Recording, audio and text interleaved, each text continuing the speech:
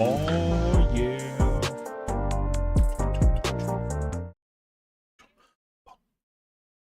Screen's so red. Alright, well. Can I change the lighting on this place? No. The red is so like not really lit. Oh. Okay, whatever. You know what time it is. Brightness. It has to do frontline. Is there no music in this area? Oh snap.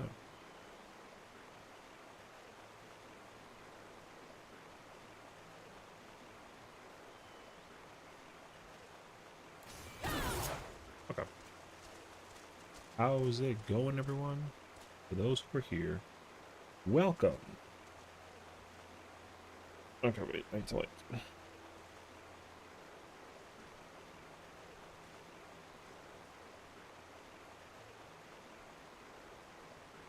New York City, what?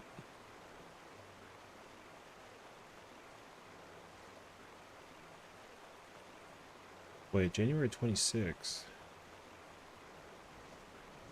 Apps must now allow.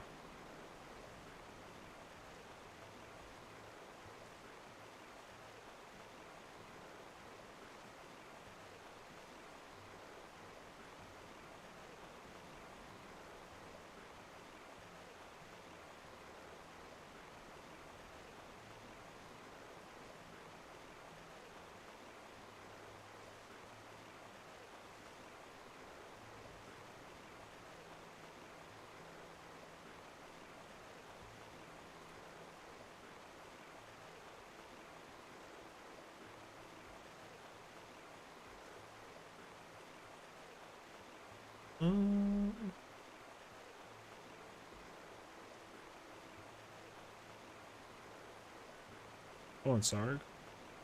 Okay, no.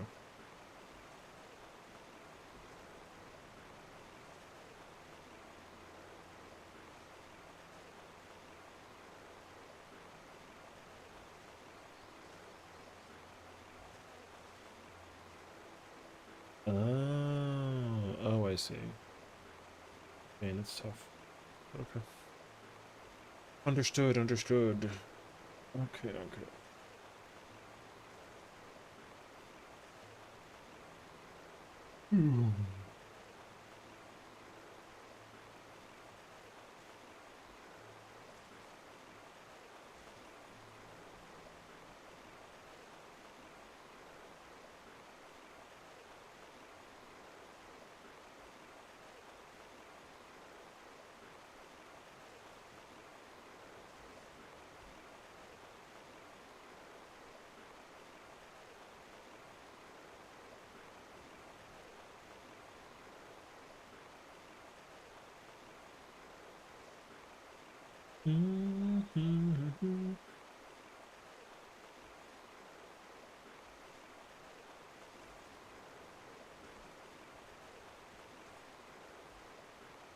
Where's the music, brother?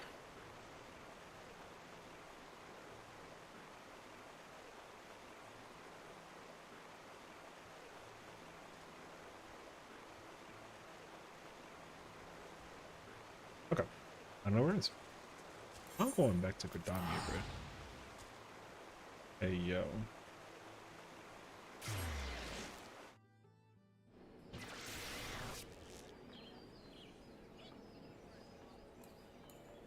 Oh, you know why? Because it's at 9. I knew that. Alright. I was like so puzzled. This makes so much sense.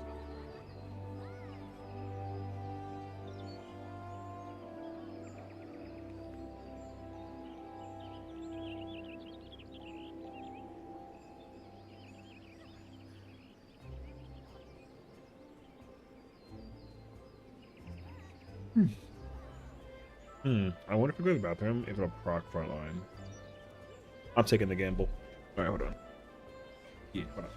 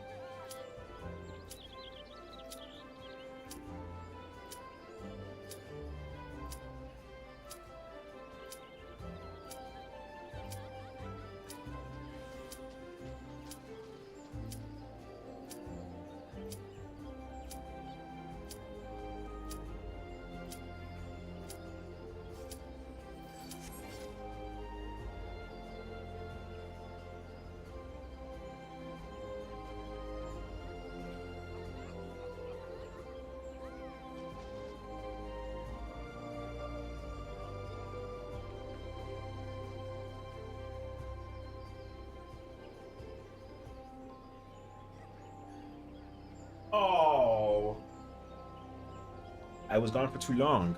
Okay. I come in and show my AFK GG's. Yo, listen, man. What's up, brother? I was grabbing like a beverage, okay, that's got a spike in it, and then like I was waiting for this thing to fill, and then like it gave me the abandoned with like a crazy, so now I gotta like keep it in. Also I didn't even like make a notification that I went live. I sat here for like 5 minutes just like thinking about like life or something. So okay. I gotta like we do this. Man, I'm tired of inputting my own friggin' posts.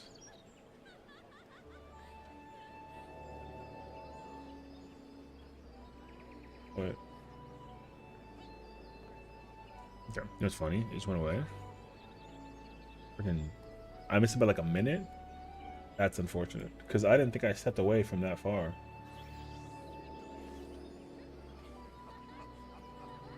Wait. Okay, no. I gotta look for... I don't know how people find these tier lists, but I gotta find these tier lists.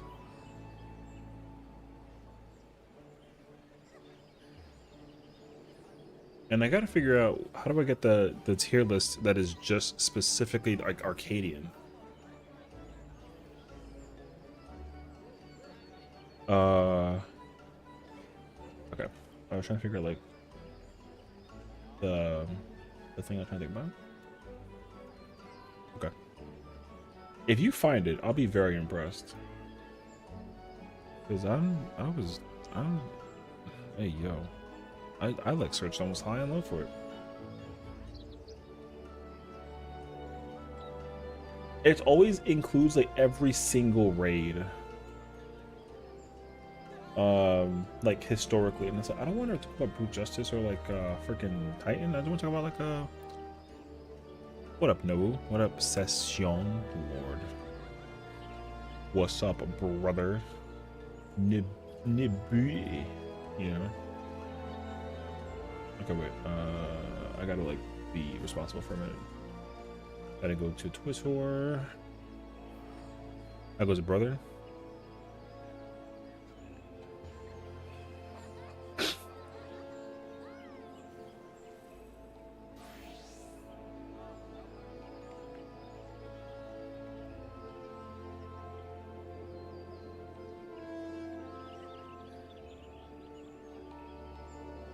It's actually going pretty well. I got home like a couple hours ago. I had a fantastic time.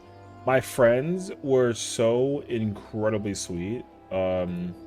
So we went shopping. And then my friend bought me this like hoodie as a gift. It's Disney Winnie the Pooh, and it's like the softest thing I've ever had. It's so soft, like it's crazy actually. So I'm very glad and grateful. I would say like grateful, but I'm very grateful. Yeah, it's so. You ever like, you know how some people just have like those super magical blankets or hoodies that like it's soft and you just feel like it's like that quality soft that like you try and find it all the time and you just can't. But somebody else has it. That's what this is.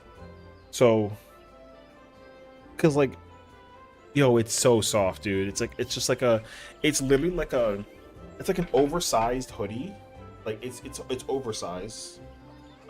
It's Winnie the Pooh, which I thought was cute. My friend was like, "Oh, I couldn't decide between Winnie the Pooh or Star Wars," and I was like, "You made the right choice." Cause, not that I'm gonna get like crucified for not like blah blah blah with Star Wars, but like I don't really Star Wars, you mean? So I'm sorry, but yeah, I don't really Star Wars. Like Star Wars is cool. You really did find it. What the f? All right, whatever. Star Wars is great. I'm not like a avid. Like, you know, people are like super big diehards over Star Wars. That is definitely not me. Star Wars is cool, but I am not gonna go nuts over it. So, yeah, I feel like people would get mad at me for saying that out loud, but In reality, the simple answer is like, I have watched Star Wars like on and off, but I never like fully invested like my life into it. So, yeah. So that's all that there is. Okay, cool. Tier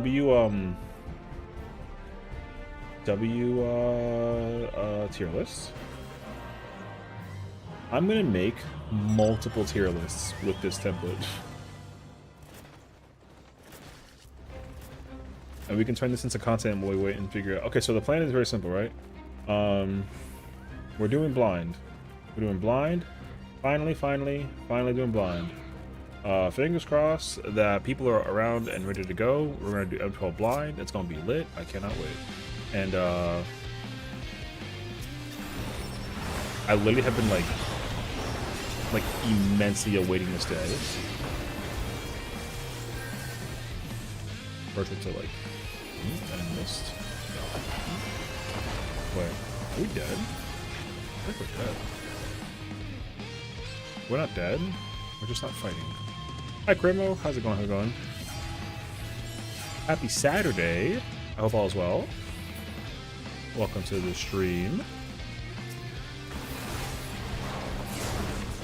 We're currently doing... I'm going to do probably some PvP. I think we're getting... I want to say that people will be trying to get set up in like 10 minutes to do M12, but knowing people, like, we probably won't be ready in 12 minutes. So we'll see. But I'm very excited, so... Yeah, we're gonna do 12. We'll see how long people want to like do 12 for, and then like quite literally, I'm gonna just like, you know, we'll go look up the guide, we'll go send it, we'll figure out what people are doing strat wise on PF, and then we'll just go for it, and then we'll actually prog it and then see how that goes.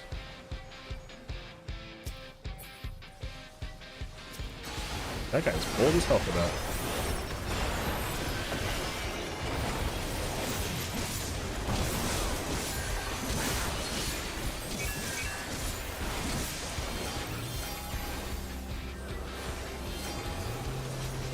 Are you sure about that though, bro?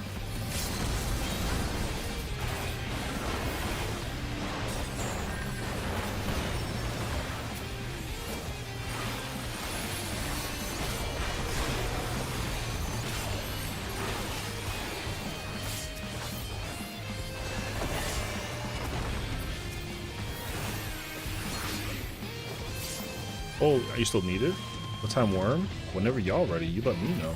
I figured that we said 8 o'clock, but I know that ain't nobody ever ready on the dot, so the simple answer is when the homies are ready to go. Are you still needed? If you want to pull up and do some 12 blind, I'm gonna make it at 6 minutes, that's fine. But like again, I don't know where anybody else is at, so you, like I said, you know. Let me just make the rules very clear. Here's what I want to do, because that way people can be like mentally prepared ahead of time instead of like asking questions during. Okay, so let me explain. I can do PvP with other character later if you want to try and go into it ASAP. So yeah. So yeah. So let me explain. So no setup. We're not going to figure out clock spots. We're not going to figure out light parties. We're not going to figure out nothing. No markers. We're gonna watch the cutscene. I'm gonna do a ready check, and I'm gonna count down. We're gonna count down, and we're gonna count down, and we're gonna count down, and then when we hit a point where people are kind of like, "Oh, I have no idea," then we can like discuss it, and then when people have like a consensus, then we'll figure it out. Then we go from there. Now, if we do gotta figure out clock spots like early on, then we'll like make a clock spot thing, but not like before the boss even like gets pulled the first time through. Like I just want to go in and like run it. You know what I mean? Now, if you have already cleared, obviously, I mean, you can easily like understand that what we did with DSR, you know what I mean? So with DSR, we can follow that rule set where, wait, I'm stuck on like a fucking rock. That was dumb. You know, you gotta just like, yeah, you don't say nothing. You don't gotta do mechanics correctly. You can sit there and try and figure out uptime. You can figure out, like, you can do whatever the hell you want. Like, I don't care. Yeah, so we just simply do that all the way through. And then Now the goal is I'd like to try and do it for like at least 40 minutes, just to see like, or like, you know, 30 minutes to 40 minutes.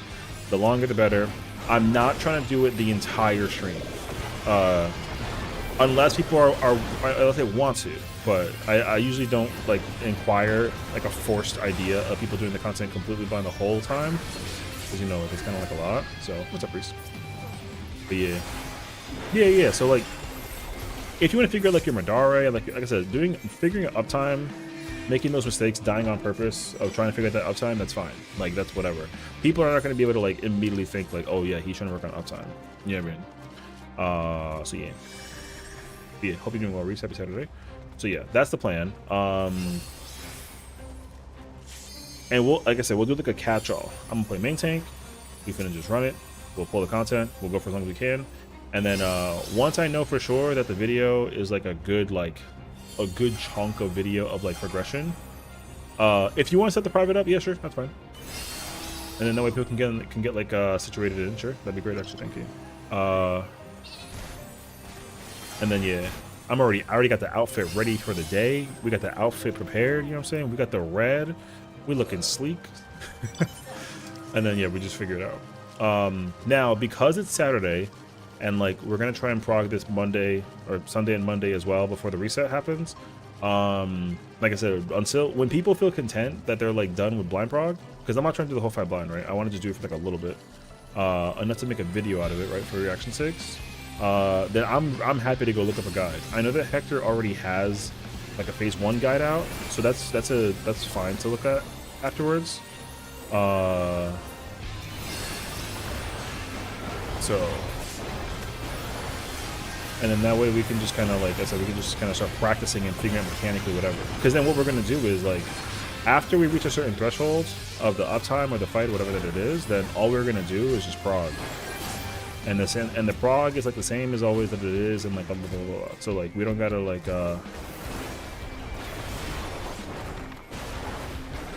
I know he's mad. He's gotten stunned, like, 4 times, brother. A sharp where I can share for make extra blind. Yeah, that's fine. Anything after the fact is like fine. Yeah, that's fine. I've seen people talk about like certain strats and whatever, but like the description, I know nothing. So like at this point I don't even like know what there is, you know. I know that there's like a mechanic, something called like idyllic, but I don't even have a clue what it entails. So what's really, really nice though, for a password, no 669 is fine. Yeah, do that. That's all good. I don't know anything mechanically. I know names to a small degree, but like again, we're gonna find out. So I'm very excited, and then we're gonna just, you know, grand old time. Also, I've already started pre-gaming it, so you know you're gonna enjoy a Baptist in the process. So happy Saturday, cheers. And then we just find out. It should be a good time. And then yeah, once we hit like a certain threshold, I'll see like what we kind of got going on, and then yeah, like I said, we'll blind, etc. And we should be in the money.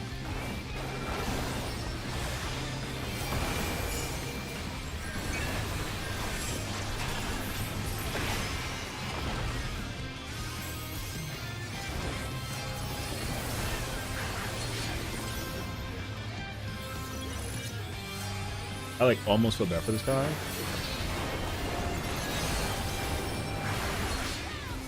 But it's all good, man. Right. I got water, but drinking a lot of tea and you can push on the water. Yes, up. W. Oh, thank you, High Cross. The other thing too, I'm gonna make this like a very quick announcement as well. Alerts will be turned off. Everything will be turned off during the blind. That way there's no distractions and people can kind of like enjoy like the reaction, you know what I mean? So for now, I would say I'm giving you all the heads up right now. Get all your alerts off, have your meme fun, because as soon as we fill that party, it's getting turned off. I was thinking, just as a heads up. No.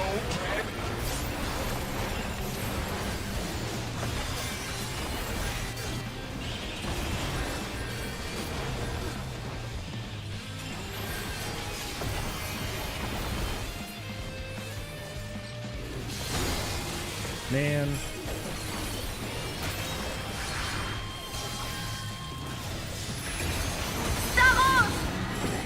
Oh, he left.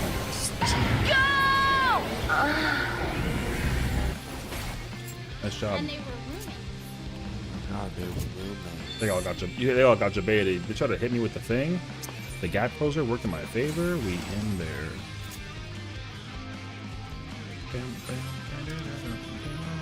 Also, if the alerts get turned, I'm also gonna say this too. If the alerts get turned off in the middle of the thing while we're in the middle of the prog and you're still pressing redeems, I will eventually go down the list and redeem every single one that wasn't used. But you should obviously save yourself the trouble. That way, you know, there's a chance that you can keep your thing. Yeah, boy. Just so that you can have like a mental preparation for the thing. We should never see it.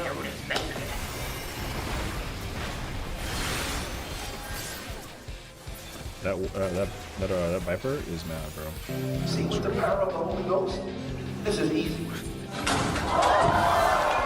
It's crazy to me how many people actually use memes when I warn them to not use memes. I'm like, hey, I will turn these off. And then people are like, oh, time to hit the 3 minute. And I'm like, all right. It's 2s, but fair enough, actually. Everyone's having fun. Good time, though.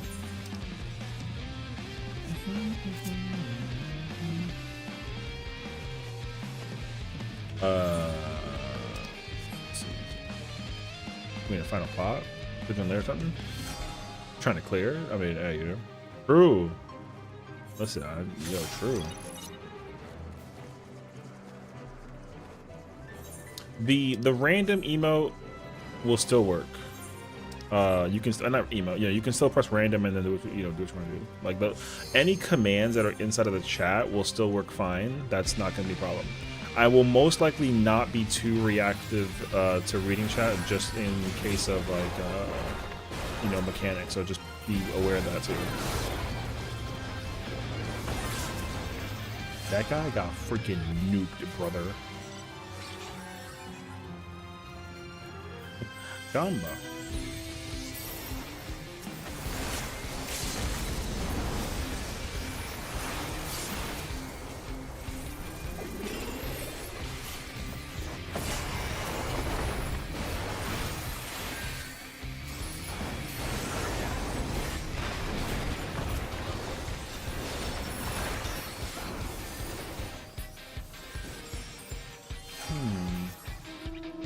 You put $7,600 on the table and said bet? Alright.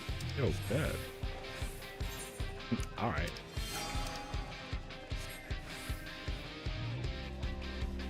Damn, I'm about to get my LB back again, dude. This like meter part is going the Aurora goes crazy. Getting my thing back this quickly is like wild.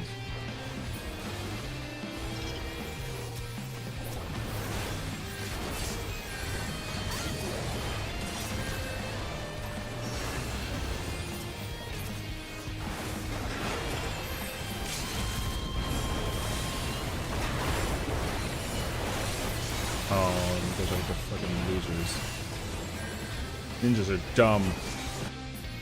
It's okay.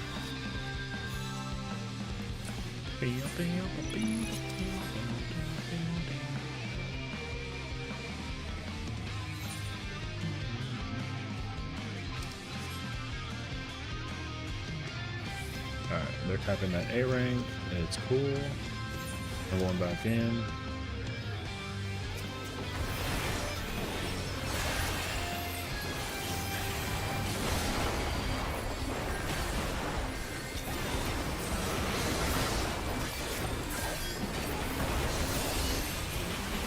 Wait, blue people. I mean, it's okay actually.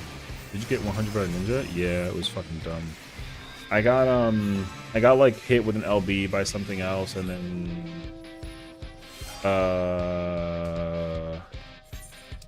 I was in my LB. I activated my LB. I threw my my primal stunned, but then I got hit by like 3 different random windows. So unfortunately, they like fucked my shit, which sucks because I went from 100 to 25 in an instant, and I'm crying about it on the inside.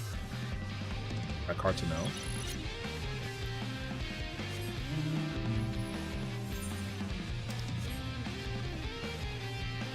Damn, bro. I'm like 3 and 2, which is like not my favorite, but like it's.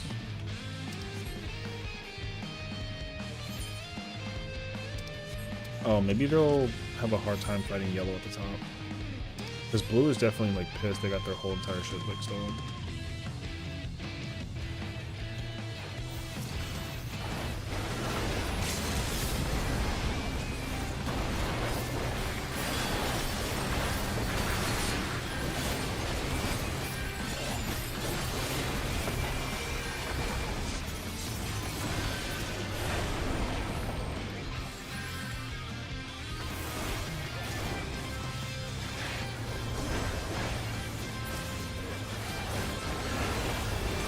I mean, I'm gonna die here, but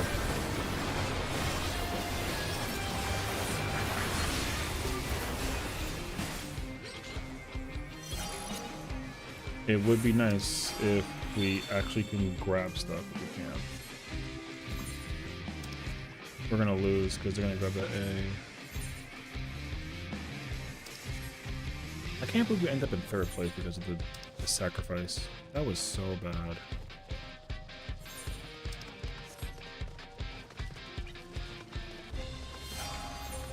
Nope. SGG. We're also going like the scenic route. We gotta cut through that way and go up the other side, but there isn't gonna be enough time for that.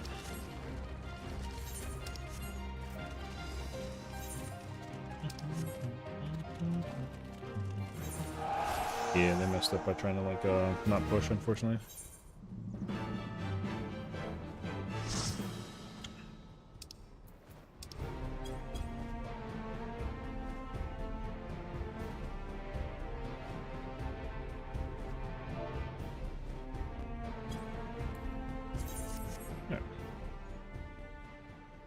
Nice 3rd.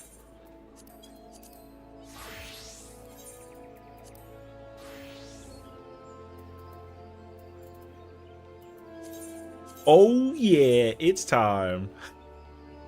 I love that. You see what's crazy? You know what's crazy is that it's just you in here by yourself. Yo, where's everybody else? I was definitely expecting there to be like at least 4 people in here. So now we gotta sit here and pretend as if like it's actually okay. Wait, but what I want to do is see, this is exactly why I asked about the tier list.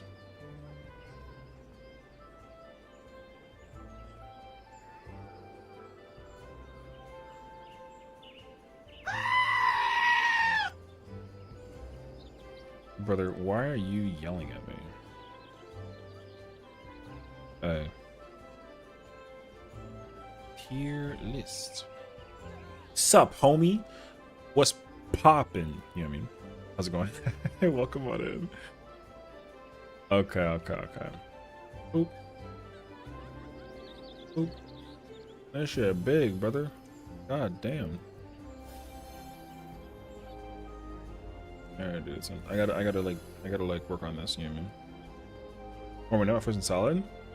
You know what? Like, no, because okay. So just to kind of explain, I said it earlier, but I don't mind opinion. My friend gifted me this like this Disney hoodie hoodie thing because she was like, "Oh, you're going to Anaheim. So if you're gonna go to Anaheim, you're going to Disneyland, right?" And I was like, "How the hell did you know that?" And then she's like, "Here you go." And then she gave me this hoodie, and it's like a Winnie the Pooh like. I don't think you can see it that easily, but Winnie the Pooh was all over this thing, and it's super warm and it's super cozy. It's like an oversized hoodie, and she was like, "Yeah, you're gonna be freezing, so like take this." And I was like, "Oh my god, I love you." So you know, man, yo, it's crazy actually. So she's so sweet. Yeah, she was just like, I was just thinking about you, and you know, I figured like, oh yeah, if you're gonna be traveling to California soon, even though like you're gonna be in like a freezing room hotel, whatever, like take this. And then she gave it to me. It was very nice of her. Yeah.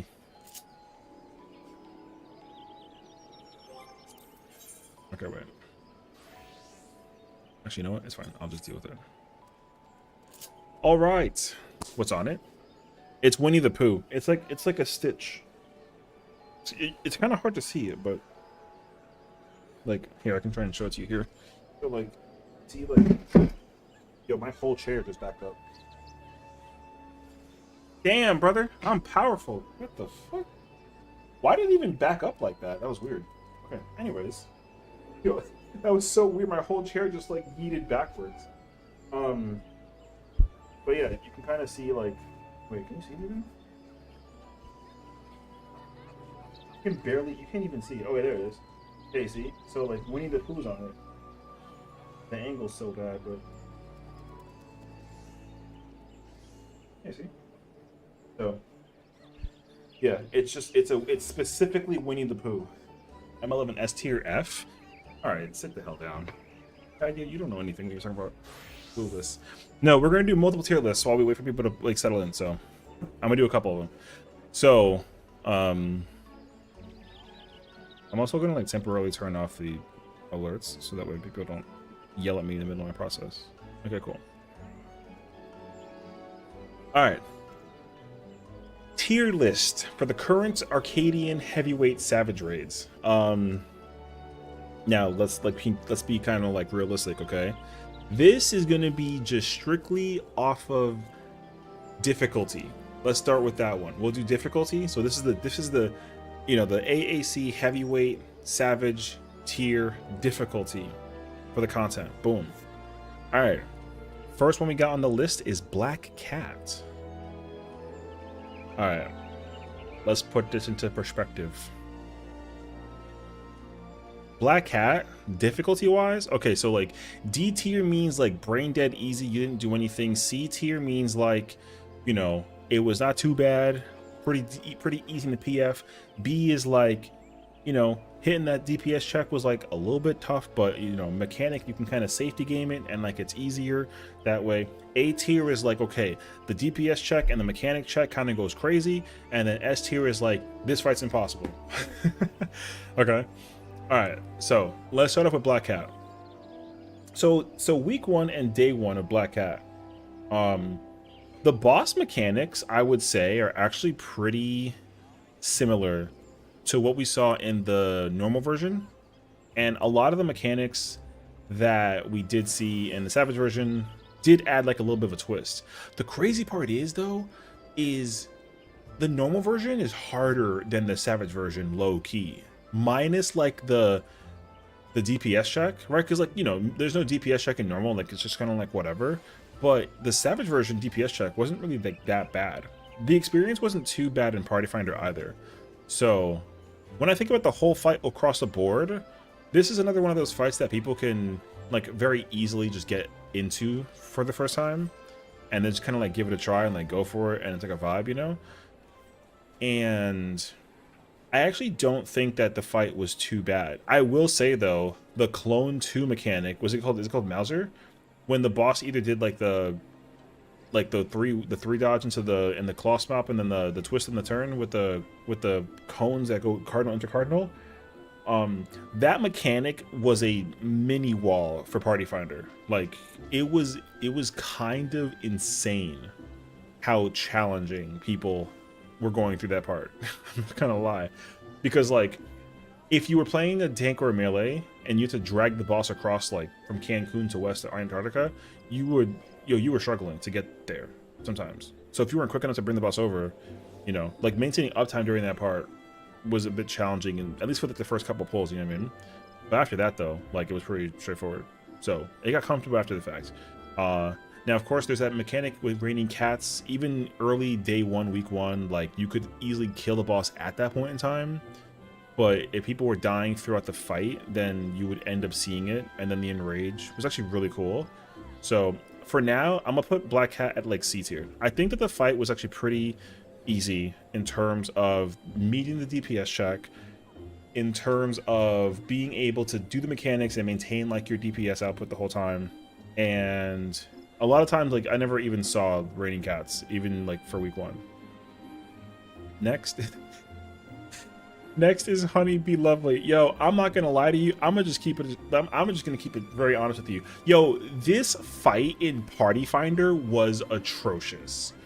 The fight is god tier though. Like the difficulty of this fight was so bad in Party Finder because people got yeeted by the alarm pheromones 1 the whole time, it was crazy because literally Fizz range and healers and casters could easily look at where the thing is coming from and then like dodge accordingly, and then like it's whatever. But with like a melee, you gotta like look around and figure it out.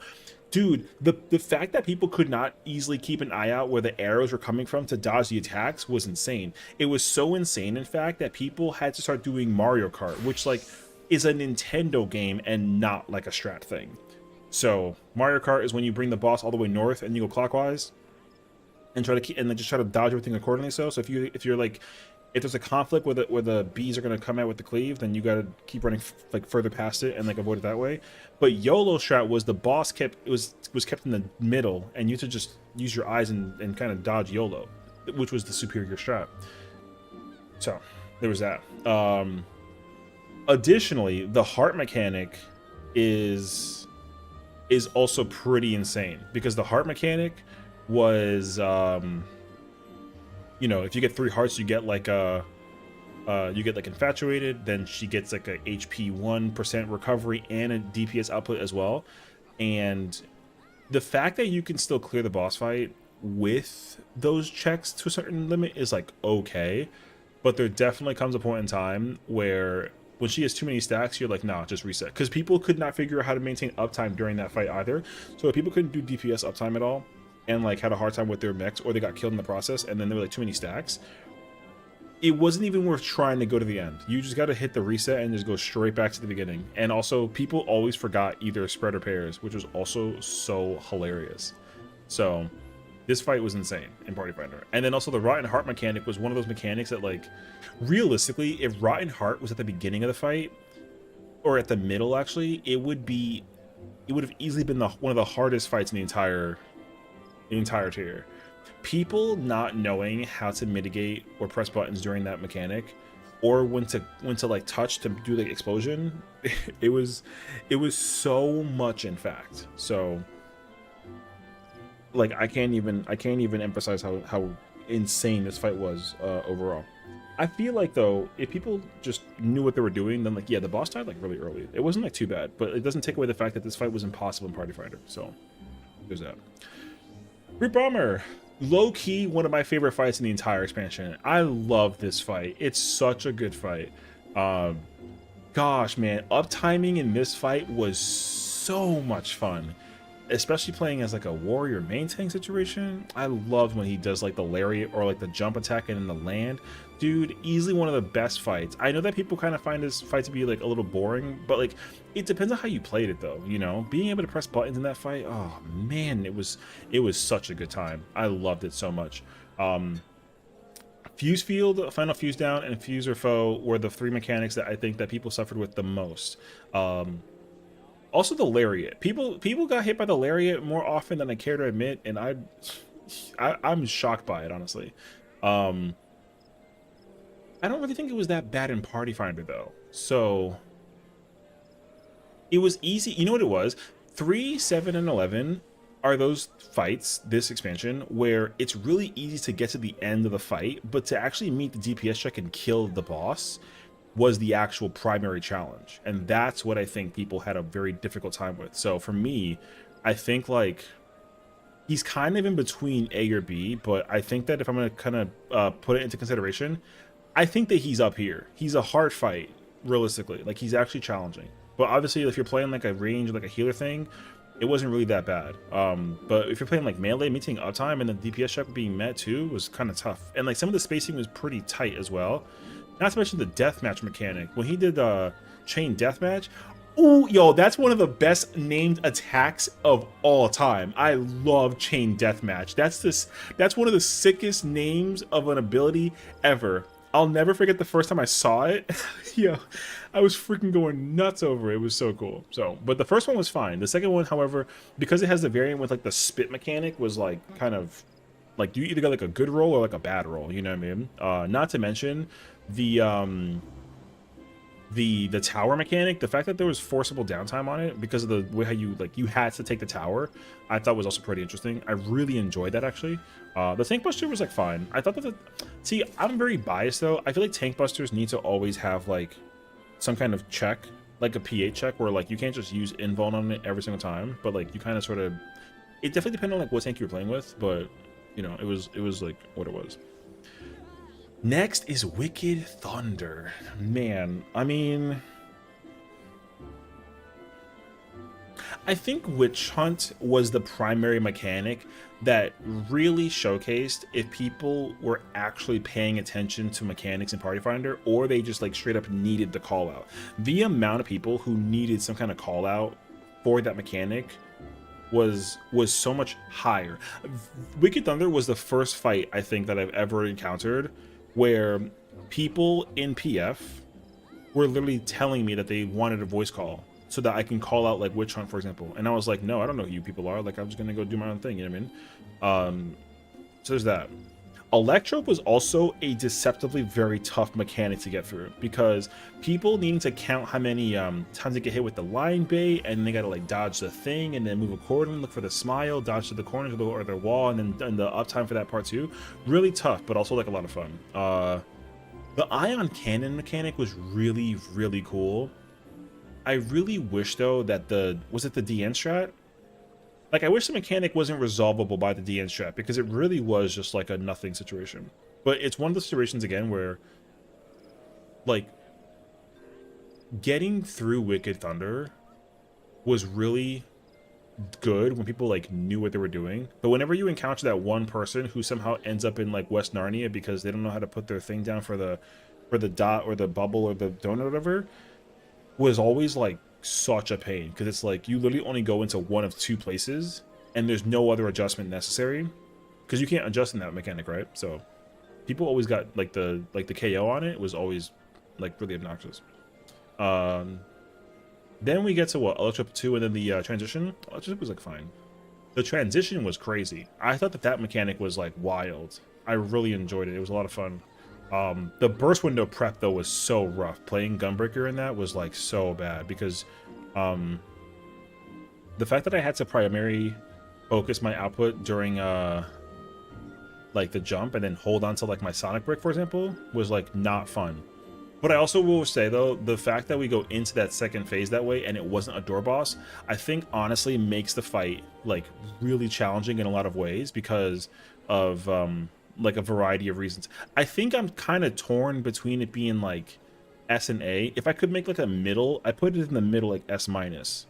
But because once you figured out how to get past like Chain Lightning and then understand like Sunrise, like the boss was killable. Like it really wasn't that bad. I don't really think that it was like a super hard fight across the board. It was definitely like a challenge in, you know, for like the first thing. I will say this much though, if Witch Hunt was a later mechanic, it would immediately be up there. If Witch Hunt was at the very end or the middle somewhere, and you couldn't proc it at the beginning of the fight, ooh, yo, that fight would have been insane. But it wasn't, so there you go.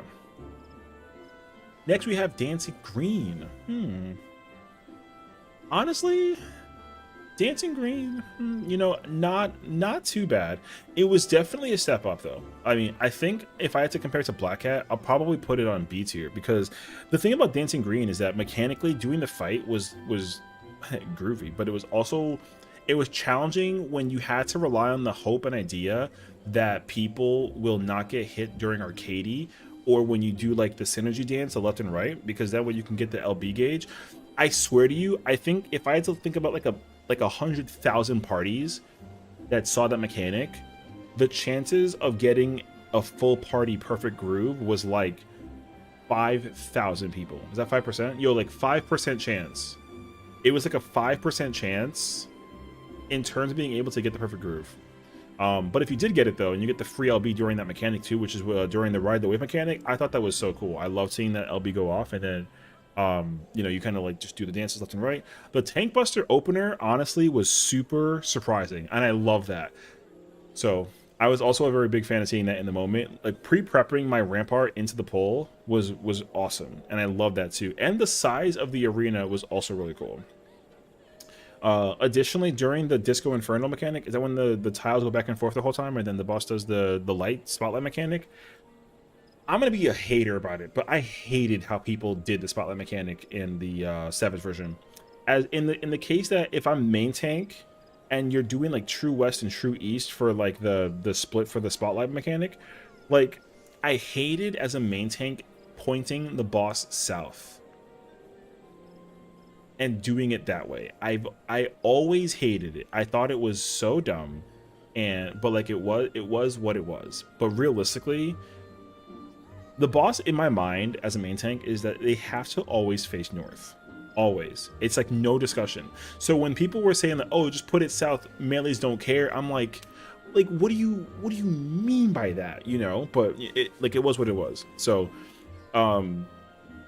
also, I know that people will never admit it, but doing Arcady 2 with the dodges being north, south, east, and west, but like, hey, you know what I mean? So that mechanic also, like, damage down is like up to crazy. If I honestly wish that mechanic was even more punishing than it was, but like it's okay. The amount of damage downs that you acquired over the course of that fight was really high, but the boss was like still killable, so it wasn't too bad. So yeah, I think Dancing Green being at B, I could see Dancing Green being at A, but like B is like a solid foundation for it being like difficulty wise, you know. Next we have Sugar Riot. Like, yo, listen, it's so funny because the ad phase, even after discovering Cleave Max in Party Finder, you still couldn't kill the cat. Gimme Cat not dying during Cleave Max was so bad. People not stunning the Jabberwock was so bad. The fact that people didn't kill the Mana Rays in time was so bad. Letting the 2 Yans just tussle with the off tank and forcing them to like use the invuln and then not being healed after that is so bad. That ad phase was insane. Now let me say though, like in terms of like that ad phase, people may argue that it was overtuned, and genuinely I don't think so. I can argue that the fight was challenging for the simple case scenario that one, being able to rely on a debuff with the flight debuff was tough, because that flying situation was like really, you know, like very if you didn't figure out uptime or anything like that, then like it'd be something different, you know what I mean? But if you were thinking about that ad phase though, it transcends anything that you can possibly think of. So that fight was also really insane for like a lot of reasons. So I was not a fan of that at all. But I understand that once Cleave Max came out, it made the process a lot easier, but the difficulty for the fight still doesn't change because people didn't really think about cleaving. Which, wow. Also like RP Warrior +4, that was insane too. Other than that though, like the desert phase was fine. What I also love though is that the desert phase would have had a part 2, but they took it out because the fight was too long. But if Sugar Riot was either the champion or if like was M7 instead of M6, they would have kept the desert phase and that fight would have been even harder.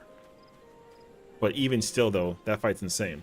As for Water Bridge and Lava phase, really cool, loved it a lot. But honestly, like there wasn't enough variance for it to like be even. It could have been more difficult because if all the towers appeared on like the northwest or northeast, I think that would have also like incited like a bunch of challenges. So there's that. Next we have Brute's Abominator, and I'm gonna be honest, okay? I'm gonna be very honest, and you can't get mad at me, but yo, he's up there. Because realistically, the placement of Brute Bomber's difficulty should be in line with Brute Bomber, but Abominator, what'd I say? Whatever. Abominator was insanely challenging, not even because of phase 1 or 2, but specifically because of phase 3. People had a brain dead, easy time going through phase 1 and phase 2. However, the amount of instant chaos that ensues in phase 3 was insane, especially if people didn't meet the DPS check. Because you had to put the boss under a certain thing in order for that power time to kick into full gear. Then you would, because people would pop that. People would pop that in the opener return for that phase, get ready for the next mechanic, and like it was just like a situation, right? But it wasn't until you get to the final deathmatch that people just somehow it was always full of chaos. And I don't really think that there was ever a scenario that it was like a super clean run. The tower invuln thing for the tanks, like whatever, but doing that fight in Party Finder with people who didn't meet like a proper DPS check for the thing was really, really rough. I'll tell you that much. So, because then of course, like once the Abominator casts the final brutal impact and then starts casting the final attack, and he just hops away and then just like body slams, it never ever felt good after the LB3 and the pot window to still not like KO the boss. You know what I mean? So I'll just keep it like that. Next is I think everyone's favorite Howling Blade. Now, yo, you can't get mad at me, okay? But let me just explain. All right. So, personally, for me personally, difficulty-wise, Howling Blade is a B. Personally, he's a B because I progged the fight and I put in the time and effort to figure out and maximize uptime that I could brain off. However, if I'm including the difficulty with the PF in mind, this guy is S plus if I could even. He's up here in terms of difficulty across the entire board. The amount of people who died to mechanics left and right on a constant basis was so much. The amount of people, oh my gosh, dude. I have seen people get flown off the arena. I've seen the tanks kill the parties. I've done that too. I've seen the healers go to the wrong place. People think that it's out, but they go under. People go under, but it's out. It is everything from Sunday to Sunday. The amount of times people have died mechanically to that boss. The ad phase is literally the easiest part of the entire fight. And that ad phase, even that mechanic was like, oh, you know, timer, pop, rotate, boom, pop, rotate, boom, pop, and then you're done, right? But like that was the easiest mechanic in the entire fight, which like, yo, and not to mention that like phase 1's DPS check was the hardest DPS check that like required an LB3, and so people got better gear, then you can skip it, which is like fine. But then we get a phase 2, and the fact that phase 2 just repeats mechanics but puts you in like different situations, that like it gets kind of crazy, right? However,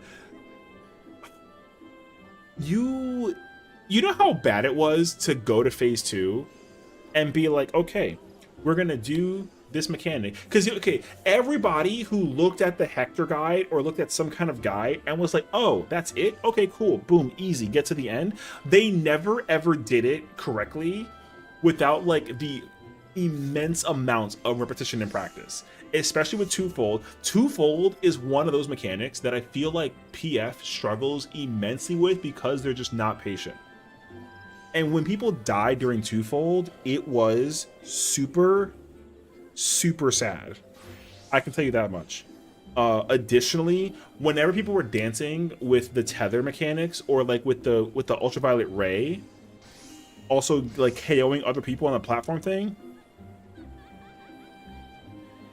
it was wild. Tank Buster was like fine, and then the final enrage with the tower mechanic thing, I thought that was a really cool mechanic. And honestly, I wish that it wasn't like tank invulnerable per se, if you will, because I think that the difficulty would have been even higher if the party had to take all 5 towers together, like just the 5 towers. But because you had like the party take the first one, then the tank invuln the second one, then the third, then they sync the fourth, and then you do the final, and then the LB goes off there, like it brings it down by like a notch. It doesn't take it off of S tier, but in terms of it would have been S++ if the party the whole entire time. You know what I mean? Because the DPS check would have been even harder as a result, right? Because essentially in Party Finder with M8, if you can kill the first phase, you can easily kill phase 2 because you get to rip the LB twice, especially if you don't LB in the first phase. But that didn't happen all the time in Party Finder, so there's that. All right, moving on to Sinister. Great track. Vamp Fatale, difficulty wise, like I gotta take into consideration the approach of the content, because people doing Vamp Fatale. Here's the thing about Vamp Fatale. Everyone thinks that the boss is super easy. until you figure out what they're doing and like where they're going and realize that there's just, again, like so much ongoing, which is crazy because like the only times that it gets chaotic, it's during only 3 mechanics in the entire fight. It's during Sadistic 2, it's during Hell in a Cell, weirdly enough, and then it's happening during Sadistic Scratch, which is with the bat rotation and the cleats going back and forth, that whole spiel. Even ether letting is not that bad of a mechanic to deal with in Party Finder. People just like know to plant by the thing and then just dodge and then go in and it's like whatever. So for me, I think that the difficulty personally was like is like down here. But if I'm thinking about like the PF experience as well on top of it all too, I'm gonna put it into Black Hat. Because I think that once you start telling people to go kill the ads during phase 2, or not phase 2, the second Sadistic Screech, it's not too bad to deal with, because then people will be like, okay, cool, like I gotta go off the off the boss and go hit the other things, then we come back into it, and then honestly, after you get past that mechanic, the fights are clear, right? Unless you somehow die to 47 bat attacks and then you can't figure out the dodge, because like that will totally happen. It's really annoying. But Van Fatale is not that bad. Okay. Now we have the extremes. All right, so here's the difficulty situation about the extremes. This fight, in terms of maintaining uptime, is very difficult. In terms of application of mechanics with cleaving, also very difficult. But here's the thing about the difficulty for this fight. It relies immensely on people who know their attacks that can cleave, and more so the tanks. So people had a immensely difficult time getting past snaking, and people still have a very difficult time getting past snaking. So that's the problem, right? But once you get past snaking, even if you safety it, you can still get past it, but that's not even the hardest mechanic in the entire fight, which I think is so hilarious. Deep aerial, it's crazy to me in deep aerial that people don't parallel lines at all. Anybody who's like, I put them in a straight line, you're lying, because literally there's 2 sets of markers that are literally like, hey, look at me, stand here, and people decide to stand in between them, run past them, go across them, stay very short, go to the other side, look at the other boss, figure out the wrong color. Yeah, like, yo, it's a lot. So, and what's crazier too is even that's not the hardest mechanic in the entire fight. Then we get to the arena split, and it gets even worse because everyone just overloaded with information to figure out where to go and what to do, that people just either you just don't press a button and then you just look at the mechanic and figure out where to stand, and then you know, mitigate like crazy, and then you try and survive the situation at the very end, and then you just like kind of like YOLO it. And that's actually the hardest mechanic in the entire fight. So all in all though, extremes are going to go in A, because honestly the DPS check doesn't actually make it difficult enough for it to be a problem, but the problem is that people don't mechanic well enough to actually see the end and make it seem as if like it's a straightforward experience. So that's where I'm personally at when it comes to extremes. Now, if I'm thinking like if I'm getting some like real situation, I could put extremes up here, but I feel like the only reason why extremes would be up in S tier is if even after like 7 or 8 weeks of content, this fight is still being insufferable. But I think that even after doing it like week 1, week 2, like once you figured out that you can just maintain DPS uptime by having people be cleaving the bosses, like it really isn't like that bad of a fight. The problem is that everyone is too panicked about like mechanical functionality in the fight, but the uptime and the DPS output is really not that bad. You just got to get past it without getting damage downs like crazy, but people get damage downs all the time, so there's that. All right, I feel like everyone is gonna hate this boss immensely, and listen, I can only tell you from personal experience, like if we're strictly talking about mechanical difficulty, okay, for me, yo, he's down here, okay, but with the Party Finder, he transcends above above Howling Blade. Dude, Tyrant difficulty is insane for the experience. And not to mention, like, okay, like realistically, like we're still in the process of like doing the tier. Like, we're not done yet, right? Now, don't get me wrong, like, there is a metric F-ton of situations, but let me just make it very clear to you too. The person, I don't even know who broke statics in the first 2 tiers, but like he is the static killer.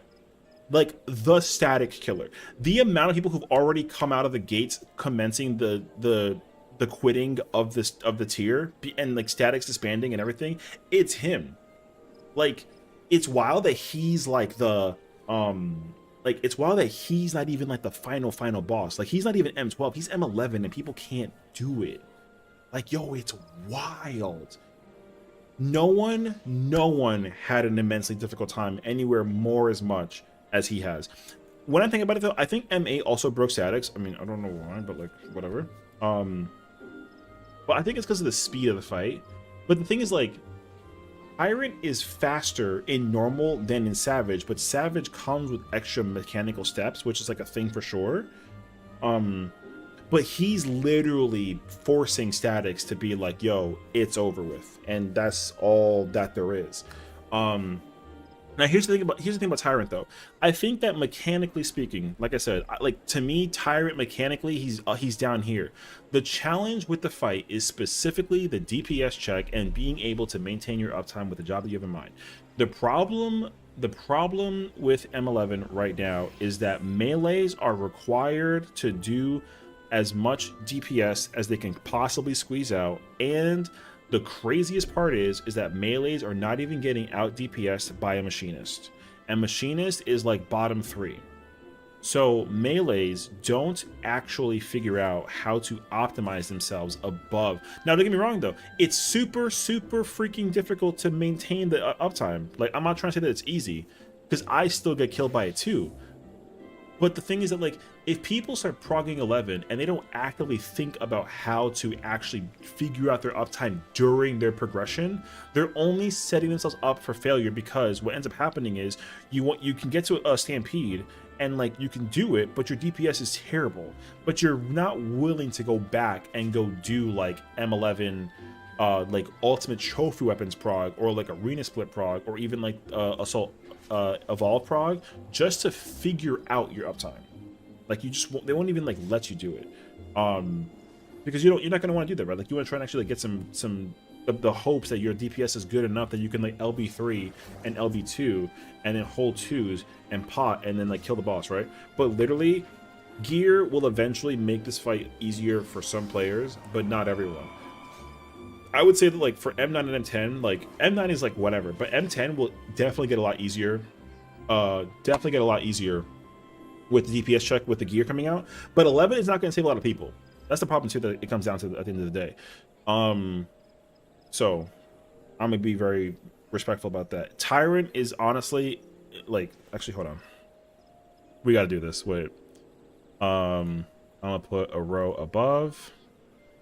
We're gonna delete. Whoops. We're gonna delete this. We're doing this. It's actually.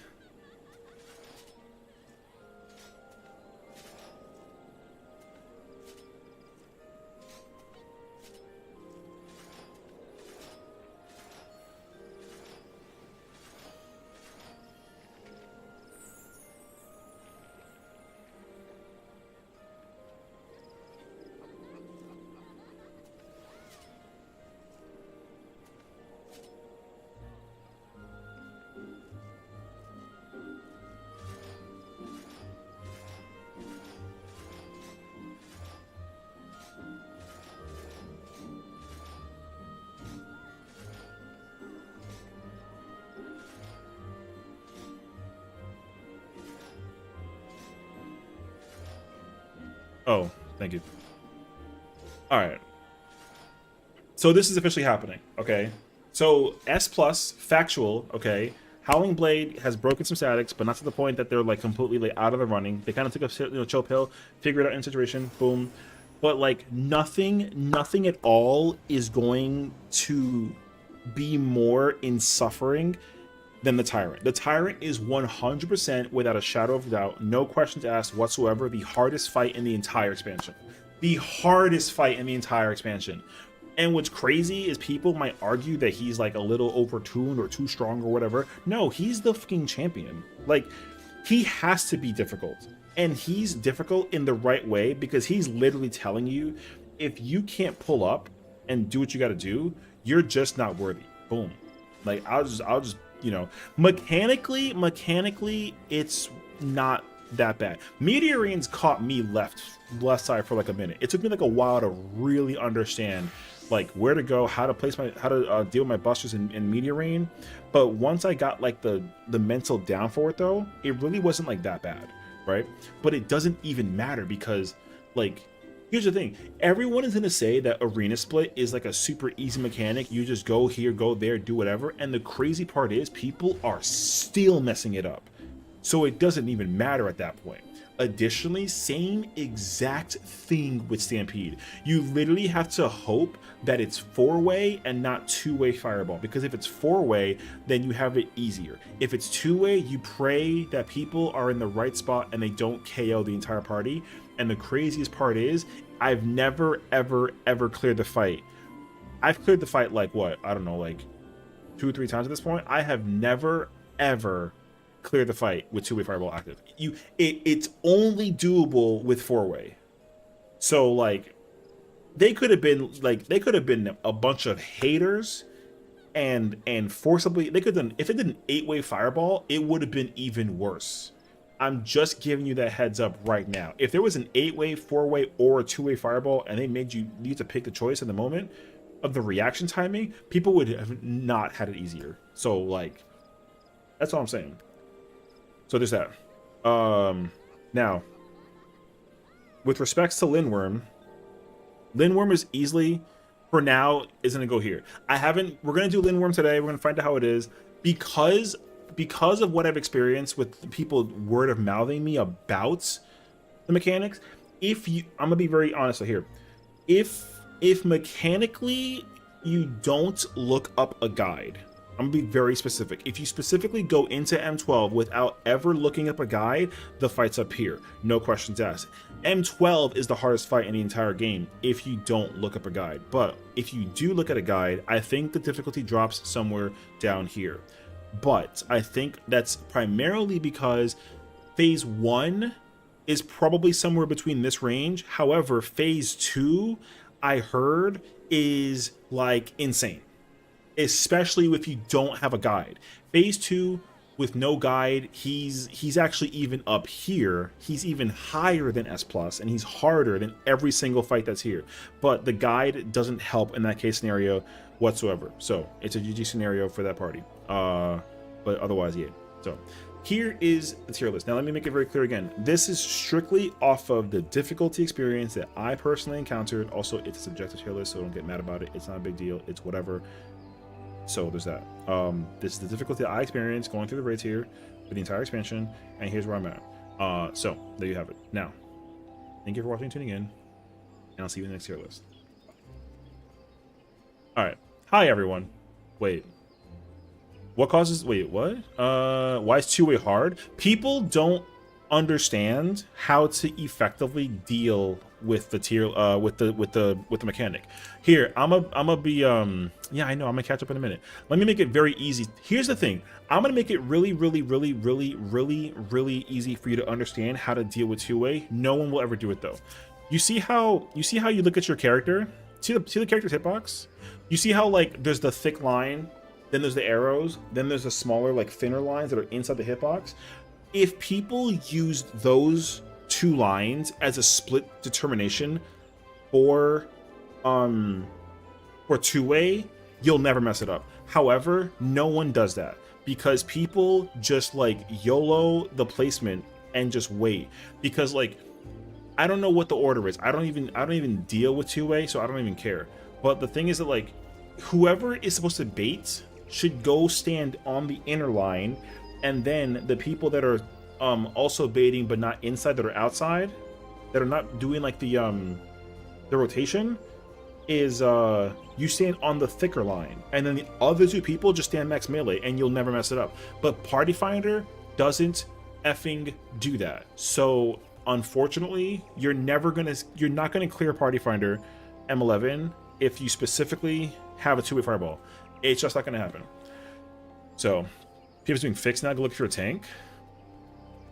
Fix doesn't matter to me, honestly. I don't really care. I'll literally just like use my I'll just swap my mitigations when I get better gear, and like I'll just stay close to max melee to the buster. It doesn't actually hurt that badly, so I don't really give a crap.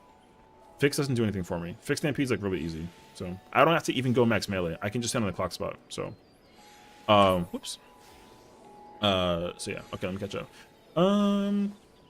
Also, welcome on in. Nit, how's it going today?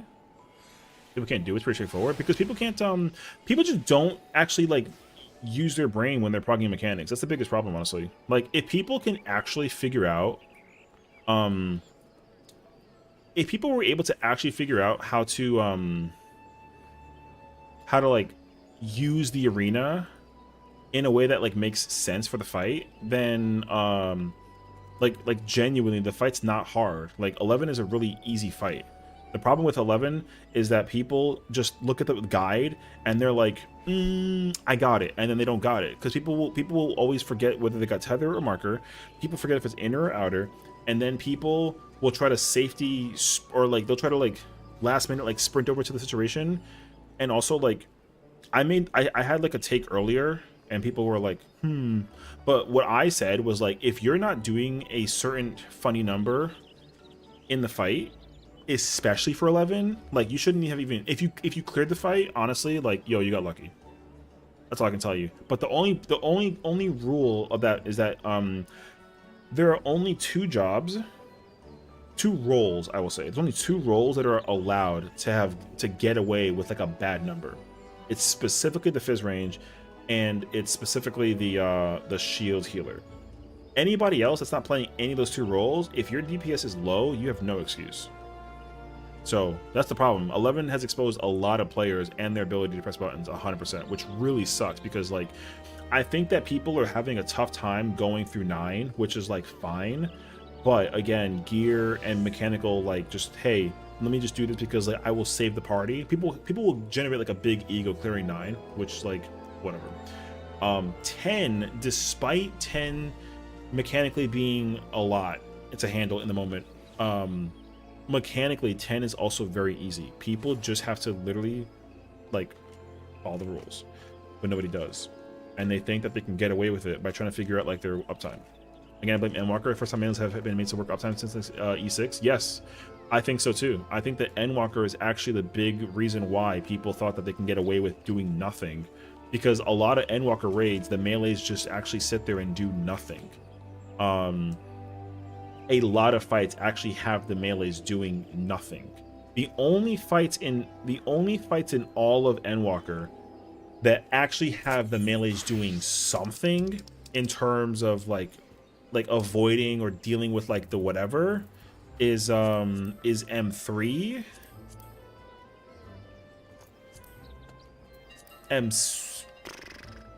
M8, or sorry, P8, sorry, P3, P8,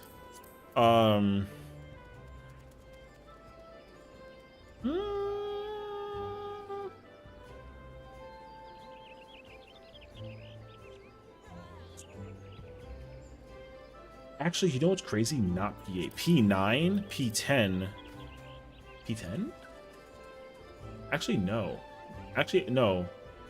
Only fights in the entire expansion is specifically P3 and P9. Only ones. Only two fights in the entire expansion where melees have to do something that actually like requires like a thing. Otherwise, they don't do anything. Not gonna lie, I kiki when melees realized that they couldn't just hit the button and swap bosses. They don't know if it applies to Barbaricia, but that's only because the strategies and safety are ordained. I mean, or oriented. I said ordained. I didn't think about trials. Hold on, let me see trials real quick. No. Actually, yes. I give Mother Crystal credibility, not Final Days. Stormcrown, sure. Ordeals, no. Voidcast, like a little bit. and then fracture, like, no. So the main fight that I would put into perspective was is specifically Mother Crystal, but it only happens because you have to deal with the plus mechanic. You do with the crystal dodges, with the waves, and then the ad phase. That's like literally it though. So there was a sprinkle that do the mech in P11 with like the faintest. What of like people of like melees doing like a thing? I mean, like, I would almost say letter of the law, or like whatever the other mechanic was, but like, I mean, it's literally whatever. So I don't remember. Or the kindred mechanic. Yeah. The letter of the law mechanic was the one, and then the light and dark tethers with the uptime kindred shut. Those are the only two mechanics that I feel like melees had it tough because they couldn't always get the positional, but otherwise, like, it was whatever. P10 has had a bit of uptime loss for melees if they were assigned to the job to form the webs before the harrowing hells, and that's about it. Oh yeah, that's also like the P10 house. Okay, yeah, you're right. P10 a tiny bit, but otherwise, like, P3, yes, because of the boss's hitbox was small, and also like dealing with the dragging of the birds during the ad phase was pretty rough, and then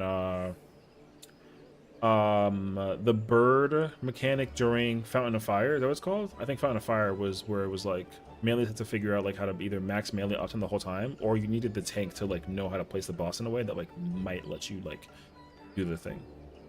Last in ninja for P10. Ayo. I mean, I can't even like can't even argue it. So but yeah, Endwalker was the only, because you know the problem is too, like, I had like a take about this and people were kind of like, I don't agree, but it's okay.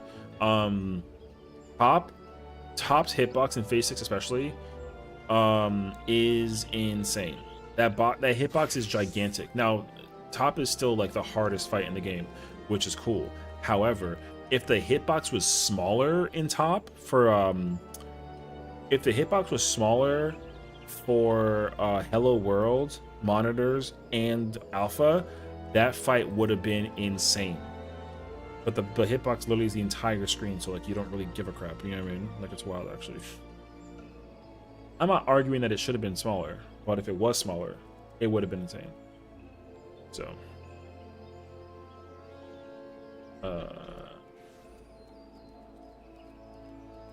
yeah, but again, it's like whatever.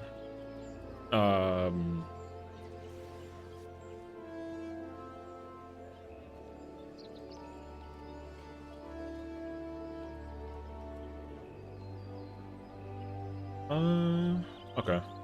If she's not coming, I'm gonna miss her, man. Carrying a Mega's hitbox to level 11 in Top phase 1, always hilarious. Yeah, that's the thing too. Like, dude, when you look at the hitbox for the freaking for 11, oh man, that's what I'm saying though. Pantocrator and Looper would have been so difficult if literally every single job uptime. You know what I mean? Okay, 1 second.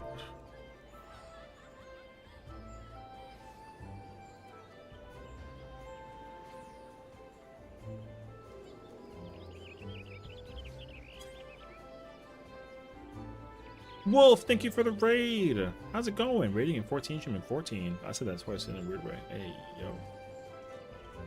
What are you gonna do when Sandy's FF14 Savage progging runs wild? Black creator dropping daily streams on a hot roulette. Hey, I love it. Valorant from Hightail. Yo, variety champion. That is fire. You know what I mean? Welcome on in, everybody. How you doing, guys? How you guys doing today? We just finished doing a tier list. We're waiting for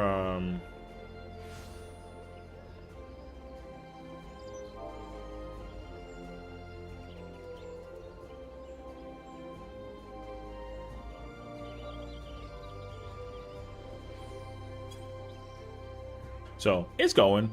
I was waiting to see what the plan was today because we were gonna try and do M12 blind, but it sounds like we're not gonna do it blind.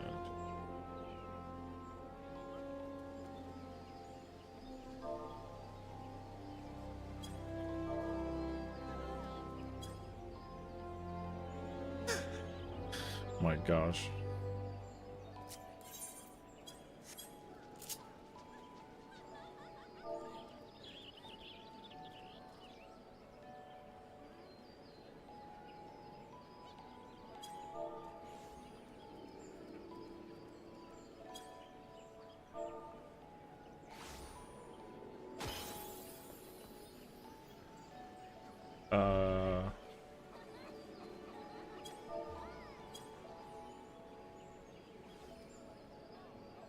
Okay.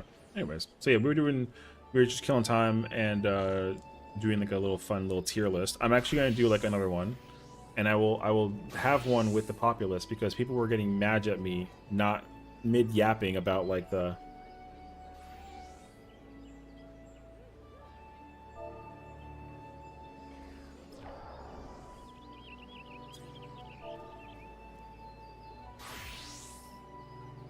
Oh, can you send me the girly? What's the freaking girly? What's the Bay tier list or whatever it's called?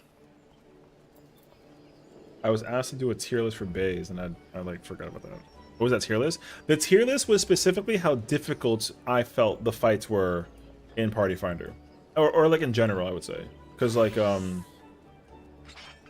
we've been primarily in Party Finder in terms of doing the fights. You know what I mean? So I was doing a tier list specifically off of the off of that. I have to go to the template.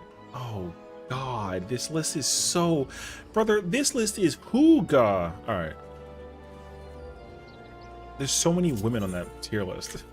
All right, we're doing like a, okay, wait, while I set this up though, answer me this. In terms of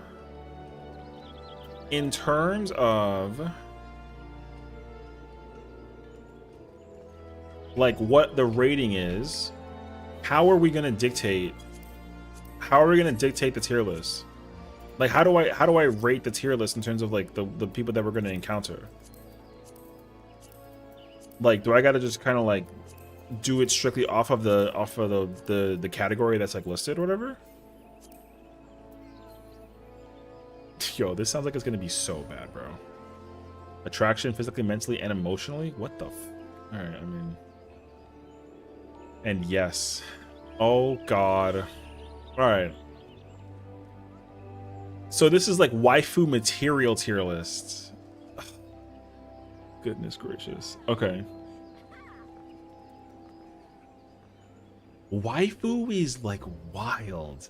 Okay, first and foremost, let me make a very clear advisory. I have no waifu mentality in this game. I will just dictate if I love the character or if I like don't care as much about the character from start to finish. Okay, and we will go through it in that kind of format together. Okay. I'm making it very clear. I don't have any sexual or romantic feelings for any character in this entire tier list. This is strictly if I like the character. I'm not gonna talk about the physical intrigue by the characters either. I care about what the character had as an impact on me personally. So we'll do that, okay? All right, let's start with 2B. How are we feeling about 2B? Because I already know exactly how I feel about 2B. So, you know, people want me to do like a would you like a hear me out cake for the I'm like, hell no, bro. I don't have like a hear me out for like anybody in this game. So now I'm gonna give you a very easy, quick, and an uncontested answer. She's up at the top, no questions asked. If anybody ever tells me the 2B ain't up there, I'll send you actually. All right, boom. Oh, this is the guild, the minor guild owner. I like her. She's cool. I mean, you know, she's a vibe. All right, sure enough. Alize? Bro, listen, I love Alize. She's fire, bro. Her sass is hilarious. She's a great character in the entire expansion of like since like even like in like Shadowbringers, but like primarily like in Endwalker. I was gonna say this beforehand. If they ever did a thing with her where they like killed her off, I would be devastated. Who even is that? Don't get banned. That's freaking Alize. All right, we got Alma. I like her. See, the thing is that I like her in tactics more so than I like her in 14. She's like just vibing, you know what I mean? Millions, yo, there's no question. She's one of the yo. I will smite anybody who ever speaks ill of Millions. If you say anything about Millions in any way that's weird, I will time you out for 24 hours. I'm being so serious right now. Don't say a goddamn word. She is, yo, I will protect her with my life. My gunblade is hers. She can do whatever she wants with the gunblade. She'll be like, yo, Sessiion, that guy right there. Yo, out of here instantaneously. All right. Trash. So you trying to bait me? You trying to bait me? Yo, you trying to bait me? Get the fuck out of here. Yo, come back tomorrow, dog. Yo. Come back tomorrow. Freaking. Anyways. She's hot. I don't care about the hotness, brother. She's like the most motherly figure since like Flamine. So like, yo, she's protected. She's got like 24/7 security on everything on God, no questions asked. Okay, boom. Oh, is that Arya? I like Arya. She's cool. She's like, she reminds me a lot of like Terra from FF6, but like she's also kind of like there, you know. This is the if you, I think her name is Arla, right, or Arya? She's the red mage in the quest line that tries to figure out like the potential of like being like a red mage. You know what I mean, so there's that. Okay. Yo, Athena, I freaking love Athena, brother. Yo, she's uncontested. She's literally like the psycho that like you were warned about at the last minute. Her entire presence in the storyline for Endwalker is god tier. Because I learned as well that all of the theory things that she did for the raid tier were all failed theories. Like they were theories that people were put to the practice for situation and they were failed, as in like they were disproven. So the fact that all her mechanics in Savage is all like disproven theories, I think is so big brain. That was so effing sick to look at. So I freaking love Athena. Honestly, Athena better get her own ultimate, and if she doesn't, I'm gonna write a letter to her. Yo, she better get the ultimate. She absolutely needs her own ultimate. She is god tier. So there's that. You know, caloric theory. Yes, caloric theory is a failed theory. Yo, when I found out about that, I was like, my head exploded. It was insane, dude. I didn't know anything about that. Especially with oh god, what's the major mechanic? Oh, it's gonna drive me crazy. It's after caloric theory. Oh wait, it's gonna drive me crazy. Wait, what's it called? I don't even remember. Pangenesis. Yes, Pangenesis. I realized the name of it before you mentioned it. Yes, Pangenesis mechanically was crazy. I freaking love that fight. Oh wait, here, I'll give you your all right, I'll turn on your redeems. Boom, you get your alerts all back. Hold on, let me I will refund that. Give me 1 second. Because I know people press like a bunch of random thingies. So there's this one. There's that one. And there's that one. Okay. However, I gotta move the tier list below. Okay, there we go. Alright. Ooh, Azuma? Yo, I love Azuma. Bro, her fight is fire. No pun intended. I actually love her fight a lot. I think conceptually her fight is like so sick. I actually hope in the future that okay, so you know how like with Chaotic Alliance raids, they started incorporating like various bosses into like the content for the thing. I hope that there's a phase that involves Azuma. I think I would love that personally like a lot. I think that's really cool. So I freaking loved her mechanics in the fight. So she was stellar. Wonderful fight, honestly. Barbaritia, honestly, her fight was incredible. But I like her, you know. Conceptually, like she's really cool. So not that there's anything about the, I mean, everyone loved like the big step on the energy, which like if you're into it, it's whatever. But I was a big fan of her fight, honestly. But the problem with her fight though is that again, like Party Finder had a strat for it, and like it was not a vibe. So it was like, it was whatever. But fight wise, she's sick. So yeah. Oh, I forget her name, but she's from Stormblood and she's involved in the in Nottam. I mean she's yeah, I like her, you know, she was an enjoyable character. I forget her name, but it's been a while. It's with a C, I think, right? I think her name's with a C, but she's a really cool character. I enjoyed her. Cloud of Darkness? I freaking love Cloud of Darkness. She's awesome. Her fight was fire. I love the Chaotic Alliance raid being her fight, and I love that she's in car as well. That's actually so sick. And E9 was a great time. I sent you mine. I will not explain nor change my mind. Oh, Sirena, thank you. That is her name.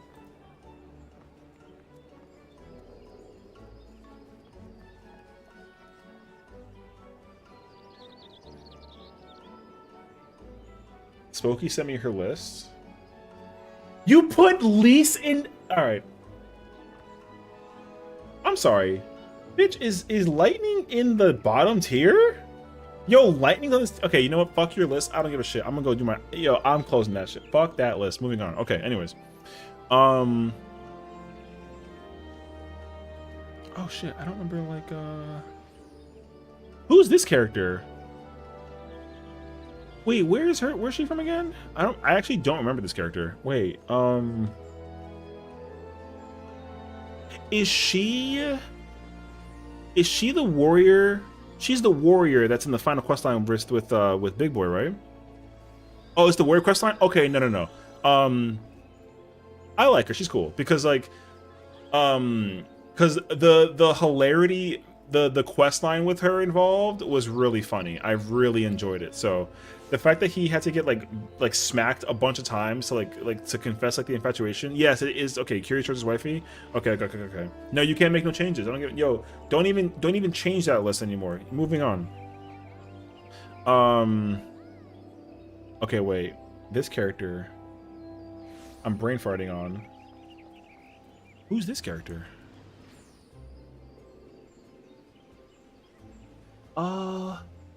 Damn, I gotta think about this one.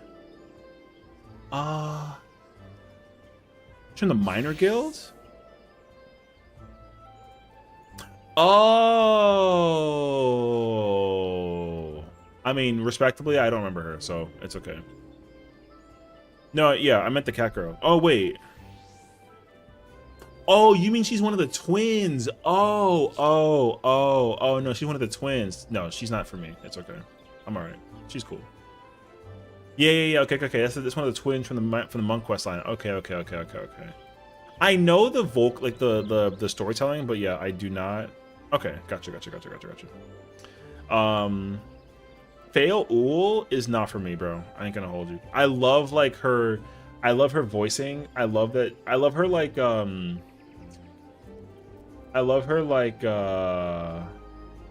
like she's very aggressively sassy, and like she's a phenomenal character. But the aggression, I almost wish that she never became a Titania. Pause the branch immediately? No. She's a great branch, don't get me wrong. I love her placement in the storyline, but otherwise, that's all she's got for me. Nothing else is actually it doesn't matter that much. So it's that. Yo, Flamine is uncontested. Yo, that's mother number 3, brother. Yo, she has my Dark Knight sword. Anybody that says a goddamn word about Flamine, I will send you for another 24 hours. Yo, Flamine is at the bottom? Yo, go take a walk. Come back tomorrow.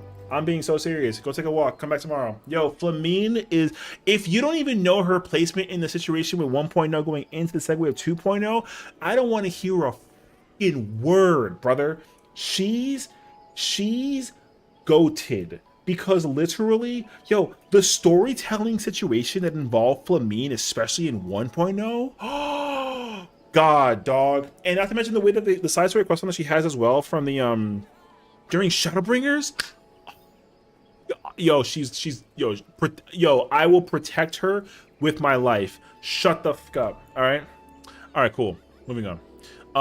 For Dola, she's all right. I will say though, her storyline arc is fire. For her to be able to have become like a person, to be under like the heavy manipulation, and then eventually become like, you know, like the freaking you know, the brain control dummy for Xenos, whatever, and then kind of become like her own person, then, you know, freedom, blah blah blah, whatever. I get it. She's mad cool, but also like she's alright. So good. Why is this boss? This is the boss at the end of Mount Gould. Why are they here? Yeah, that's like so weirdly. Okay. I mean, the boss is all right. Friendly reminder: this is not it's not a tier list on who I would smash. All right, so just I'm making that very clear. I'm thinking about my connection to the characters involving that boss fight was really cool though. However, if Innocence was on this list, he'd be up there. So boom, he'd be the most uncontested guy on the freaking tier list. Boom. Okay. Fran? Hey, I mean, I love Fran. So, I love Fran. I mean, like, I love her in 12. I mean, I like her. She's also great in 14. But I mean, her presence in 12 is like a lot. Is just like, it's like so much better actually. So there's that. Ooh, we got Gaia next. Honestly, I love Gaia. Gaia's storytelling is so sick. The fact that she's Nomura's character design and incorporated in the game, like she has to be. So Sessiion Nomura is a guy who's like involved with like FF7 remake and like Kingdom Hearts. You know what I mean, so like her character design is like so freaking peak. She's god tier. It took a minute for her to grow on me, but then once I realized the storyline going through the Eden questline was. At first, I had a very specific mindset about where I thought she was going to go direction-wise, and then it blew my fucking mind where they actually took her, and then she became one of the best characters in the entire expansion. So, W Gaia, she's like up there. I love that Galatea's here. Why is Galatea here? This is the boss from Lapis Manalis. Her outfit is in the Mog Station. So do that. Honestly, I like her. She's a cool She's a really cool boss design. My only problem with her boss design, though, I wish she wasn't an Endwalker boss. I wish she was a Dawn Trail boss, because if she was a Dawn Trail boss, then her mechanics would have been a lot more like kind of chaotic in the moment. And the fact that she gives you like a Doom, I think is like wild. And her hitbox also would have been like way smaller. So there's that too. But Galatea is really sick, so I like her a lot. Yo, is that Garuda? Garuda. She's alright. Yeah, she's alright. Cause like Garuda is great in Uwu. Her extreme was fire. And then it was not. So it is what it is. So and I mean, I do love like her Endwalker or Dawn Trail, her Endwalker presence. Wait, sorry, not Endwalker, my bad. It was her Shadowbringer's presence. Mad sick. That return of her was really, really cool. So I like that too. Yo, I love her so much. Her questline in the Paladin storyline was so sick, dude. It was crazy to me to understand that like she went through such a time with Aldrin, was that his name? And was just trying to do her best to like maintain the Paladins Guild, only to find out that like her biggest man crush like was always alive. The storyline with her, I thought was so sick. Her design is so cool, man. I love it. I really wish that they found a way to use the guild members more frequently in the thing. Also, the post Paladin questline towards the later half of it too. That's the Crafter girl? No, that's not the Paladin guild. That's not Leather Paladin. Or Leather Girl. That's not. Are you sure? I'm pretty sure it's that's the Paladin girl, isn't it? Oh no, her hair is different. Oh shoot, wait. Okay, wait. Hold up. Are you sure? I'm gonna go check. I actually don't know. So okay. As long as the party... Wait, is the party finder up with, like, It's not private, right? Okay.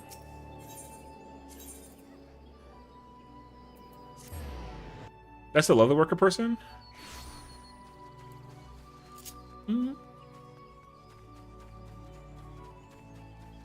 Okay, wait. I had to actually go into the leather worker guild and, like, find out.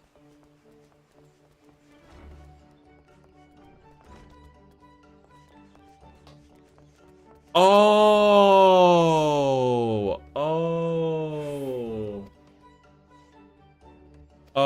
you're right. Okay, my bad. She's alright. Her questline's kind of wild though. Like yeah, I mean, Spooky's reaction is kind of like a lot. Okay. Smack her in the time with Mafia while I'm there? No, I'm not gonna do that. I do remember her questline being kind of wild. Alright.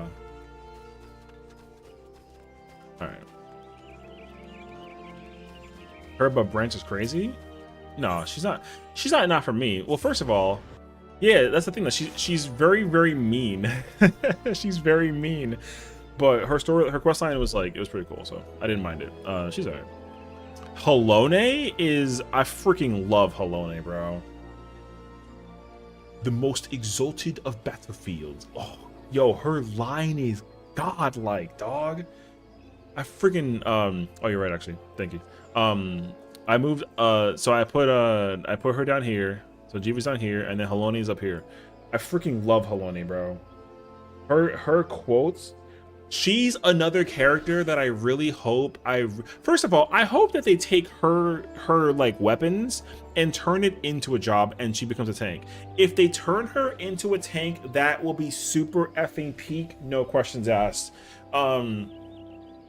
I love her mechanics, dude. Her mechanics are so cool. The only problem with her fight is that she's specifically an Endwalker boss and she's not a Dawntrail boss. If she was a Dawntrail or Shadowbringer's boss, oh my god, I would have been so hype. So again, she's another boss that I hope that gets like a car. So that'd be really sick if she gets her own like, if she can like share a car with Azuma, that'd be so sick actually. Oh, Hegemony? Yo, I ain't gonna hold you. I freaking love Hegemony. The problem with Hegemony is that freaking LB3 cheese at the end of Cachexia 2 is whack as hell. That's all I can tell you. I freaking hate it. Because whenever I was in Party Finder and somebody was like, yo, session LB2 or LB3, you or me, I'm like, bitch, you press it. I can do the fucking mechanic, so go F yourself. What? Nah. I love her boss fight, dude. Her boss fight is one of the best boss fights in all of Endwalker. I ain't gonna hold you to it, actually. P6 is a dope-ass fight. I freaking love P6. God damn. P6 is such a good fight, dude. Easily one of the best fights in the entire expansion. So, was that Hilda? Yo, I mean, people are gonna tell me that she's uncontested. I do love Hilda, though. Hilda's fire. Her questline is mad fire. I'll tell you that much for damn sure. She's mad sick. Who's this character? Who is this? I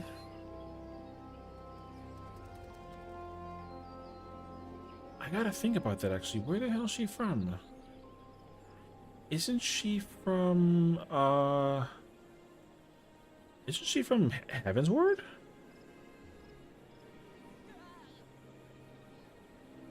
Void Arc? Blacksmith or other smith? I craft, but like I don't remember. She's the first character I don't remember. So it is what it is. She's the first character. I'm sorry. I don't remember her at all. I don't remember actually the blacksmith questline, I don't remember. So I ain't gonna hold you. I don't remember her at all. I like to go back and go through the questlines though, now that I don't remember them actually. She's a guild leader? Yeah, I mean, I know that now, but I still don't remember the questline for Blacksmith in general. Like, I don't remember the Blacksmith questline. So, like, that's a GG scenario for me personally. Yo, I ain't gonna freaking hold you, brother. She's up there. No questions asked. Yo, Hyland is godlike. Yo, I'm gonna crash the fuck out. I'm just warning you right now. I'm gonna crash out harder than I've ever crashed out in the entire history of me playing this game ever. I will crash the fuck out if she doesn't get put in an ultimate. I'm just letting you know right now. Hyland better be in an ultimate that's harder than top. I'm just letting you know right now. If she gets put in an ultimate and it's not harder than top, I don't fucking care. I'm gonna riot every single fucking day that I prog that fight. If she's not in an ultimate, I don't give a whatever the hell ultimate that it is. If she never ever appears in an ultimate, I will be super effing mad all the time. I'm just giving you that heads up. Harder than top is not happening. That's not true actually, so good luck. No, you won't. Yo, don't get timed out for 3 days. I will send you, so be careful. All right, moving on. Wait, who the fuck is this? Wait, I'm brain farting. Chat, who is this? Oh, yo, I remember the name. That's Maynardville's wife? Oh, she's up there, brother. Yo, she up there. That's Hildebrand's mom. Yeah. Okay. Yeah, no, she's up there. No questions asked. I don't even care. Moving on. She's up there easily. She's her. The Hildebrand questline is freaking top tier. So it's actually wonderful. Yo, Afro, don't ask no stupid freaking questions, brother. Moving on. Kane Senna.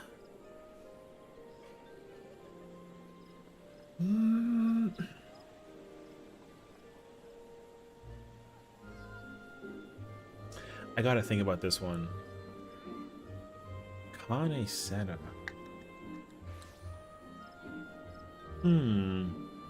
See, you know what I want? I want her to have a moment in the storyline where she's like peak. That's really all that I need. She's all right. I mean, I like her. I mean, she's not down here. She's up here. But the thing is that like, she's clearly like the white mage, and the thing is that like white mages, like character design wise, usually like there's not like, I mean, you know, they kind of just like do like whatever. But like she's kind of like, she reminds me of the Oracle in like, in terms of the concept of like, her divinity presence is like it's like all knowing, and she's like up there, but like she doesn't do anything. You know what I mean? So that's why it's kind of like she's all right. Like I like her. So there's that. Oh my god, is that freaking Chloe? Yo, I freaking love Chloe, bro. She's so cute. I love her storyline, and the quest line for Wondrous Tales is super cute. So she's actually fire. Oh shit, we're full. I really enjoy Chloe as a character. So I'm glad that she's like a character that like exists in the presence of like I'm glad that she's a character that exists in the presence of like the storyline, you know what I mean? And again, she's not a character that I would F, so don't be fucking weird. Alright.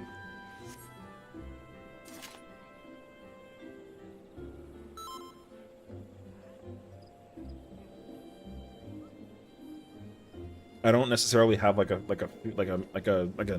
a tier list in terms of the character design and development that I like about the character, so. Alright.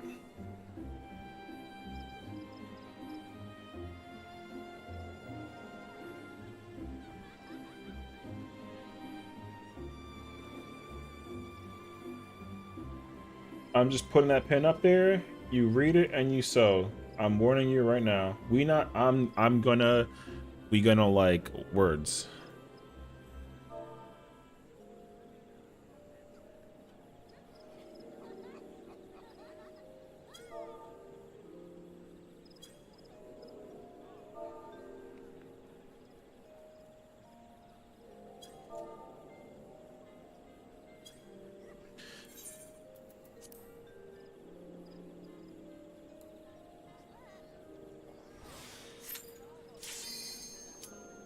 Hey.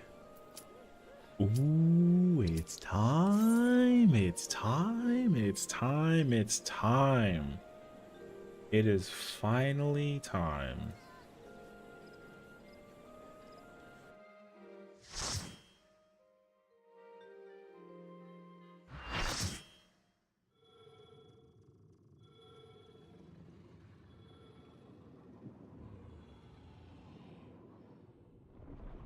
It's the shocking true face of I got the chills villainous right now. president, the mighty serpent of yore, the Lindworm!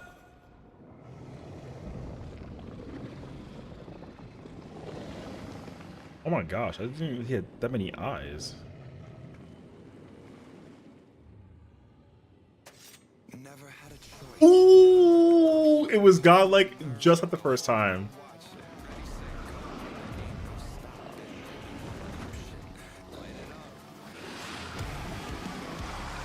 Yo, this is godlike. We in there. We in there. Heart is pounding out my chest, the blood boils inside of me. Looking at the walls around me, closing in. I think, what's it gonna be? Never had a choice, never let the ops win. It is time. Yo! Wait, the hitbox is... Am I making that up right now? Is the hitbox smaller? Yo, the hitbox looks smaller. Am I making that up? No. Wait, I think the hitbox is smaller.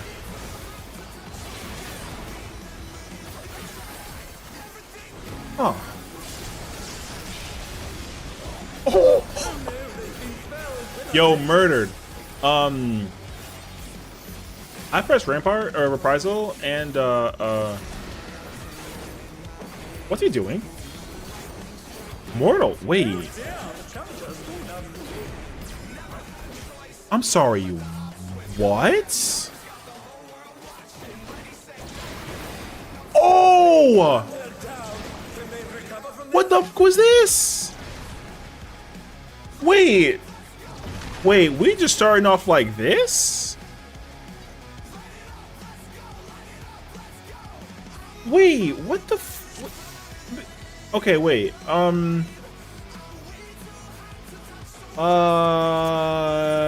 don't know. Go back in. I don't know. What the heck was that? There was like orbs. 6 green, 2 purple.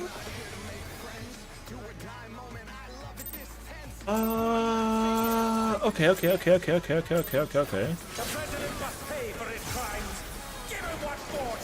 Hmm.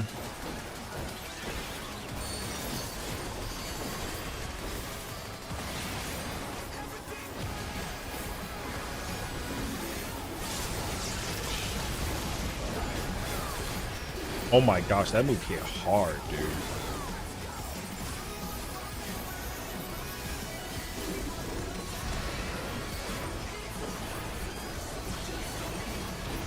Oh, the hands have it. Wait, I wonder if it's... I want to go to this side. I'm thinking. Oh, that is what I think that it is, actually. Okay, well, I think this is going to kill me, yeah? It still killed me through the thing? Wait, but I hit the invuln. It goes through invuln? Yo, that's going to be wild if it goes through invuln. Oh, that's going to be crazy, actually. Okay, wait. Rotisserie Act 1? Wait, this is not, I think Rotisserie bursting. Wait. Wait. Wait. I don't understand. Oh, I gotta go to the other side, though.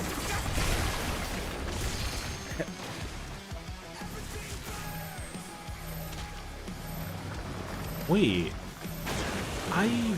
Yo, what? What the what was that?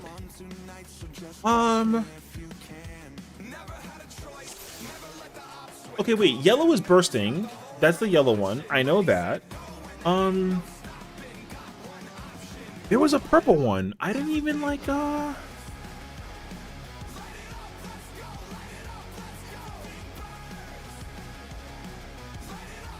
Purple. Purple, purple.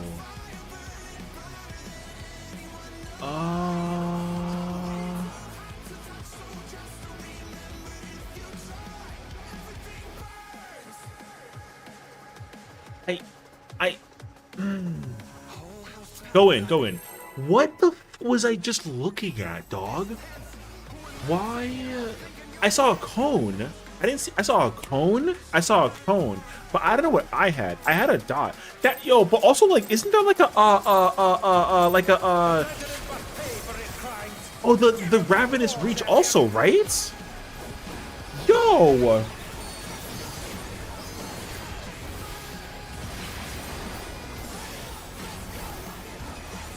Because the baits were in a place that was like not exactly like, it almost moved like exaflares, but I wonder if it's because of the way that we baited it. Okay, wait, so green, purple. Oh, wait. Oh, wait, is it like entirely like a random situation? Oh, wait. But that person was closer though, no? Is this mine? Oh. Wait, but why did it... I don't know. Okay, hold on. I don't actually know. Okay, wait. Persistent Act 1. Does this hurt like a lot? Oh wait, does it? What the f... Oh! Oh! Wait, I gotta go back. If I do this... Wait. Oh, but I think we died together being on top? There's a little thingy on my face, brother. Pause!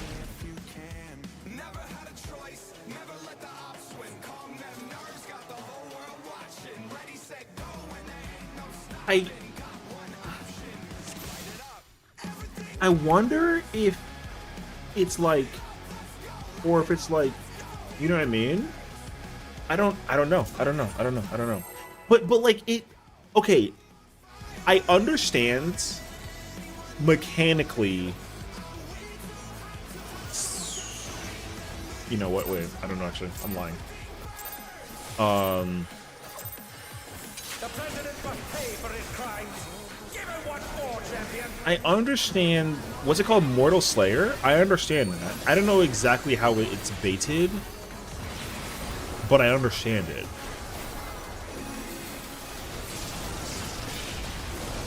Oh my god! Yo!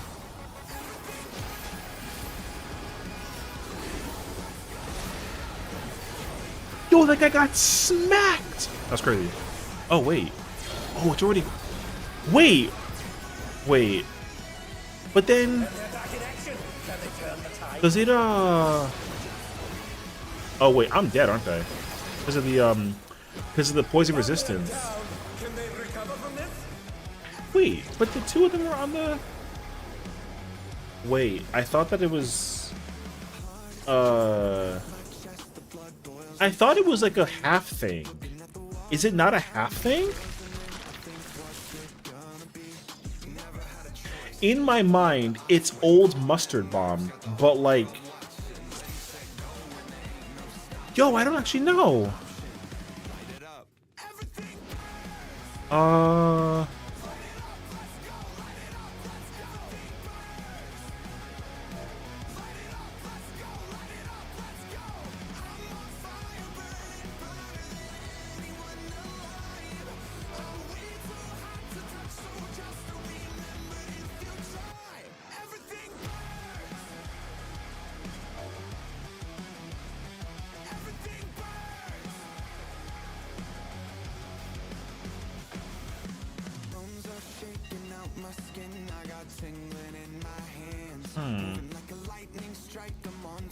Okay.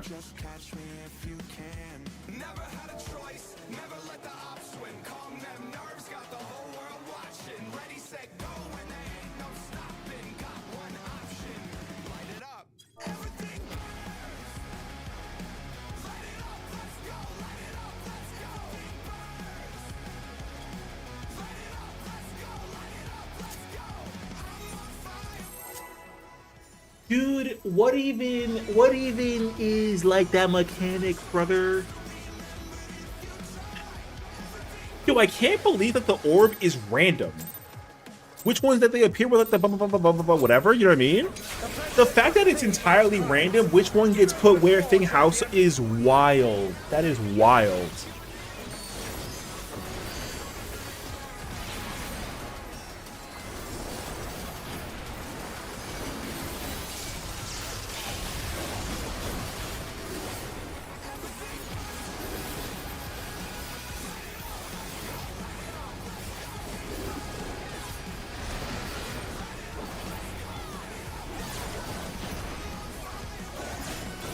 Wait, they're not... Wait, they're not... Wait, what? But then it's gonna be the two that are on the... Wait, but it's not the... Wait, what? Wait, that's not what I expected. Wait, why would it... It's not like a thing like the 1x1 on the left and the right? Why did 222? What's mighty spirit? His arm has a life of its own. Wait, I did not expect that. Wait, it's different now.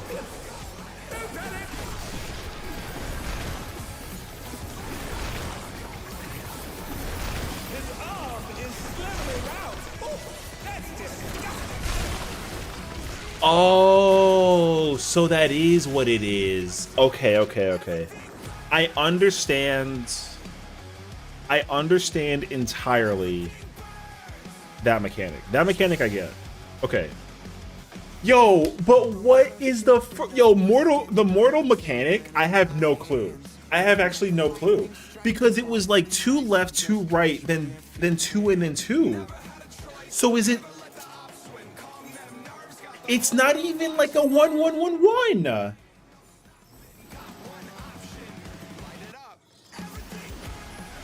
Why is it not a 1-1-1-1?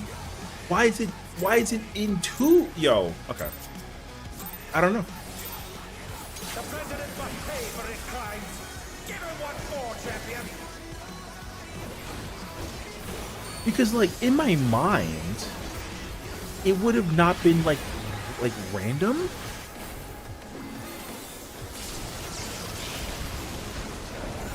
Yo, that move hits so hard. Oh my gosh. That's wild. Okay, that's wild.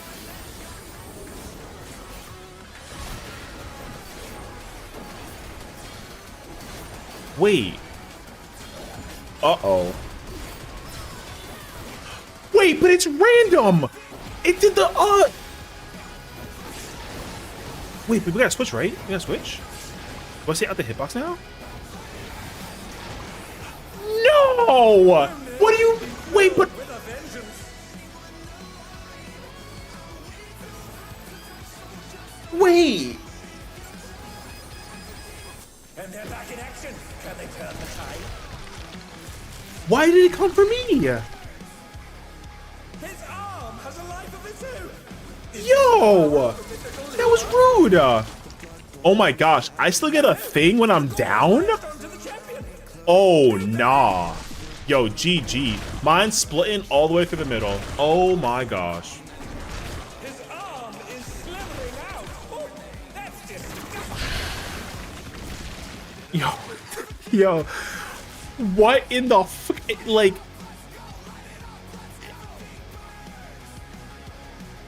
Yo, that mechanic is wild. No? I have...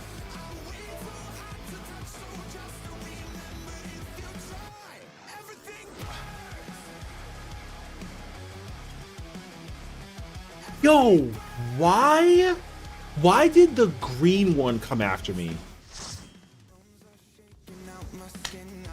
The president must pay for his crimes. Give him what for, What a champion. fucking douchebag, man. Oh, God. In 2 days, he's gonna say phase 1's easy? I mean, you're not wrong. Did that guy just leave on like a whim? I'm gonna be super annoyed and disappointed if he just left on a whim.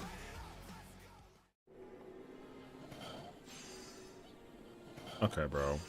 What a fucking... Cool, dog. I don't get it, though. What happened? Was that the person that was, like, asking questions or whatever during, like, the,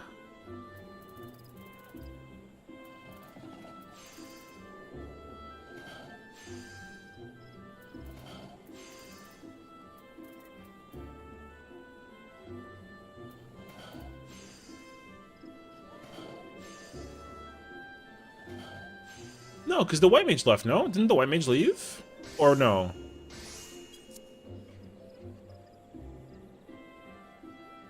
I thought that the white mage left. Or was it not the white mage? I don't know. I wasn't actually paying any attention to the situation. I was too busy freaking out. Man, that guy's... That's so fucking lame. Cause I have to edit that, dog. Ugh. Now I gotta like look at the thing. That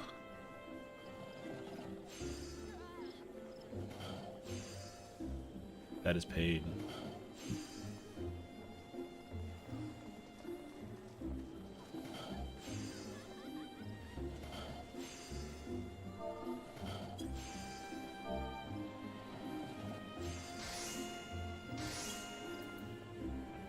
Alright, well, I guess now we gotta wait. The editing process just got a lot more annoying and a lot more obnoxious as a result, so we continue our blah blah blah. Alright, moving on. Alright, so for context, we had Chloe at Love because Wondrous Tales. Even if she don't ever give me what I want, it's okay. We still love Chloe, she's cute, you know what I mean? Alright. Next. Kryl. I feel like she's uncontested in the eyes of the people because of the storyline. But I will say though, I like her a lot. She's also like a great character. Realistically, I enjoy her being a character that has like a moment in the expansion to be of like something cool, you know what I mean? So I'm a big fan of Kryl. She's awesome. I love Kryl. Ooh, wait. Is this the character from... Oh gosh, I forget which guild. Where is this character from? I almost want to say like...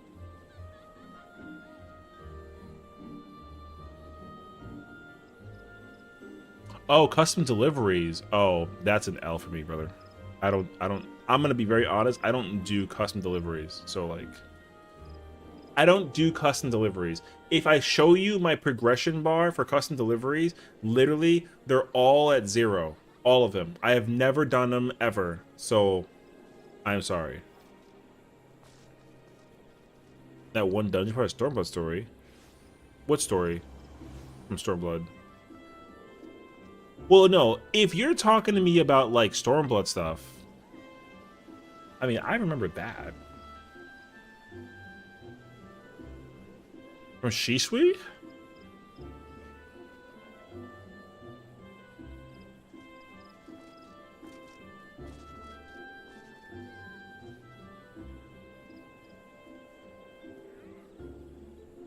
Oh, she's the Ruby Princess.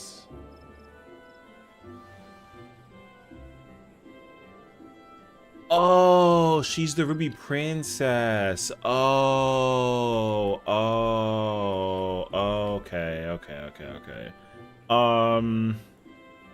Damn, it's been a while that I've actually like. Yeah, she's the second boss in the she is the boss from. Okay. She's the boss. Okay. No, she's alright. I don't mind her.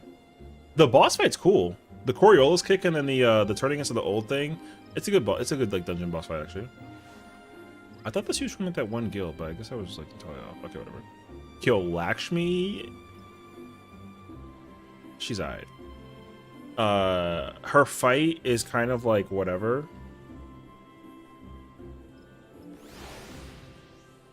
I feel like people put her uncontested or they love her because she says rest your weary souls into my bosom and people are like, hey, she said boo. Bruh, it ain't that serious actually. Last boss? No, the last boss is the giant like squid thing. She's the second boss. The first boss is the scorpion.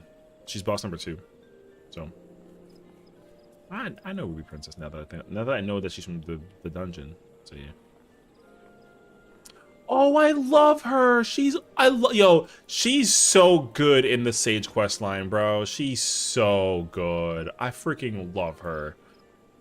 She's her progression in the thing with the she's the paladin that you keep alive during the beginning of the quest line for the thing, and she's doing the mystery for the Sage. She's such a good character, bro. Not that I would ever expect her to turn into like a character that's like from actually, wait, give me 1 second. Let me just like close this in.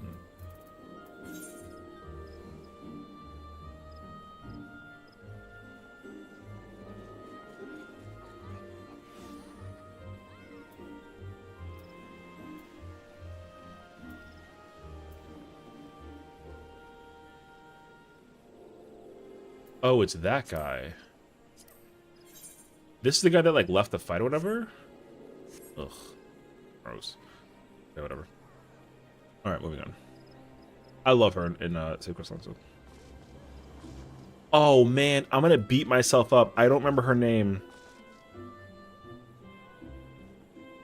Oh, man, wait. I don't remember her name. I know that I like her though, but I forget her name. All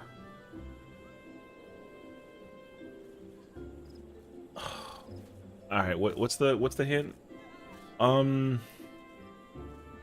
Crap, man, I don't remember her name.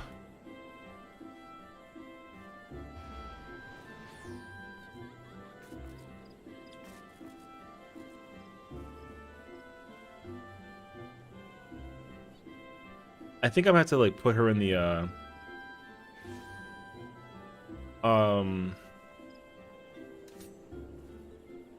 if I can't remember her name, I'm gonna lose it. She's in the Astro quest line. I don't remember her name though. I gotta look it up. Hold on.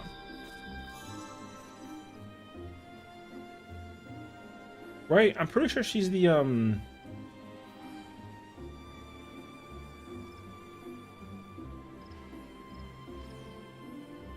she's not Layeva, she's the other one.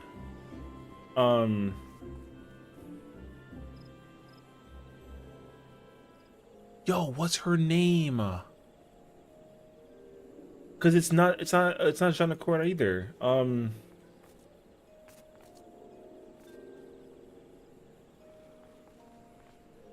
no, wait. That is Layeva, but it's after the thing that happens with the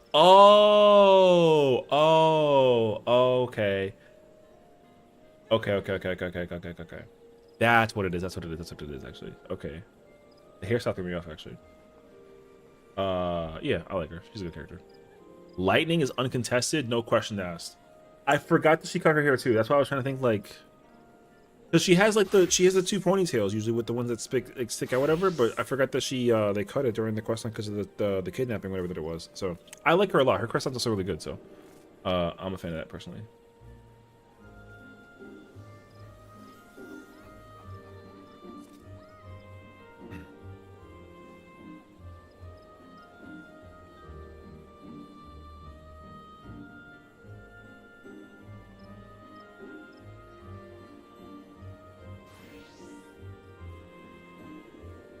Okay. Yo, she's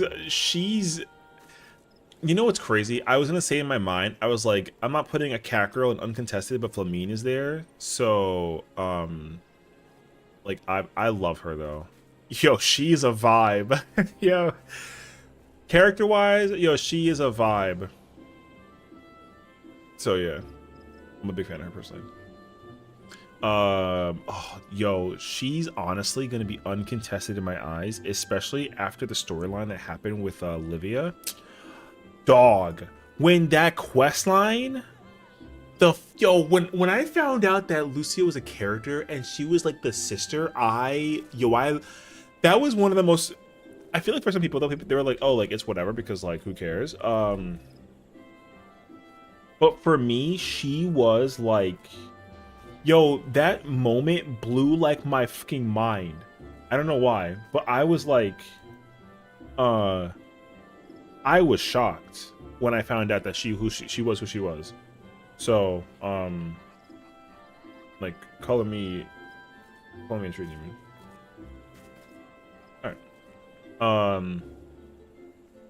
All right.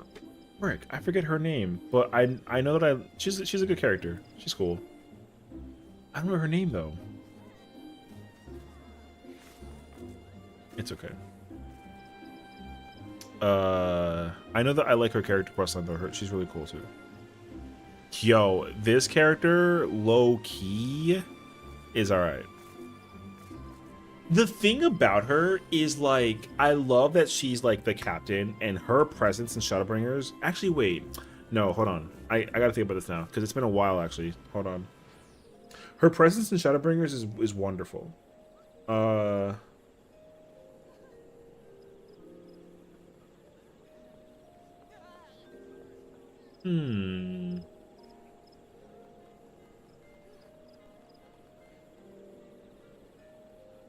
I feel like putting her in all right, I guess, is like disrespectful. But I can't do that. But I don't necessarily like love her as a character.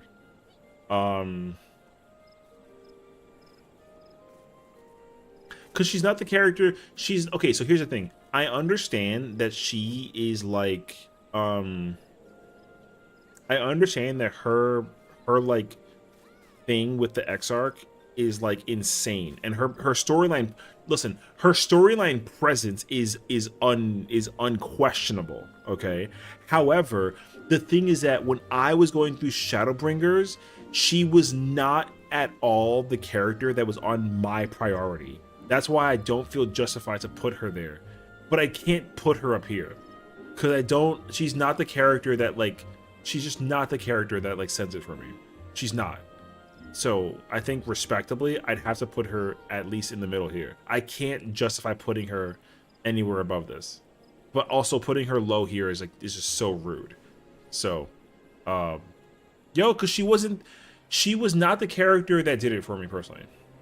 So... Like, don't get me wrong. I think that her storyline and her quest line is wonderful. I think that she's still like an incredible character. And the fact that she still continues even into Endwalker, I think is fire. But she's absolutely on this list, and she steals the entire expansion for me personally. Because that moment was the most like holy moment for me personally, and I went nuts over it. So when we see her, I'll let you know. Yo, I ain't gonna lie to you. I don't give a crap what anyone says. She's unquestionable. Yo, she's unquestionable. I don't care what anybody says. Yo, she sent it for me in the Stormblood story, and I will not have it any other way. I don't care what anybody says. I don't care what anybody says. Lys is one of my favorite characters in the entire game, solely because of her presence in Stormblood. So that's all that I can tell you right there. Storyline wise, her evolution from what she was going through before in ARR up to that point in Stormblood was super effing fire, dog. So boom, I'll keep you there. Oh man, you know what? I like this character. I like her a lot. I think she's great, but I think the problem is that Minfina's a great boss design and has the simple curse of strictly being an Endwalker boss design. That's literally it. Like, I think that she could be stellar, but the boss fight, the boss fight that she has, it just ain't it. So Spooky, don't disrespect Lys, okay? I don't want to hear a goddamn word. I don't care. Yo, Lys is one of my... Lys, yo, she did me the solid in Stormblood, okay? So I'm chilling. I love that character design. She's mad fire. Okay. Moving on. Yo, Merweb is up there too. She's my favorite out of the three. Between Roban, Kanesena, and her, she's the best one. There's a reason why I spend as much time as I spend going through, like, man, her storyline. Yo, she's so freaking peak in Endwalker, man. She's so sick at Endwalker. Her like dialogue and her functionality, and also even in Heaven's Ward too. Yo, she's mad fire. So, I freaking love Merweb, bro. She's awesome. Oh. I gotta think about this one before I give you like an answer. Wait. Let me think.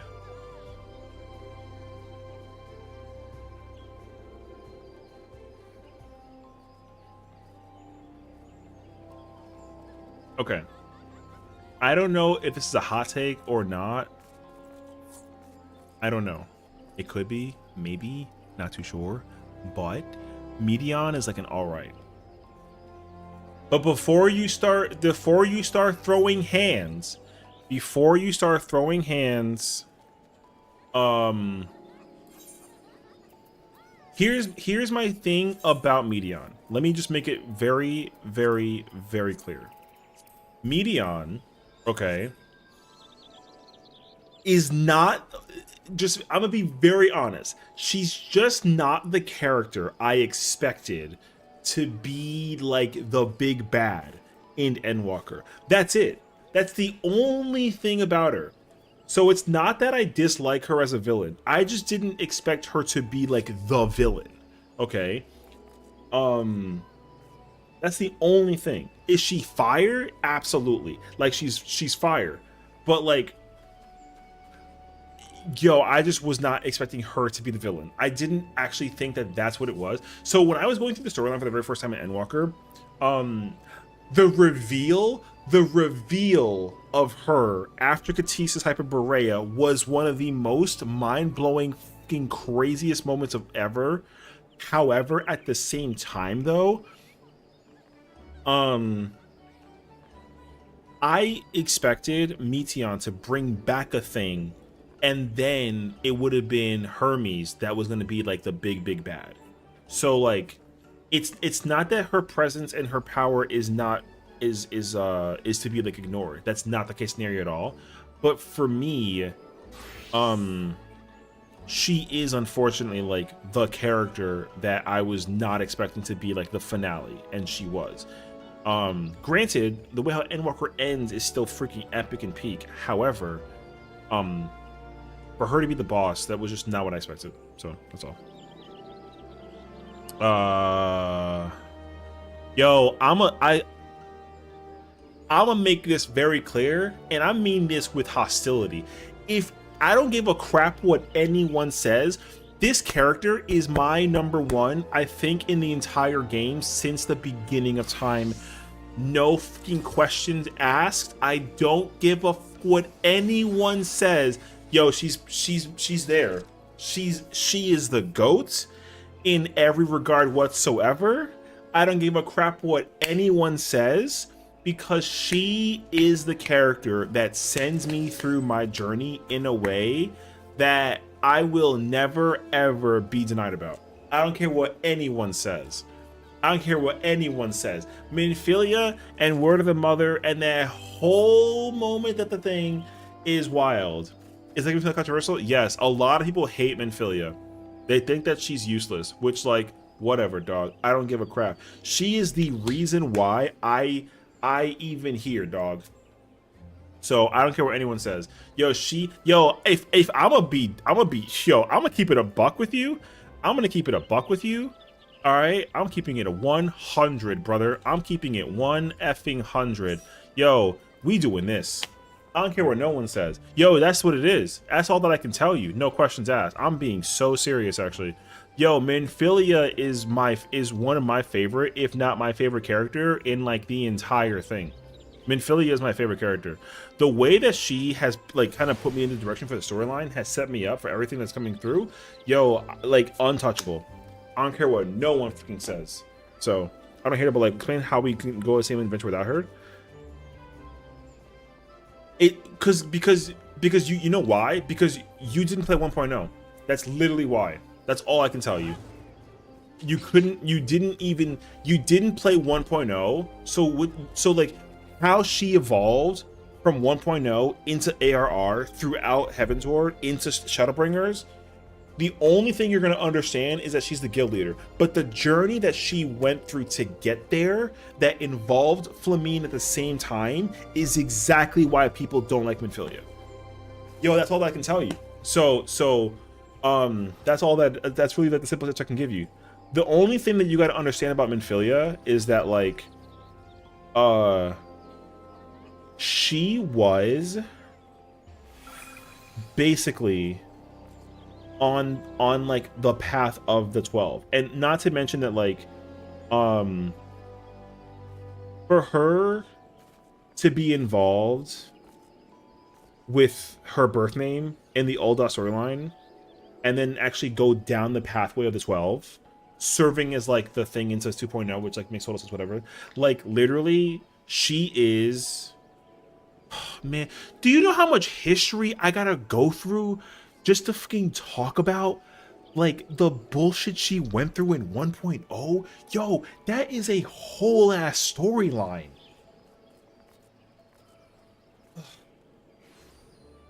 All right. I'll put it to you like this.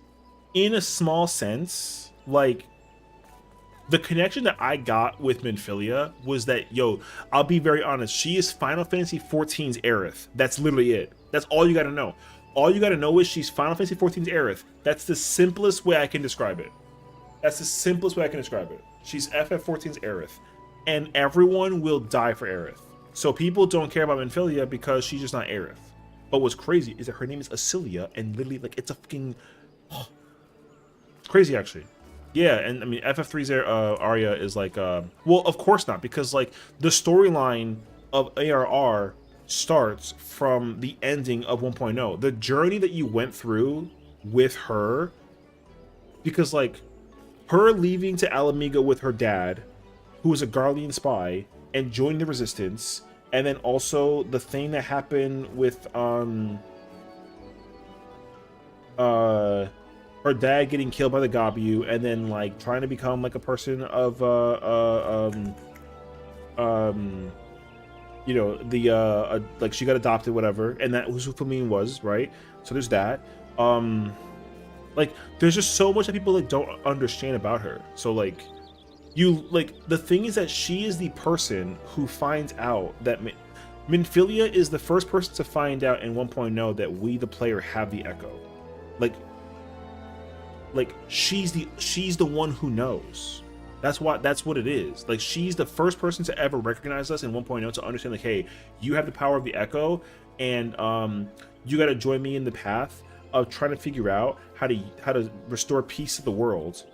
And literally you go on like an entire mission quest line, whatever, in Gridania, and then like eventually then the pathway for the thing that involves the primals becomes like a whole ass thing. And then like literally before the battle of Cartano, which is the beginning of the storyline thing that happens in 2.0, like Minfilia talked to Louis Soir. Like, and literally Louis Soir told her that like if he doesn't return, she's the person who has to move everything forward and be with the Warrior of Light in order to like keep the entire world in order. So literally she got hit with destiny before we even existed with destiny. So like Louis Vuitton is crazy actually. But yeah, my opinion on Aerith different too. I mean, again, it just depends on how you feel, honestly. All I can tell you is that what would have been nice for Minfilia, for people to get like a vibe check with her, is that she basically was able to defend herself. But the thing is that like being scarred from like the murder or the accident of her father, and then also being like the person who seeks like the gift and just she's trying to make like world peace. If you want to like know like further context, she plays like the job of like a paladin. So, but the thing is like she's supposed to be like a guardian of peace. Her objective is not to actually like go to war and like do stuff. She's not really like a fighter. So, like it's not like she's like, again, people think that she's useless, but people don't understand that like literally 1.0 story is completely centered around her becoming like the person who continues Louis Soir's mission and becoming like restoring the whole thing and like preventing all the calamities. It's not even like Louis Soir was like a fighter, except for like when he turned into the Phoenix and did the thing, and then like, you know what I mean? But anyways, it's a whole ass ordeal. Like she's not like a chaos a person who throws hands at the sight of whatever. She's basically like an introvert. She's got emotions, she got feelings, you know what I mean? So it's one of those like if you know situations that involve her, unfortunately. So that's all I can tell you. So so Minfilia for me is uncontested. That's all I can tell you. So we're moving on. Okay. Oh crap, what's her name? Um.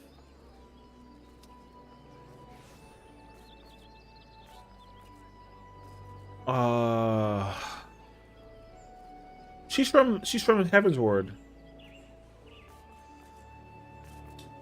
She's from Alexander. Oh, she's from Alexander. Yeah. Okay. Good storyline. Good storyline. Okay.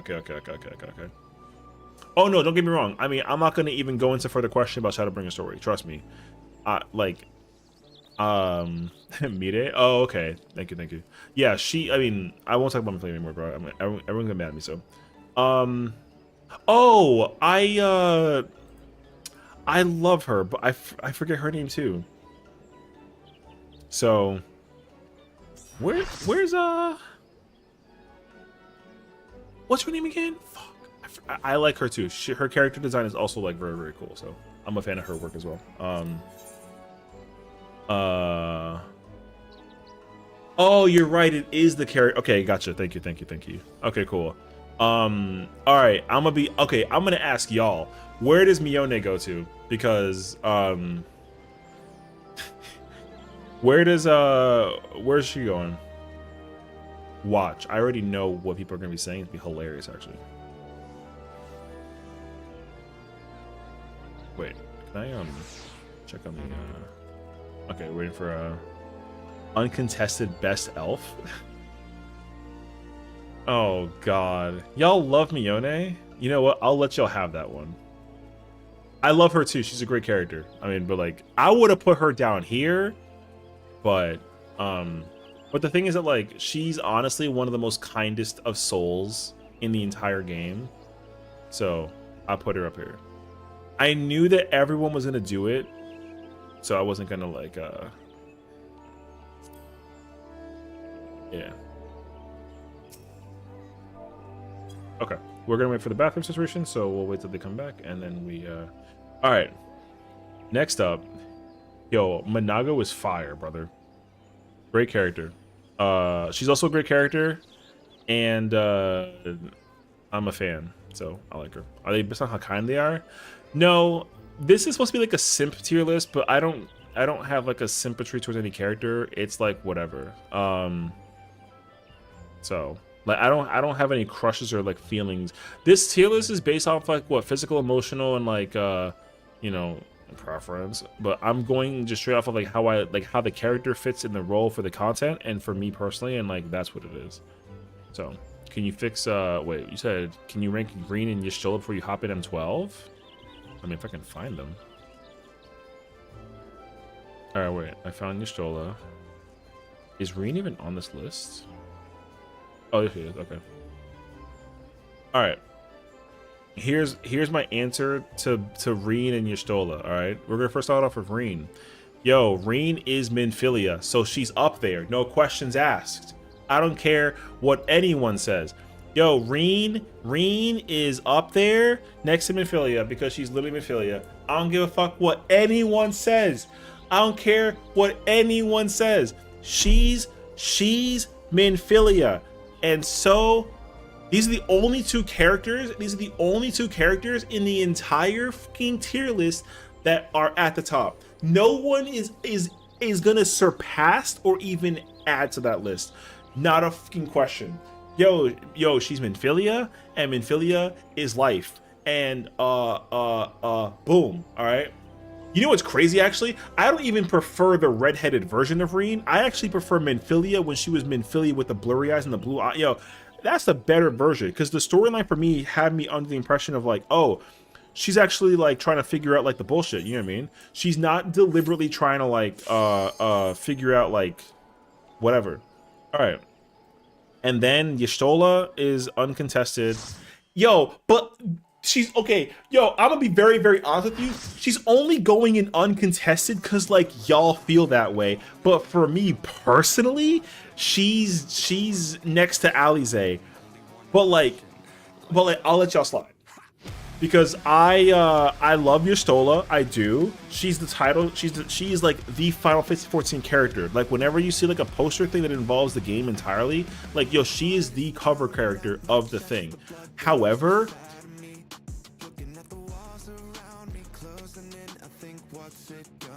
I think that people are okay. Here's my answer to the Yostola situation.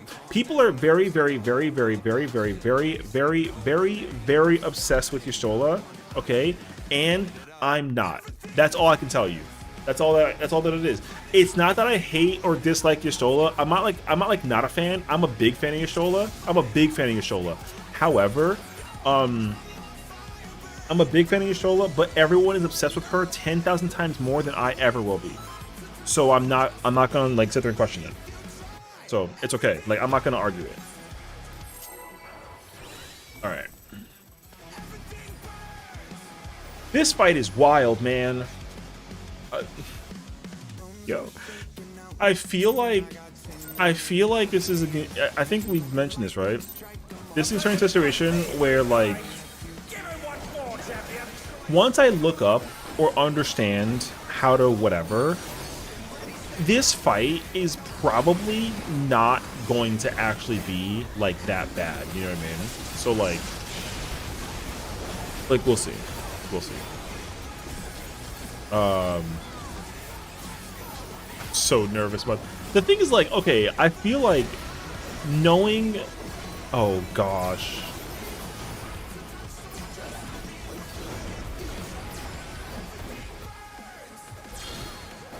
Wait, we're over here. Oh my god, the AoE on that's huge.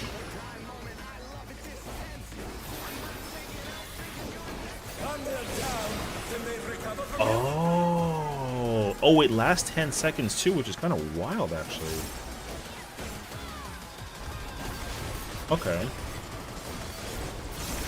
Okay, wait. So the it's called grotesque, right? Or grotesque. Okay, this mechanic doesn't actually hurt in the moment. It gave me directed. Oh, I have backwards.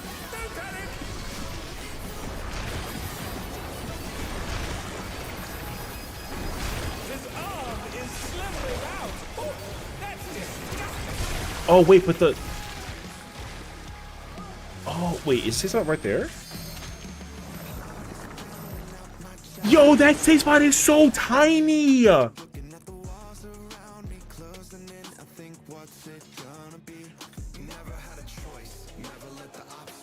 forget that there's a spread on top of the explosion thing. Okay. I already forgot that there's like an explosion thing on top of the... There's a spread. It's a spread and a direction. What's crazy though is that like I think that it's a 4-way direction thing. Let me find out. We don't even make it past like the first mechanic. That's gonna be so insane. Or that mechanic. If we don't ever make it past the Act 1 mech, like I understand. I'm just giving you like that heads up. I understand entirely if we don't make it past that part. That mechanic is wild.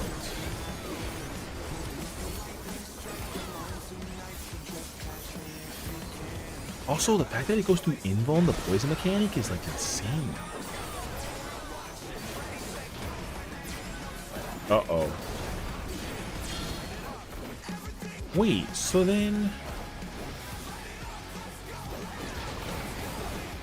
Wait, why?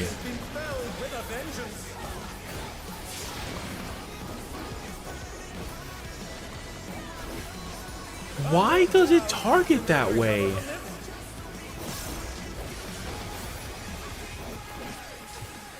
Oh my gosh, that guy got auto to death. Okay, wait. People still get the thing when they're dead. So that's noteworthy.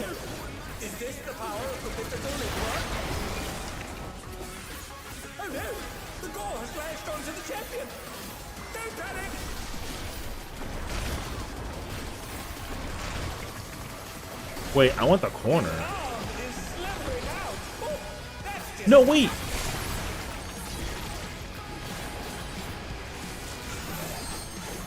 Oh, wait.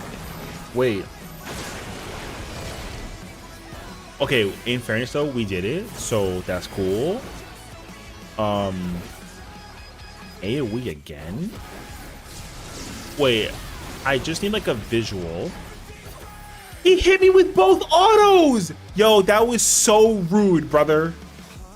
That was so... I get hit with both autos?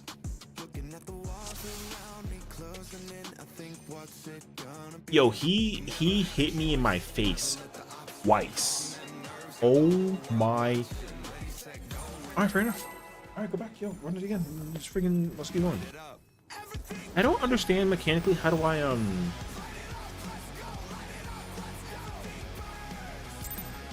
The problem, though, is I feel like people need to, like, separate for that mechanic. But I think the boss's hitbox is so small for that mechanic to not be, like, a...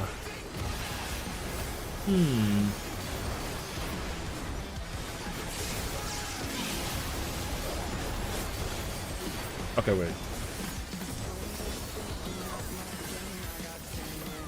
I feel like it's gotta be proximity, though, no?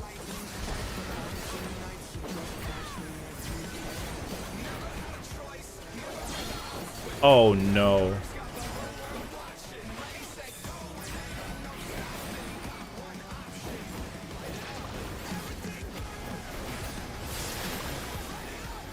What do you... Wait, what do you mean? It did 419? I used, Brother, it did 419 to me. I used my invuln. Oh. Wait, it did 419 with 90s and a short. That move still... I gotta sync that? There's no way I had to sync that. Wait, this is not good.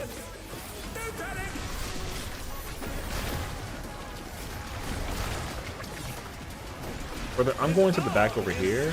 I'm cool with this. Oh, but it did 100,000 and it killed. The spread goes crazy, brother. The spread hurts so much. Oh my gosh. The spread does like... Yo, it did like 40%. That needs to be reprisalled and like given like a mid thing. Oh man, that's tough actually.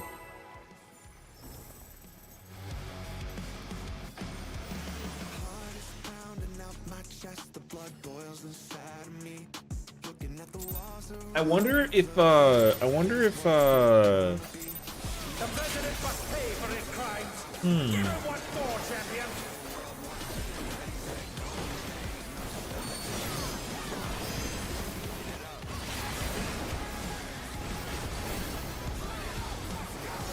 will we live this with the oh my gosh. Oh my gosh. Okay, okay. This fight goes crazy with the damage. Oh my gosh. I have to sync that Buster though. Oh my gosh, we're last. Okay.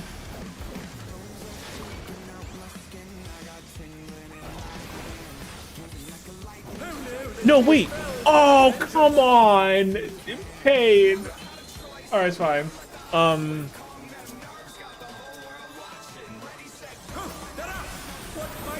Here, I got it. Okay, we're good. Everything is fine. Yeah, everything is... Wait, maybe we all start in the corner we bait? Yes? Do the dead bodies have, like, the thing? I don't think so. What is mine? Oh, it's front. His arm is slithering out. That's disgusting. Oh, I tried to do the thing and it failed me.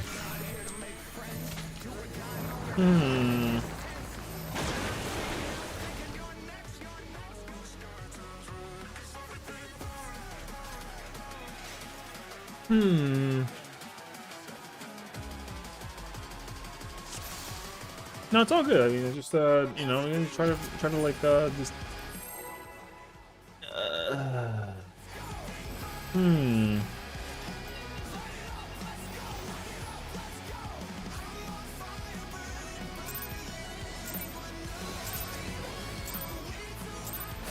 The president must pay for his crimes.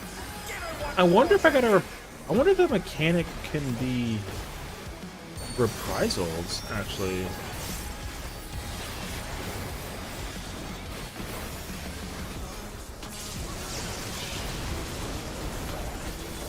Gosh, yo.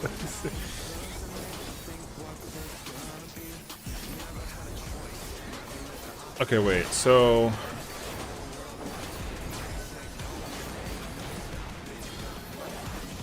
what the wait, it can do that?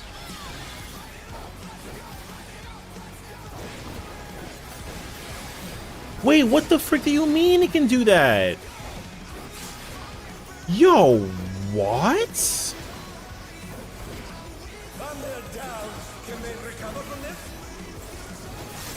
The orbs are like entirely random? That is wild. What fighting spirit?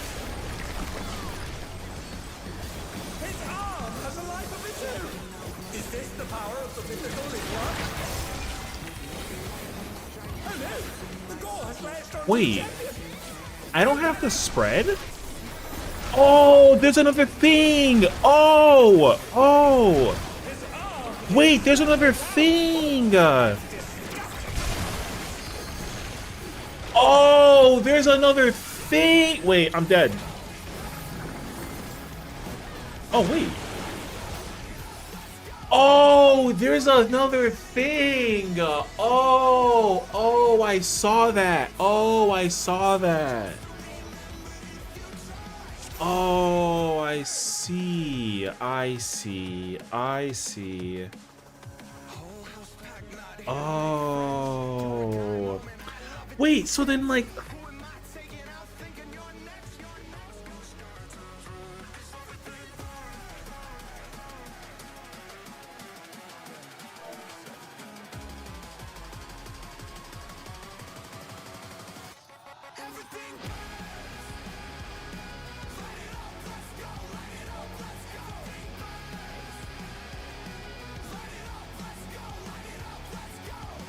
If you fight everyone in one party doable? Yes.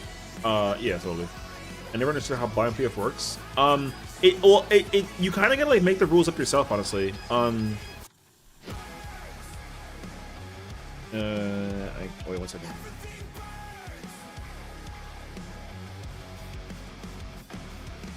Heart is pounding out my chest, the blood boils inside of me. Looking at the walls around me, closing in. I think, what's it gonna be? Never had a choice, never let the ops win. Calm them nerves, got the whole world watching. Ready, set, go, and there ain't no stopping. Got one option, light it up. Everything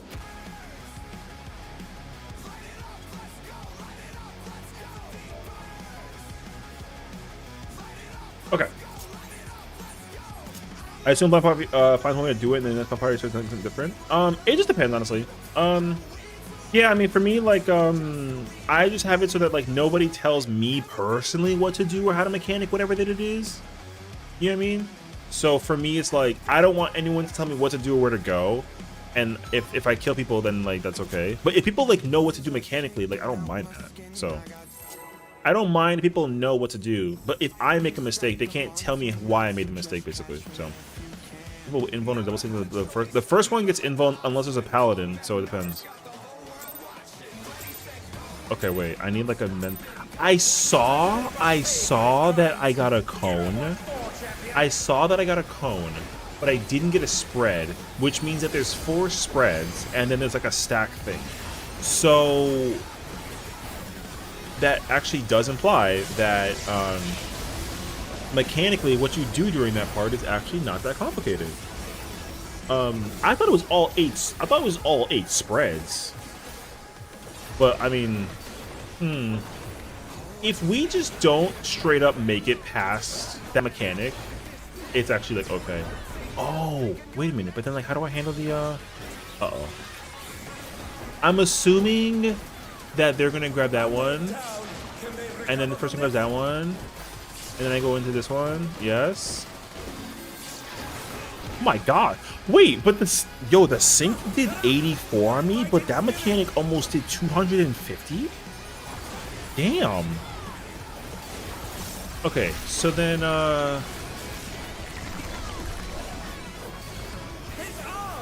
I wonder if the arm changes. It's always been his left arm. Okay, so I have a spread. My directional is left.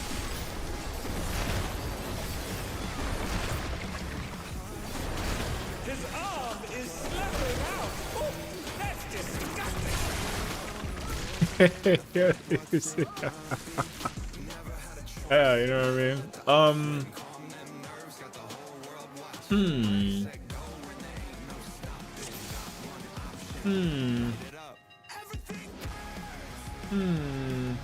That needs to be mitted for sure. I think I can definitely hard to like that, but people gotta be away.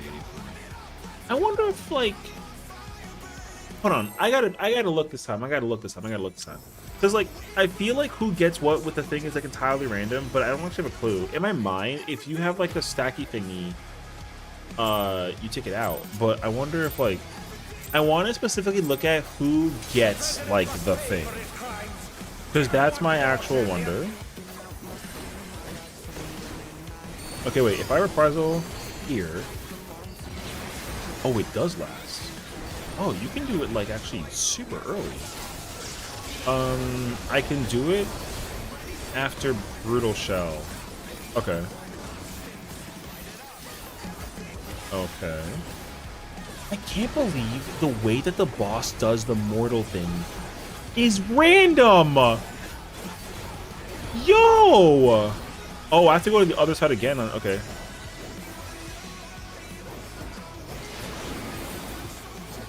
And then spread. And then it's me.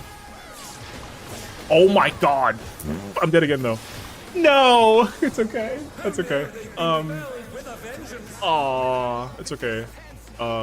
Dang, dude. I'm gonna do 9120. Sure, what I think. I'm here. Thank you. I appreciate it. Okay, I have a spread. Oh, support on that spread. Oh, the DPS have the stack in the. Oh. Wait.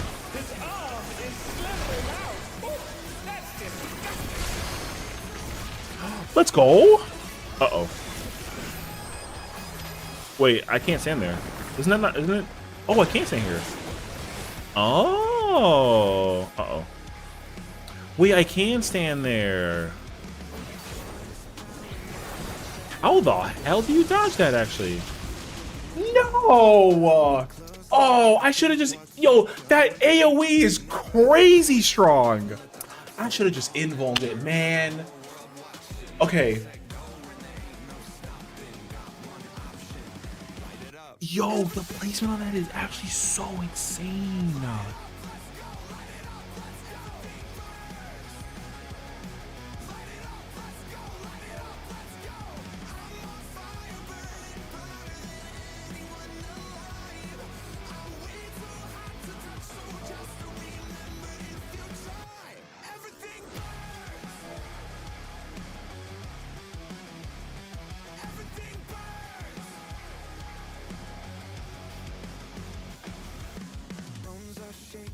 My skin, I got tingling in my hands, moving like a lightning strike. I'm on tonight, so just catch me if you can.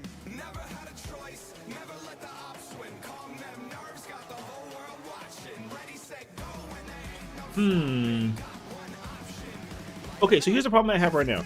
If it's it's role based, so either the 4 supports get the spread, or the 4 supports get like the stack, and then they gotta share the stack, and then the other 4 people DPS wise get the opposite. I get that. My wonder though is how do we want to like actually do that? In my mind,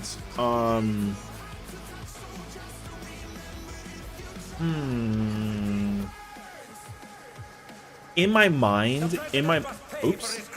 Wait. It's okay. Just just go. In my mind,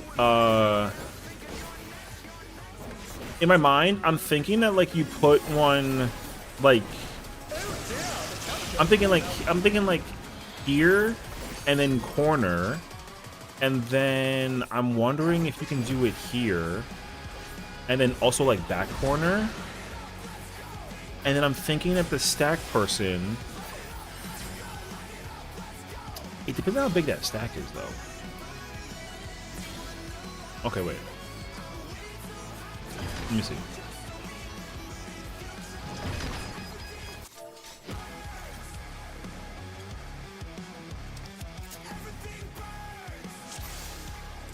You do this.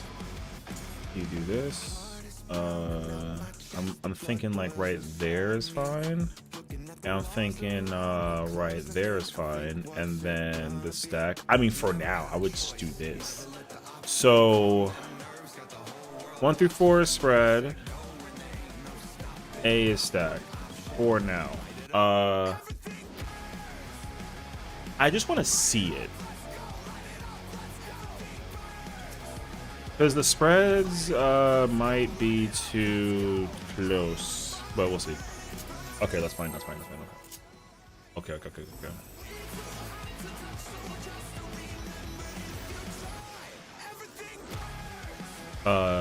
Yes. That's this. Yes. This is what yeah. Okay. The president must pay for his crimes. Give him what for, champion.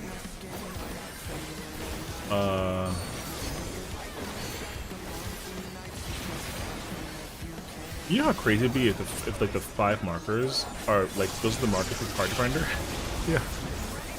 That'd be kind of hilarious, actually. Okay, wait. First is the Mortal, right? Yo, this mechanic is wild. Let me just say.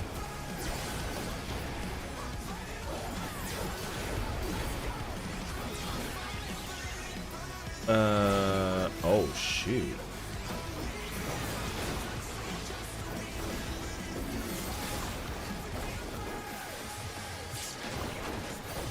Yo, that's so cool though.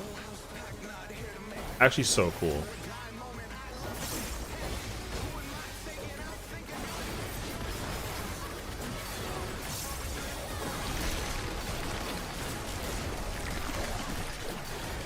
Okay, so I have spread and fronts.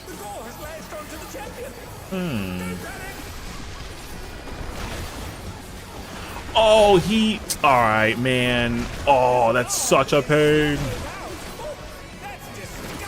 Oh, you can actually go even further into the... Okay. Okay, the actual safe spot is actually even closer.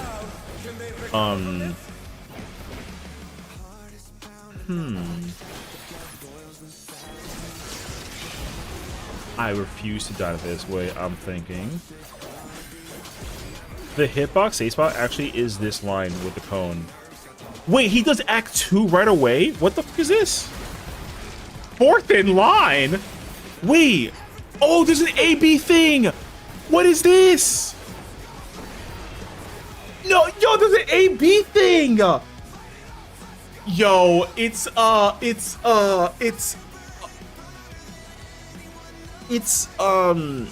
my god, what the f was that? It's like, oh my god, what's the mechanic? It's like the it's like almost like a like caloric kind of sort of situation. It's not like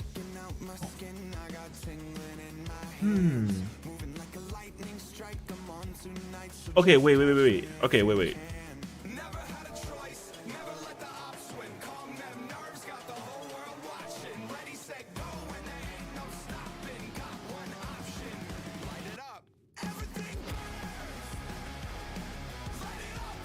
Okay, no. So what you could do instead is you can actually do a spread that's like you can do one. I'm thinking like 1, 2.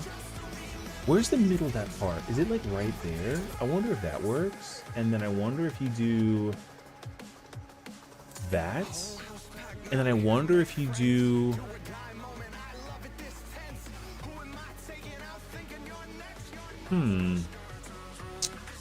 because I feel the cone is like this is that box. So it literally goes like here basically, and it clears that whole section. So I'm wondering Oh, actually, I wonder if I can do A like this, and then like 4 comes back here. So here's my thought. 1 through 4 is spread still. A is stack, but if you're like a range or something, then you go to 4. I'm thinking healer if either healer or like caster. Healer, caster goes to like 2 or 3. If support has spread, then I'll go to 4 and dark can go to 1. That's what I'm thinking about. That's what I'm thinking about.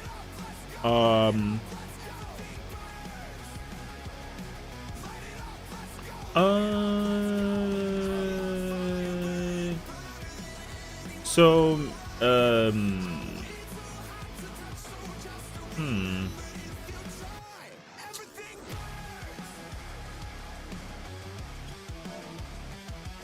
I'm thinking melee tank 1, 2, range 3, 4. That's what I'm thinking about.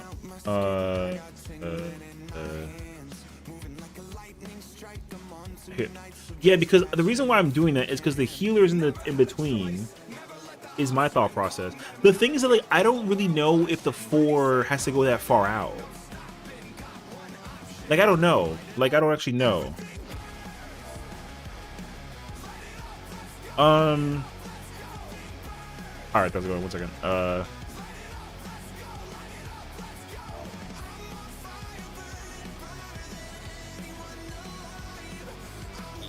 Let's go with that.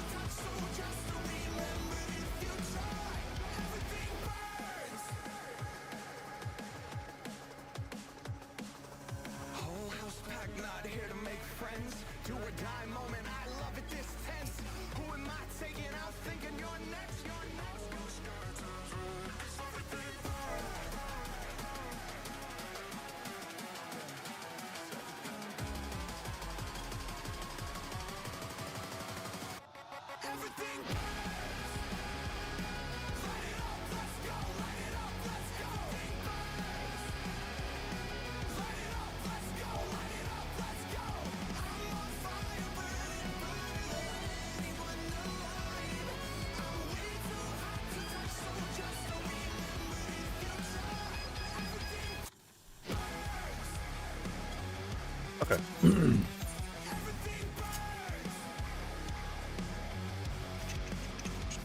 Hi Dodo, thank you. Appreciate you. We're doing blind procs, so I do apologize in case I don't read Kate. What's up, brother? John, actually. Yeah, we're still doing blind. We're still going blind. I only gotta go blind for like 10 more minutes and then we can like get trivia after that, so.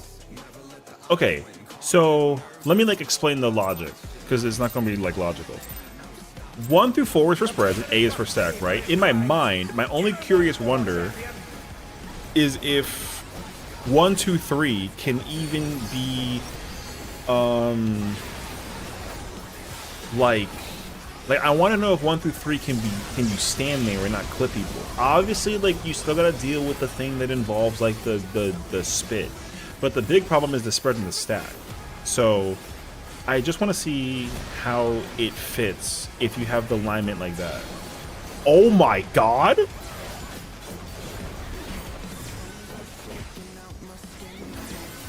Wait, what do you mean? Oh, that's freaking rude! Wait, but then like uh-oh. Okay. Yo, wait a minute, it's actually kind of wild. Okay, to the corner. We prayed for the corner.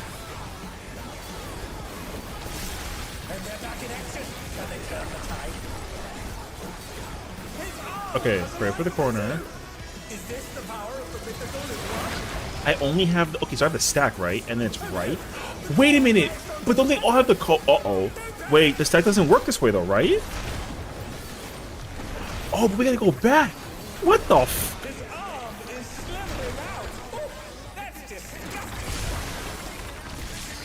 Okay. I'm safer here, right? I'm safe right there. Okay, okay, okay, okay, okay, okay. Okay. Okay, I get it actually. Sort of situation. Wait, I wanna see the next thing.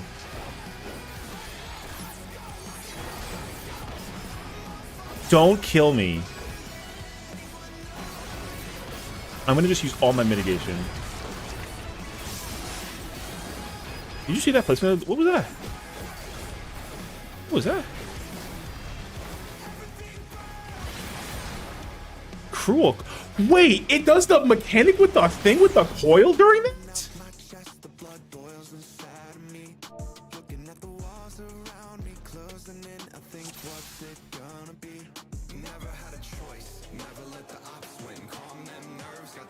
Yo, it did the coil thing during the mechanic. What do you mean?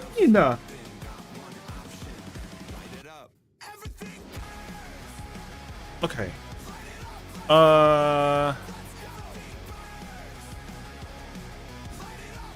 Stack the dragon head not at the wall where the glow mark is. All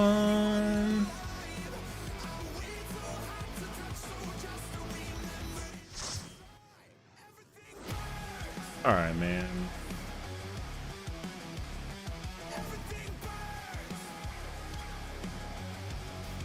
This is like not going well for us, unfortunately. Okay, honestly, I think I will just leave it there. Because, like, people... Hold on, man. Well, I mean, I don't want to keep on trying to do this because everybody's always freaking leaving during the thing. So, like, I think it's, like, really annoying, actually. No one ever wants to, like, use their brain for doing, like, the content. It's, like, really obnoxious, actually. Oh, that person also, like... Are you serious?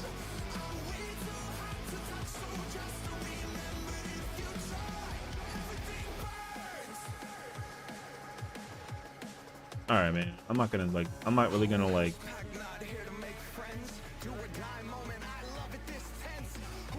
What's really annoying is that person is currently, like, a streamer and is, like, trying to, like...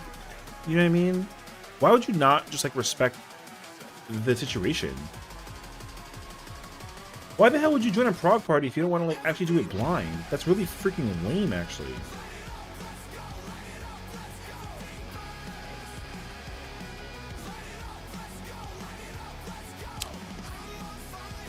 This is why, like, doing it in Party Finder is so obnoxious. I mean, I don't really care if they were blind or not. But, no, the fucking white mage left because the white mage was like, I don't feel like doing this is unpleasant. And I'm like, yo, first of all, why the hell would you stream for an hour and queue into content? Because that's what happened, by the way. That person specifically turned their stream on and joined our progress. And, like, they weren't even doing the mechanic correctly. Which is, like, really freaking lame, actually. Why the hell would you... Yeah, the white mage was... I mean, they're not, like, an actual streamer, but they were live doing, like, their progress, which is, like, whatever. But the person was clearly not blind. So why the hell would you join a blind prog if you're not fucking blind? Like, I think that's so annoying.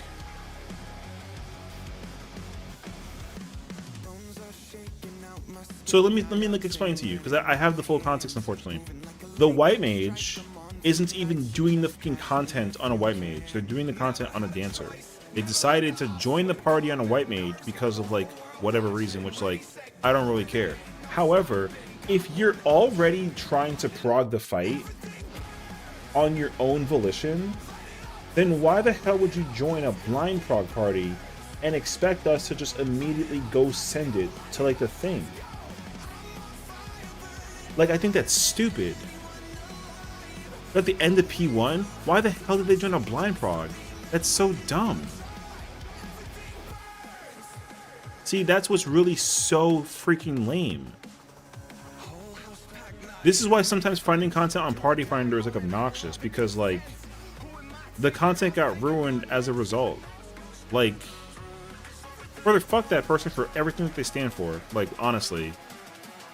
Because, like, I actually wouldn't... Okay, I had no problem with people, like, doing the... Because here's the thing.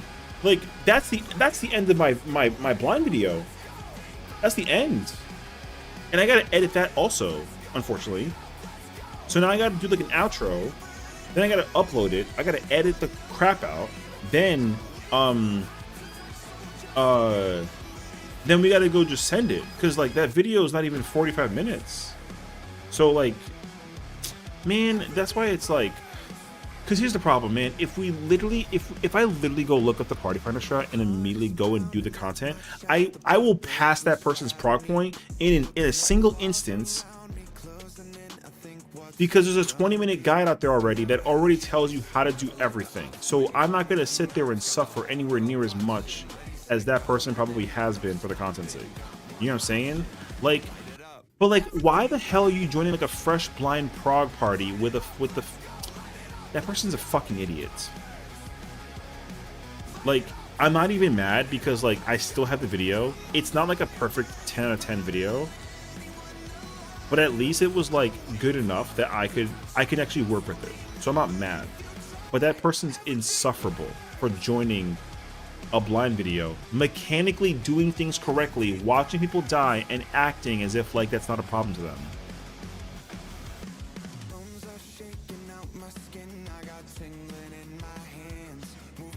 Like, dude, mechanically that shit was so cool. I would not mind going back in, but we've already encountered 2 scenarios where people have left because they're just impatient. That's how you know, though, that whoever like left the parties previously are just like a bunch of fucking losers, because they would never ever survive content at the pace that I would run it at if I did look up a guide. I'm just letting you know that. If I go look up a guide and go do this content and then I go see how far we made it, because like, spoil me this. Let me actually ask you. Does the boss transition to phase 2 at 50% or at 0%? We gotta like kill the boss or bring it to halfway before he goes into phase 2? That's my only question right now. 0? Okay. So we were like a fifth maybe of the way through. And like we weren't even doing it like terribly. But that person also, yo, that's like so fucking lame, dude. It's a full kill, that's fine. A full kill is fine. I don't mind the full kill at all. That's whatever. Because like at least I understand that conceptually. That again, I can work with the idea of it being like a full kill thing. That's like fine. But if it's a full kill thing, then yeah, you just kill it, you know. So, but like yeah, because like it's because the problem. Okay, here's a problem with doing like a blind thing is the further you go into the thing blind, the harder it is to find people to like look up to the prog point up to that part and then go blind from there. That's the hardest part about blind prog. Also, to answer your question about making aesthetic around doing blind prog, I would love to, but it doesn't work for me because what ends up happening in blind prog parties is, unfortunately, it will, like, I'm a slow learner. I'm a very slow learner in terms of actually mechanically thinking and about executing the fights. That's why I don't care about my progression point in terms of doing it blind. I just want to go in there and have fun, because the instant that I go into the content and look at a guide, the fight instantaneously becomes super fucking easy, regardless of whether it's an ultimate or a Criterion Savage or a Savage fight. It doesn't matter. The fight is super fucking easy because the guide tells you exactly what to do, where to go, how to resolve it for all 8 players, and you only stare at yourself. So why the hell would I go into a thing with a guide? Like, if I was a week 1 world racer hardcore savage raider, then like, yeah, sure, fine, spoil me everything, I don't care. But I'm not that kind of person at all. The thing is, like, once I make it past a certain mechanic and I understand exactly what to do, the idea of trying to figure out how to do it, like with the puzzle in mind, is never ever gonna be thought about again. I'll never need to think about how to execute. That's my problem. So like the other reason why I can't do a blind static thing is because the progression of clearing it is just too slow for in preparation to the ultimate. So as much as I would love to spend 13 weeks blind progging this fight, that's just not going to happen. And I've accepted that. So for me, I'm perfectly okay with just going in there for like an hour. Yo, like no shade, no harm, no foul. Like, yo, let's just go in there, die for an hour, be like, what the fuck was that? And then we just go look at the guide and we go clear the fight. Because honestly, um, I've done that every single fight this tier and the previous tier and the tier before that. And literally, the second I look at the guide, I'm clear ready. Like that's just what it is. So if I go look at the P12S guide that Hector has, I guarantee you I can kill the boss tonight. Guaranteed. In the next 2 hours, guaranteed I can kill the boss. That this fight is not that fucking hard. Because there's a guide for it. Not even because the fight isn't actually hard. Like, yeah, do autos hurt the tank? Yeah, for like sure, fine. But like literally mechanically executing the fight is that's the reason why people are suffering so immensely with 11, and that's why it's infuriating. Because like in 11, people like swear that they're super good at like 11 when they look at the mechanics. The problem with that though is when people look at a guide for 11 and then they proclaim from that point forward that the rest of the fight is like not that big of a deal, then like anybody who ever says that better come in with the smoke and like kill the boss like it's like a trial. But guess what? They can't do that because everyone's DPS is ass. So um like I think that shit is so annoying. uh so like I think it's just super lame, dude. Like I would like, yo, if I literally could do a fight blind by myself 8 times over, like yeah, for sure. But I guarantee you that like once I look at the markers that the party finder has and look at the guide and figure out how to dodge like the cone thing with the spread and the stack, like yeah, dude, mechanic easy as balls. And then we go look at Act 2 and then it's a limit cut with like the first second in line thing, so like it's probably like a looper or it's probably like a snake prio from P8. And then you get Act 3, there's probably a buster later on, the tile mechanic bricks at some point, the boss has the coil like I already understand that all that shit's gonna happen. So like I don't even expect to see all of that, like I don't, so it's not that big of a deal at all. But at least like for like like the hour, yo, just like use your fucking brain for like an hour and just think like, I wonder how I do this. The worst part also is when people don't contribute to doing the mechanic.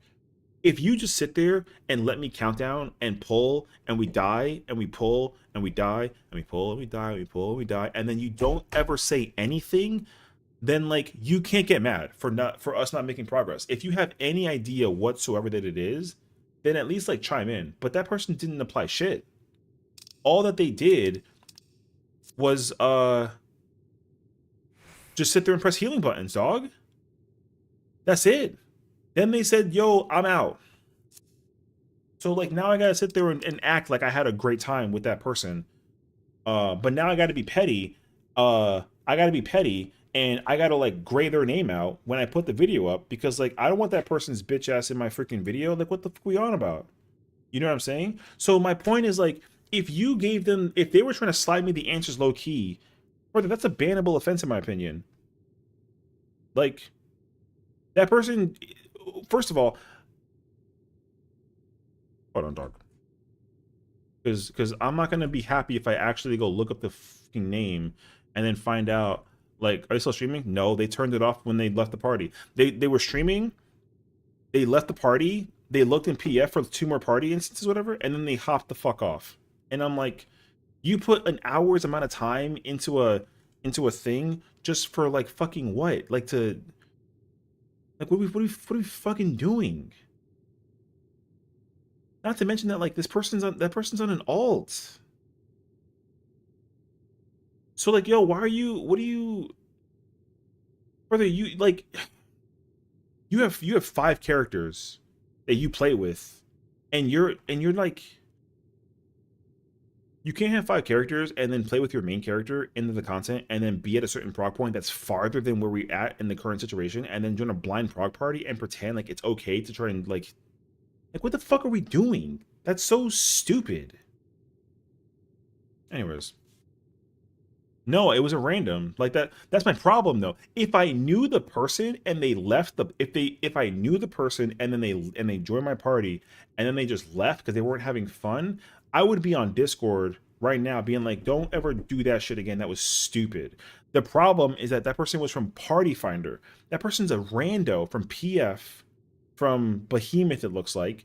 And they pulled up, they joined my shit, they joined the party, and it specifically said that it was fresh blind. And they decided, this is okay, I will like help push you through for the content, which doesn't do shit for me because everyone kept on dying.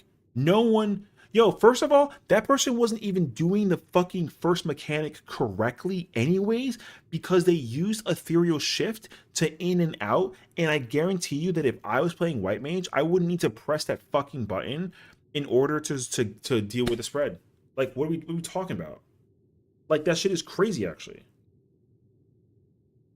So, well, no, like, yo, that shit is so aggravating. So, like, but again, at the end of the day, the whole objective was to just go in for a little bit and like just fuck around and find out. And that's exactly what I did. That's exactly what I got. So I'm happy that I have it. I'm not happy that it like we ran into the same scenario with like M7, because in M7, same thing. When we were doing Brute Abominator, the Brute Abominator, like we had like a ninja, I'll never forget them because that person's banned. That person was telling me exactly how to do a mechanic, and phase one in M7 is a puzzle. Like, it's not like an execution mechanic, it's a puzzle mechanic.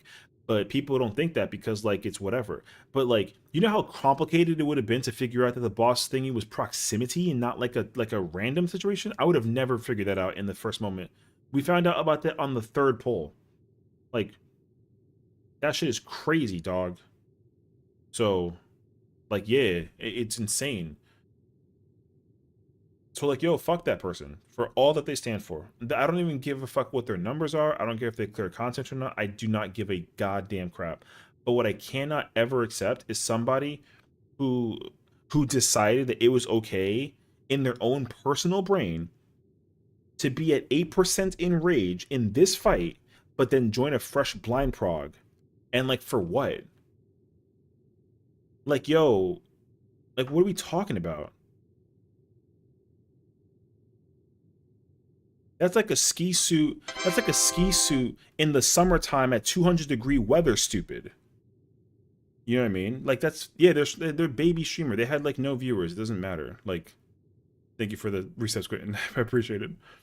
Here, have this. I appreciate it. Wait, what? Sadly, this will be my last sub to you for a while. As I got fired up for in the morning. Oh, I'm so sorry to hear that.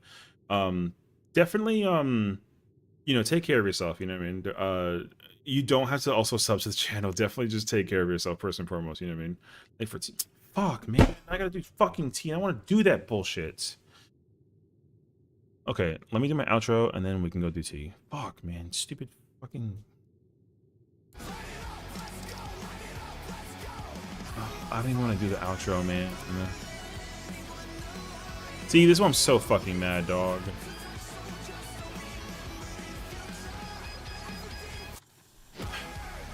Alright.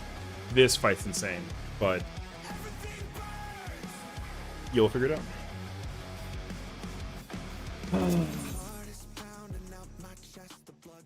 Yeah, I'm telling you, dog. That shit is so fucking cringe stupid, dude. So fucking stupid. Like, I'm so mad that that's what happened. Because you know what's gonna be really, really obnoxious?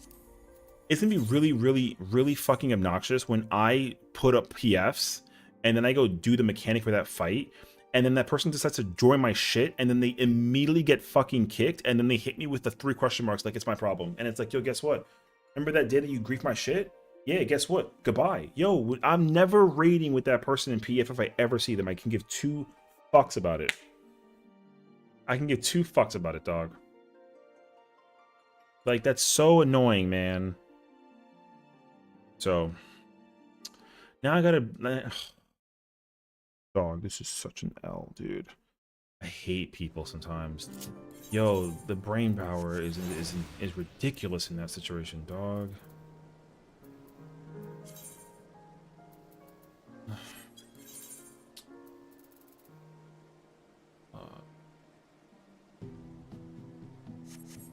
What job do I play in T? Let me know. I don't really care anymore. I have to play melee, so. What I miss? I was doing M12 blind, and here I can turn on all your alerts. They're all back on. Enjoy. I was doing M12 blind, and some dickhead decided to join my party, and then they're at phase 1 in rage, but they joined a fresh blind party, and then they ruined the party. Like, Reaper? Kill us. That shit was so fucking stupid. So yeah, we were doing M12 blind for the fun, and then that person decided to join, and then decided to be like, oh, never mind, and now I have to edit the video so much. So that's gonna be really fun. Everyone knows how serious I take blind proc, because once I get it, I have one shot to do it. I never get a second chance. Never. So like the blind proc to me, especially as a content creator, like a streamer, is so important, dude. If I wasn't like a content creator, brother, or a streamer, I would not give a crap about doing no blind proc. Brother, we can just go send it, look at a guide, figure it out, and clear it in 24 hours. Super fucking easy. But like I don't want to do that. I like being able to go back and look at my like, oh my god moments. You know what I mean? Yo, I'll never get that moment again if I don't do that. So like that's why it's so important to get those moments. Otherwise, like, we're gonna sit there and pretend as if, like, you know what I mean? Because, like, people, like, because in so many scenarios, like, you're gonna meet people that, like, want to have fun with the game, and I totally get that. But, like, yo, bitch, it's week 3. It's not, like, the ultimate doesn't come out next week. It doesn't come out tomorrow. That bitch don't come out for another 2 whole entire months. So like it would be super easy to just go in and spend all the time that I have to, because now the problem is I'm gonna get super mad when I start making my own parties, and then I can't see the end of a fight because people just ain't ready for it. Because it's already bad enough that a lot of players are currently just stuck in PF hell because everyone is gatekept by P11 or M11. You know what I mean? To the P12, took a while because I was leading. Oh, yeah, congratulations though. I mean, a win's a win, you know what I mean? So there you go.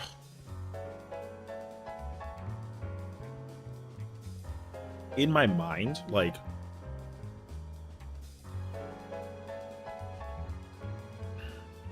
it'll be significantly easier to be able to go in and like do content knowing that like I'll never have to worry or fear or think about the idea that, like, yo, I hope I end up on like a Xenos video situation and people find out that I feel the way that I feel about blind content, and then people get mad at me and call me cringe for the fact that I want to do a content blind, and then how easily I switch up and say how the content's easy because a guide exists.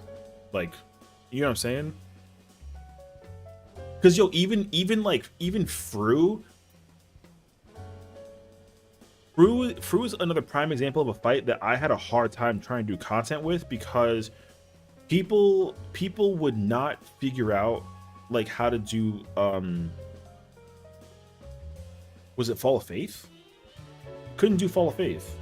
So because people were wiping in the Utopian Sky and we couldn't actually get to Fall of Faith, like people would leave the party. And I'm like, yo, it's fucking blind. And also it's day 1. Where are we all running to that we trying to like, yo, first of all, like most of the people are still trying to clean up phase 2. So why the fuck are you running away from a blind party if you're also still fresh? Like that's so stupid. So it was insane. I myself, I personally feel that P2 is like a puzzle even with a guide.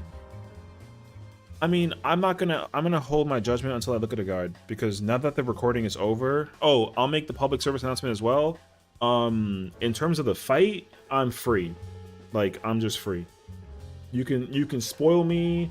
You can spoil me M12 however the hell you want to. I don't care no more. So we're chilling.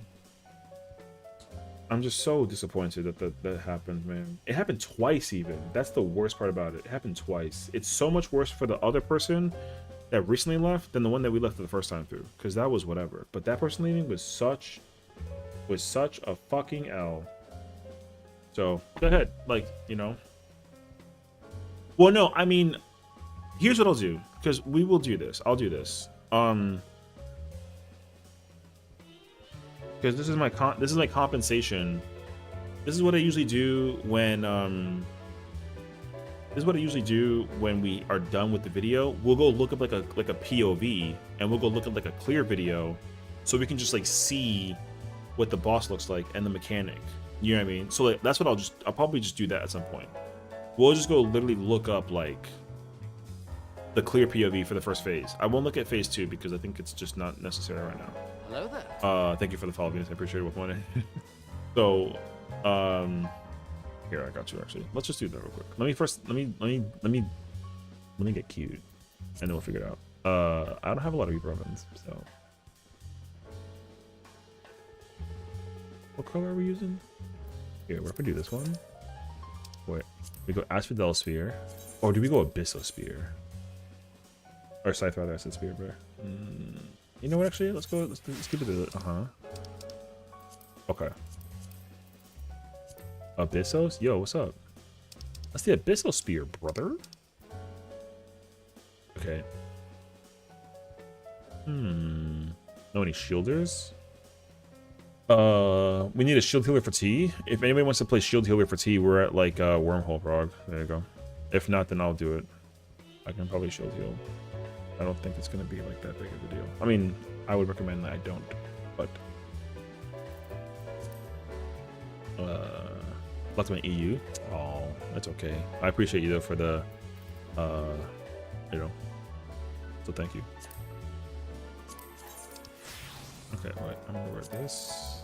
I'm gonna wear this. I stay on melee. Okay. Let me grab that. Let me grab that. I'm thinking this. I'm thinking this.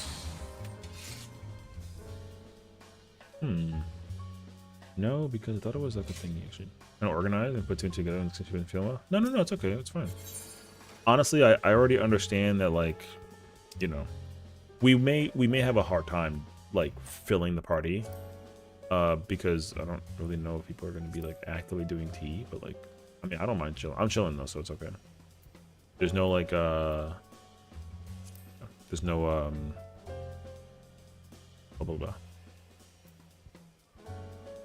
Plus, that's not gonna work on that friggin' female tier list, so we're gonna be here for like a while. But you know, the first order of business before you go into any ultimate is to channel in the power of the when POV yeah. I'm gonna do the reaction video is over, so I'm gonna once I figure out what I want to wear, and I have it. I'm going to go look up a POV specifically to clear phase 1 because I don't want to watch transition. So we'll do a POV watch of the it was Viper. Oh no, M1. He was M1, but I can flex. I don't care.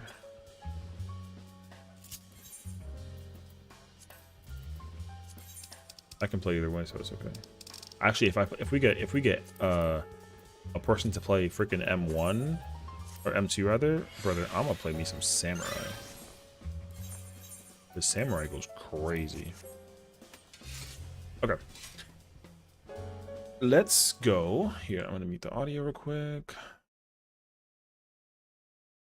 Let me find all of the. I had Xenos' video up in a moment. I was looking at a thing. FFXIV M12S.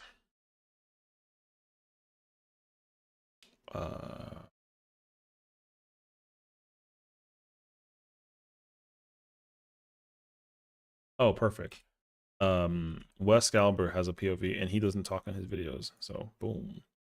Okay, let me grab this. Wait, can you hear it? Yes, you should be able to. Okay.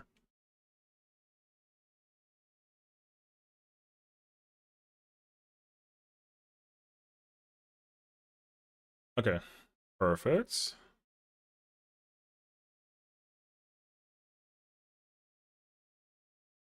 Oh, those are the markers? Oh, okay. Oh, they put the A in the front? Oh, it's like a box, kind of. Interesting. Okay, so next is Mortal. Tanks first. Okay. Are both tanks close on the left side? Okay, so I think it was actually proximity, like on the thing. Uh-huh.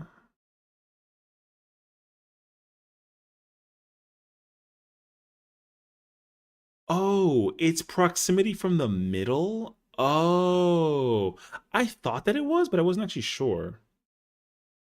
Oh, wait, we actually did this like the way that we did it, actually. Okay. It's rolls? Oh, it's crazy because I didn't even know that. But wait, but how can it be rolls if it's like random, or do you follow like a priority order? Is it going to be like HMR, but like tank is whenever? That makes so much sense actually. That's crazy though. I'm guessing that's what it is, right?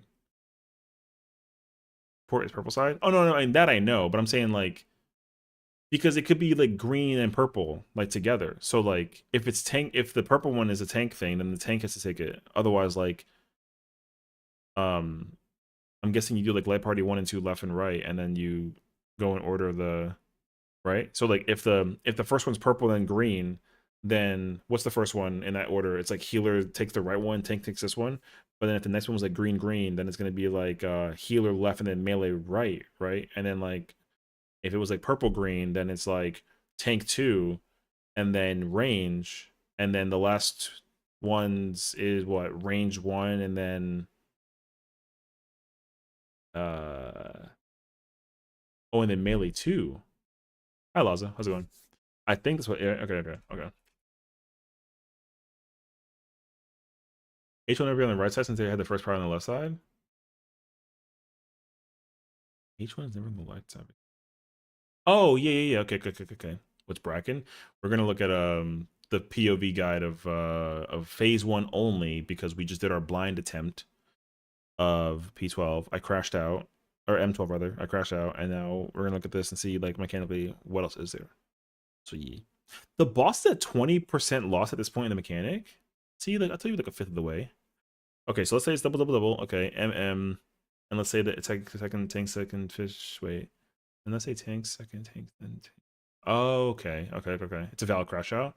I mean, it happens once in a while, so it's okay. I'm not like now that I'm like watching this, and I'm actually excited again to like mechanic visual. You know what I mean? But like, I do got to go back and like ban that person. So the left 30% goes much slower than the first 70. Less 30 goes much slower. Oh, okay. Okay, wait, so oh, okay, so it's spread. Wait, so the Viper is next to the hitbox. Okay, the melee. Okay, so the melees are on the hitbox like there. The stack is the supports in that corner. Oh, and then the casters are off. And the range. Oh, okay. Okay, so now in this case scenario. Wait, what? Oh, the tank's invuln in the corner? No, man. Wait, the tank's invuln in the corner? Okay. In my mind, I thought that there was like 3 safe spots, and 2 of them belong to the tank, and then the party was the other one. Okay, uptime? I mean, it makes sense. I'm not mad about it. Oh, you don't have to even invuln it? I didn't pay much attention to how much it hurts, so I believe it actually. Okay, wait. From this point forward, uncharted territory. We know nothing from this board, right? Okay, wait. So fourth in line, Bonds of Flesh Alpha. Does the other 4 have the beta? Oh shit. Okay. 1, 2, 3, and then 4. Oh wait, does the coil thing? Wait, but then what?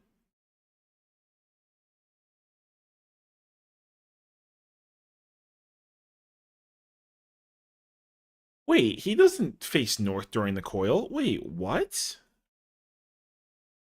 He was at B? Oh, it goes in a cardinal? Wait, really? The boss always did inner cardinal and normal.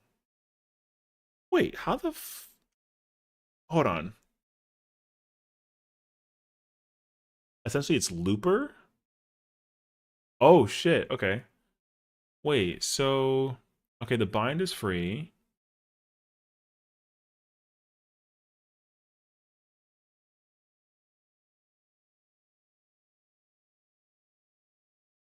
Come on, get looper.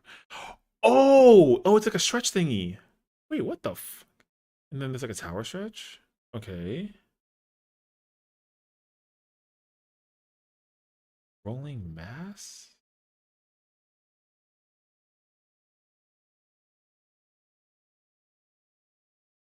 Yo, what?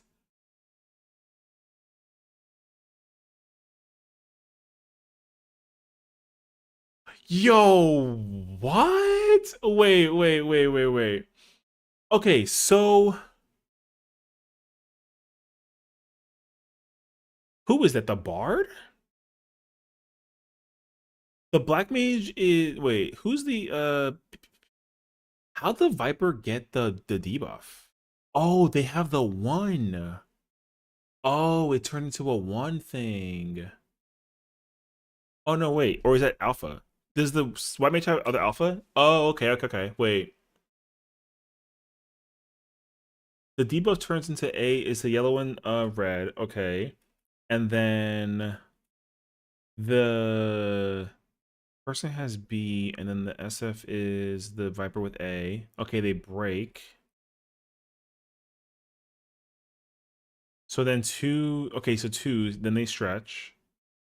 Okay. And then threes stretch. Okay, and then fours stretch. Wait, but then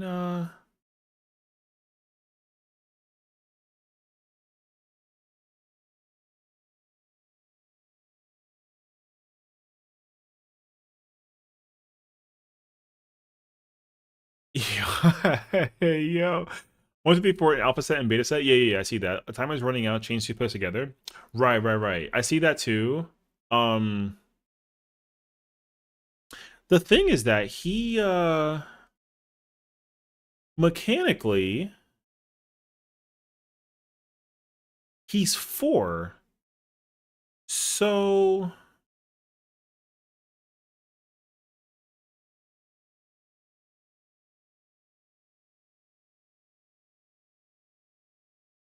wait, are those towers? And he gets in the tower, right? No, because the two just went off. Oh, that's the third tower that he gets. Uh no, I understand that there's towers, but okay, so let me explain Looper. In Looper, the way how the priority is established in order, it's 3 4 1 2. So and 1 2 3 4. So the people that have threes grab the tethers, and then the order of people who grab tethers in top is 3 4 1 2. The people in order of grabbing the towers is 1 2 3 4. So 1 and 3 switch places with each other basically, and 2 and 4 switch places. So if you look at the order of the mechanics that go off, he's 4 alpha with the scholar who's 4 beta. So at this point, the ones they're about to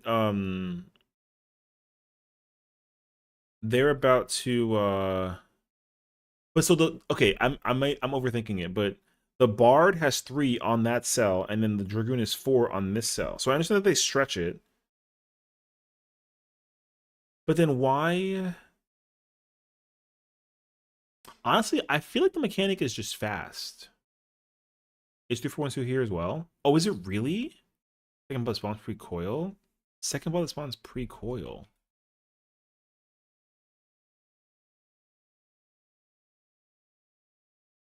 Oh.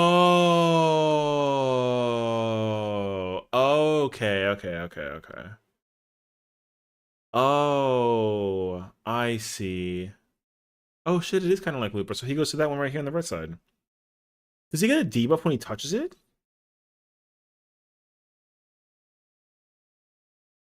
No.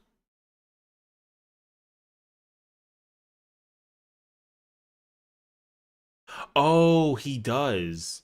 Oh, okay. I see. Okay, I understand. Because the SF people, the who is that? The SF is that's the Viper. The Viper had one, right? Yes. Okay, I see. Because they want the tower that's over there because that's tower 3 and then that's tower okay. And then they do the stretch here. Boom.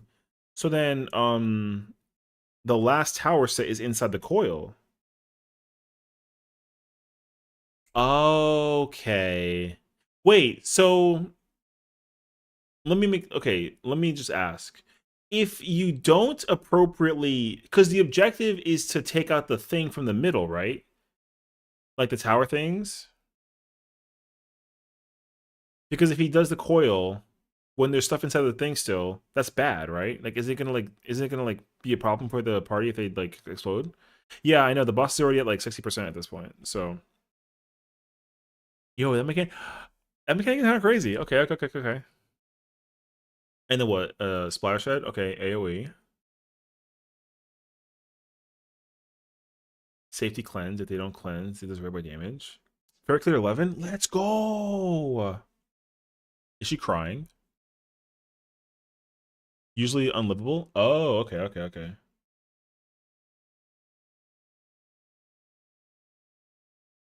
She's not crying, but she did it, no? Okay. Okay, splash at AoE. Okay, 2 arms. She's too exhausted to cry. Oh, it's okay. She deserves the kill. Is this the snaky like wrapping into the thing? Oh, it's Act 3? My low tick phase? Yo, we got Pokemon in this? Yo, wait, everyone has the same timer. Yo, shut the fuck up. What? Wait, what the fuck is this orientation? Yo, but don't they bring the house down? Oh, yo, we got broken into. Yo,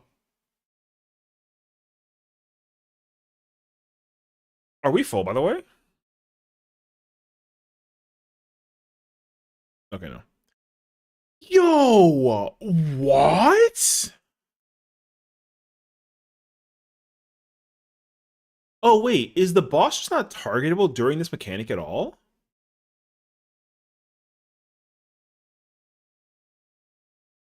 Oh, the boss isn't targetable during this? Oh, interesting. This mechanic is the one that struggles a lot with I never can tell save squares. Okay. You got an either or situation, different platform rotation for the two. Oh, it changes. Oh shit, there's snakes. Um oh. Wait. Wait, what? Wait, the tanks are taking the first cone. Oh, that's a buster. Oh shoot, that's a buster? And then it's a cone? Or oh, it's a okay, no. I see. Buster cone into party spread. Oh shoot. Okay.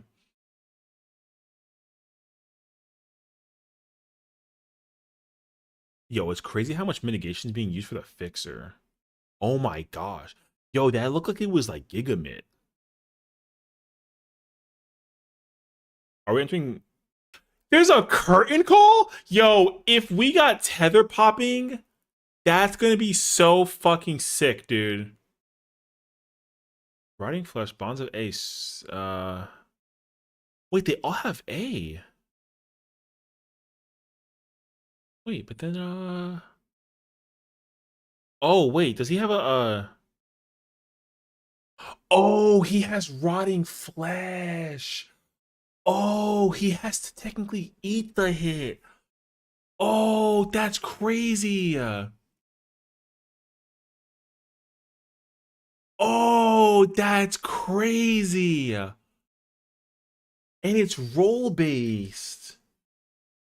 Oh. Uh-oh. Oh, and then there's a tether stretch. Oh shit. Okay. Wait, is it all stretch at the same situation? Oh yeah, because everyone goes in the middle, then they stretch it. Oh, that's wild. And then the safe spot's in the front because of oh, okay. Okay, the LB. Interesting.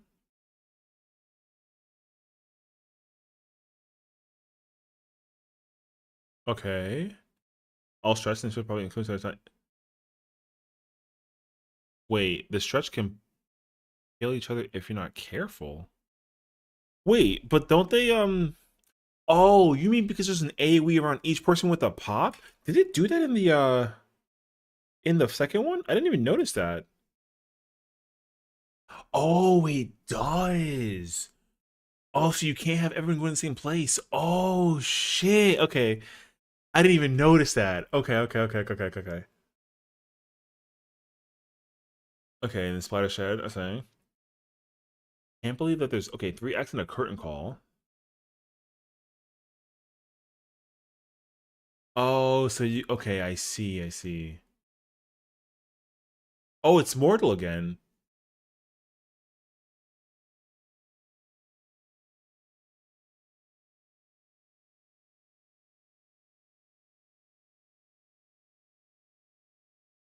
Okay.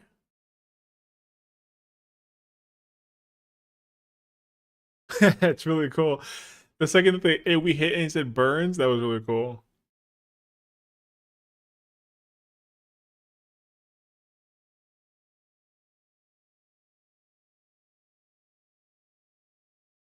Slaughter shed.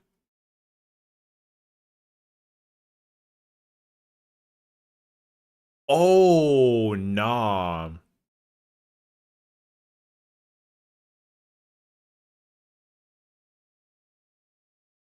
Okay, spread stacks things. Wait, is the indicator for that provided at the beginning of the mechanic during? Oh, yo, that's actually what. Okay. Oh, you have to know ahead of time which one is first? Oh, that's pain. Okay.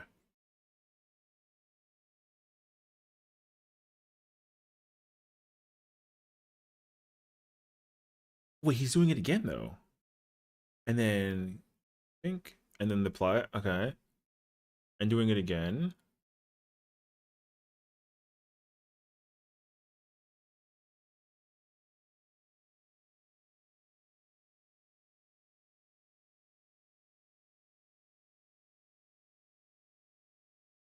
Wait, what? How the f did you know? Yo, there's no indicator. Wait, how the wait, what?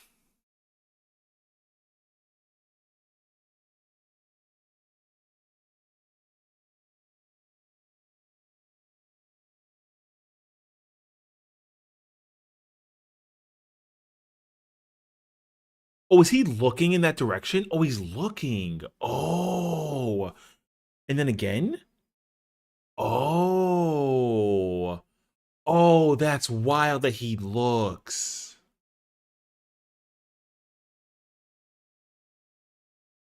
Oh, you can just add a knockback on it? Okay.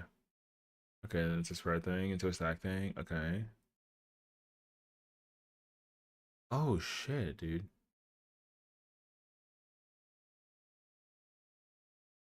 Oh, he does it again. Oh, the scholar died. Oh, you LB again? Oh shoot. Refreshing overkill?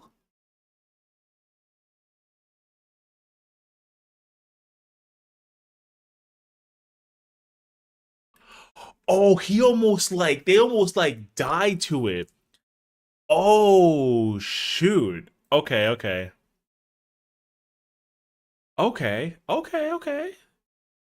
Yo, wait, can I look up the enrage? Wait, in so if you don't get him low enough, he enrages earlier?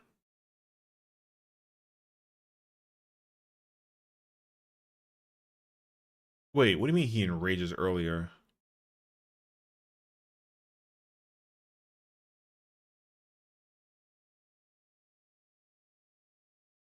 Wait, does the boss get like a buff that speeds up the kill time if the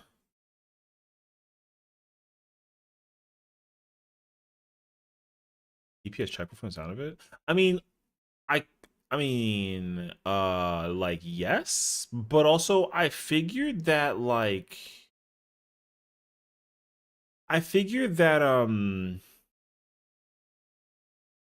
wait, I didn't even see that there was anything happening in the fight that there were. Hold up. Because he has 2 enraged depending on HP. Ah. Wait. So does the boss at this point doesn't even have like a debuff up? Is there an indicator for how the is there even like an indicator for that? I don't even see one. I wonder if it happens after the white mage dies. Oh wait. No, there's not. There's no indicator for that. How the heck do you know? I guess the M12 SP2 and only one of my tanks just dropped out of the cutscene. Damn. That's crazy actually. If HP is too high, he just kills you. But if it's low enough, you get the last bit of time you need to kill him. If the HP is too high, he just kills you. And if it's low enough... Oh. You know what I want to do? I want to see it. I want to see how bad the DPS output is, that I can just see him be like, you know what, fuck you, die, and then just reset it. Yeah, that sounds funny. That sounds really funny, actually. Okay. So now, let me ask the question. This phase 1 versus M11, which one's harder? Also, how long is a phase? Like 8 and change, right? I think. M11? Oh, okay. By a fuck ton? 710 length? Oh, okay. It's not 8 minutes, I see.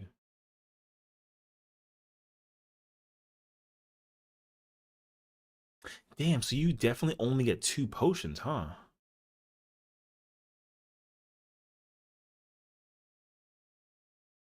But also, the way if the fight's like 7 minutes exactly, then you can't do like a 2-minute burst window pot. You gotta like pot at like opener and 6. Mm. Phase 1 is definitely easier, but phase 2 is much harder. P1 feels refreshing to just M11S is fun. Okay. Honestly, watching Wesk do Dragoon play, I feel like I want to play some Dragoon actually. Mechanically, M12 is harder, but the mechanics are also fun, so I don't hate having to do them over and over again. Okay. I mean, it's funny because like I understand that people found 11 to be like a boring fight. I don't really know why, but I mean, I think 11's a very fun 11. I think 11's a very fun fight, but I understand that people feel like a certain type of way about the fight because of like how painful it was to deal with like overall. So, yo, honestly though, like people were saying this is like an extreme. I can see it. I'm not saying that like I necessarily like agree with it, but like because what we made it to the tower mechanic. Okay, is Act 2 or that like placement mechanic with the tower thing the hardest mechanic? Which is the hardest mechanic in this fight for the first phase? She makes it P2 ultimate max. Yeah, I kind of figured as much. It makes sense actually. Because I feel like judging off of it, like personally, I think the coil is the hardest. Yeah, coil 2. Okay, I figured as much. It has to be because the fact that there is like a thing like this, it's the wall. I mean, I get it because like it's a looper mechanic. So if it's like looper from top, then I can understand it. Uh, you know what's crazy though is like how much time you actually spend mechanically doing this part without like all part of just getting mids and heals down for the raid wides. Yeah, I mean, just judging what I saw too, like you really got to like learn how to mid this fight. Um, oh, I had a question and I forgot about it actually.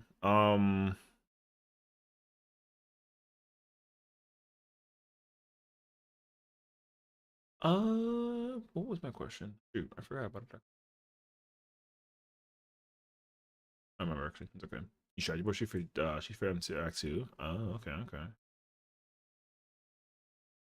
Crap, I had a question I wanted to ask and I can't remember it now. I'm like uh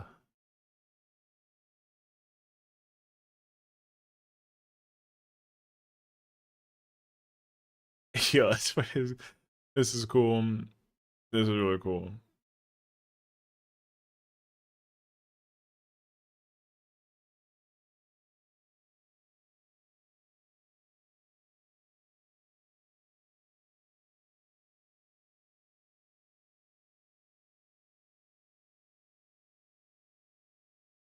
There's a second floor pattern, but I don't get to see it in the video for Act 3.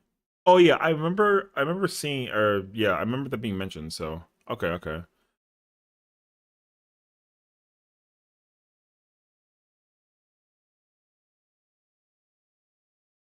It's so wild to me that the fight is so short in comparison to the counterpart of the other fight. Hmm.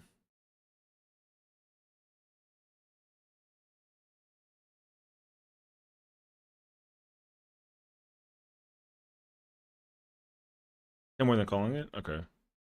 Phase 2's 8 minutes and change? Oh, really? Okay. One of the mechanics is 3 or 4 minutes. God damn. Dude, no, not even like an ultimate mechanic is like that long. I mean, like a phase is, but like a mechanic? Like, god damn. Okay. Okay. Okay, wait. I have a small question. Um, I understand that phase 2 is ultimate-esque. So like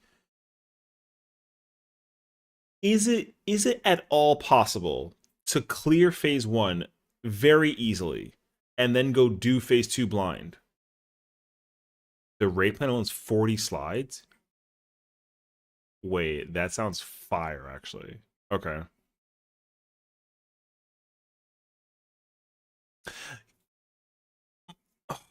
I don't want to be that guy, but I really think that like from looking at just like looking at it, this phase doesn't seem that bad, honestly. It actually seems like I mean the challenge is the autos and like the like the a good chunk of it though. You'd love to do it Dawn if it'd be very hard. I have no idea how Lucrezia did so fast. Yo, speaking of Lucrezia, the like RIP, you know what I mean? I don't know. I mean, from what I understood though, like the time that was spent doing um like the fight was kind of a lot, is what I understood. Like I think people were having a really hard time with like from what I understood, they cleared M9 in like an hour and change. They cleared phase M10 in like a couple hours. M11 took like 2 or 3 hours to whatever, and then they spent the remaining 20 hours just specifically doing M12. Like that's what I understood. Um, so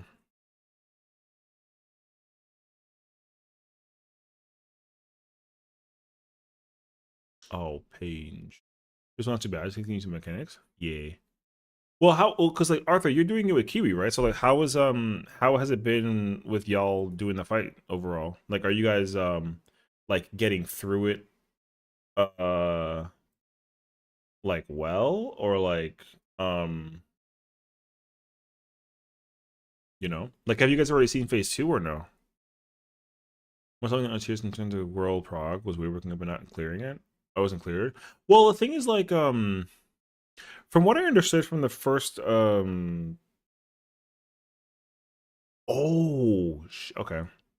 From what I understood, the first tier was cleared very quickly. Seen a start phase 2 today. Oh, okay, okay. Nice. And then I don't remember how long Cruiserweight took, but I know that the wall for them was phase or was M6. Like I know M6 was hard because of the ad phase and all that kind of stuff. I don't remember hearing anything crazy about M8 though. Like, I don't actually know, but I mean, obviously the fight was hard because it was fast. Like, Emmett's a hard fight because it's a fast-paced fight, but I don't actually know, like,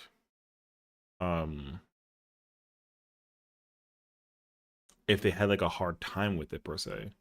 Because I feel like what I understood is that the hardest fight out of cruiserweight in terms of doing the world first, whatever, was like M6. I don't know if that's true though. I would not quote me at all. So.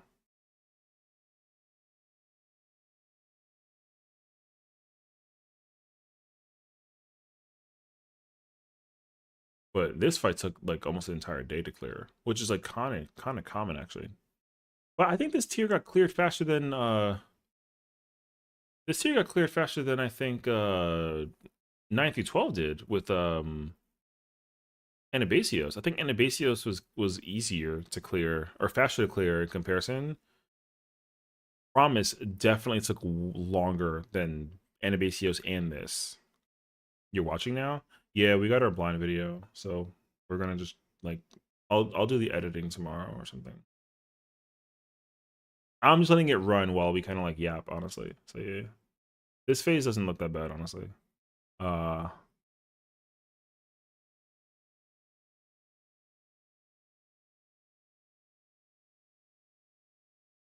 Did you get far? No, we saw like we saw the beginning of like Act 2, but we can never get past Act 1 or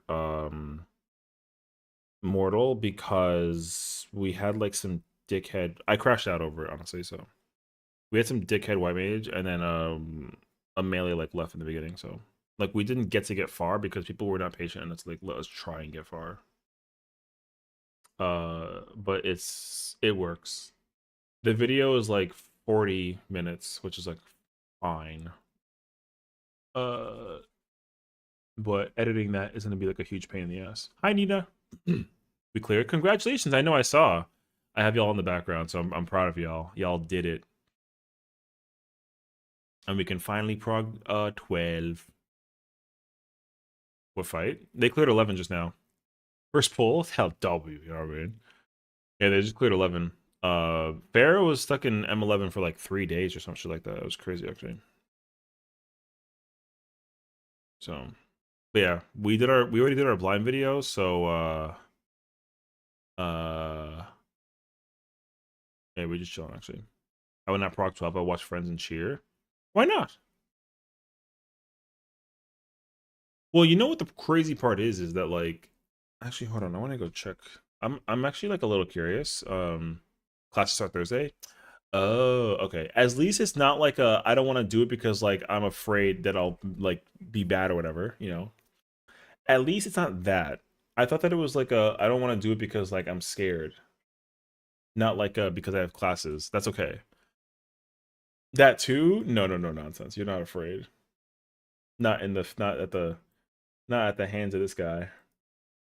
This guy's stinky. M12 P1's easier than M11, so don't need to worry about the difficulty. Yeah, it's Wesker's POV. Yeah, I mean, I just pulled up a POV just to see clear. I wanted to watch a POV of Phase 1 without hearing callouts, and Wesker doesn't do callouts. He's like a solo player, so yeah.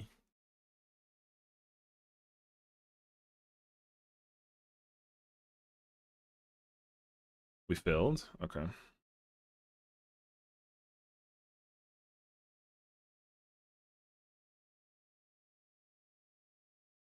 Everything burns.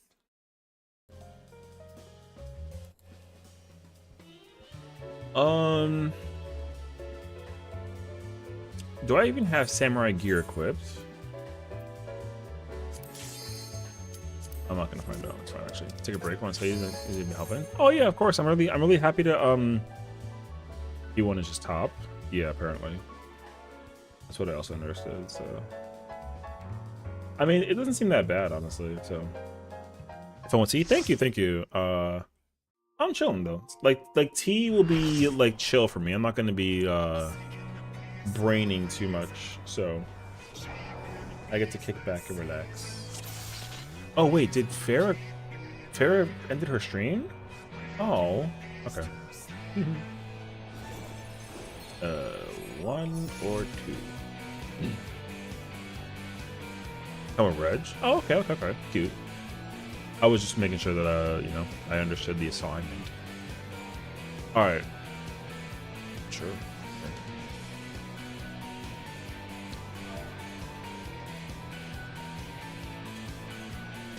It's Unrest on T. It's doing it. Best fight. I love T, bro.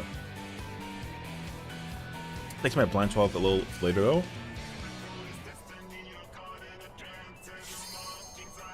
I don't want to like necessarily redo the video and do it with her, but I'm not opposed to joining her because my blind prog was garbage.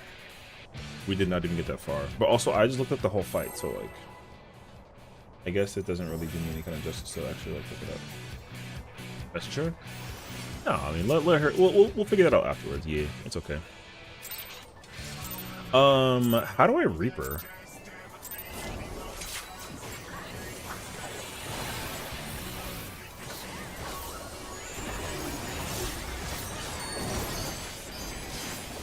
Yeah, but thank you for hanging out, Nina. I appreciate it. And of course, take care of yourself as well. Sweet dreams.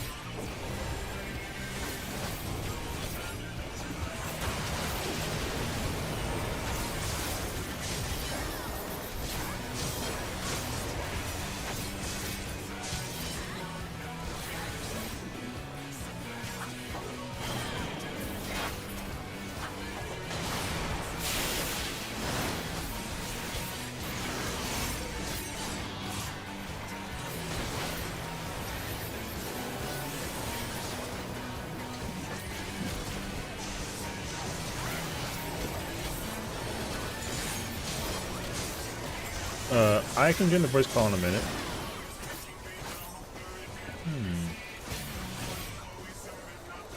Throw that on there real quick. Chilling.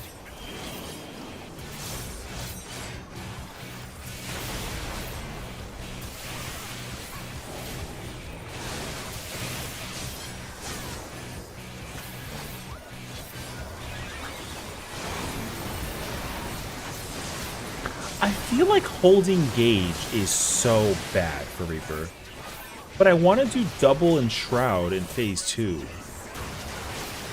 Like, it's actually so weird.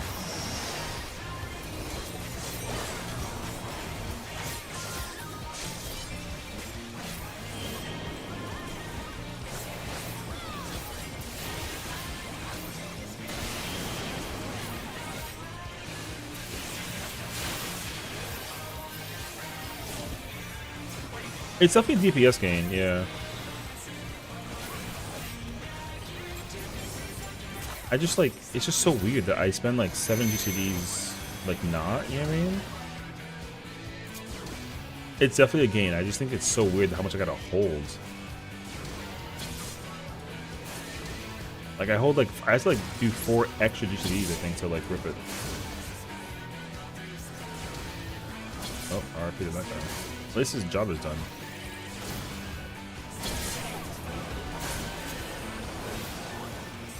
Where am I?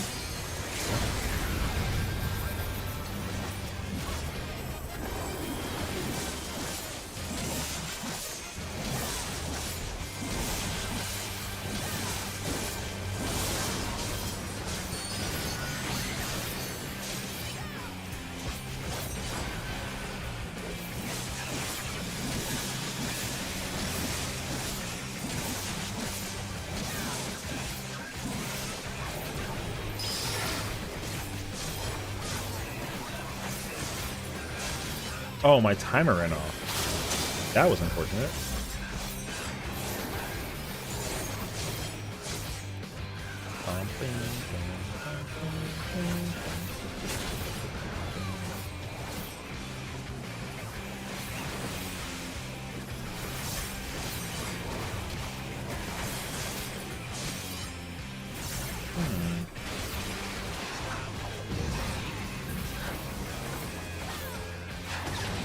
Wait, where's my... Where is this?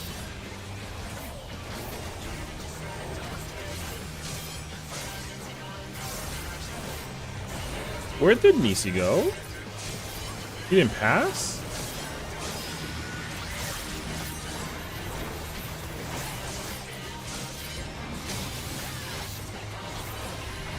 I missed the pass? Oh, that's fucking cringe.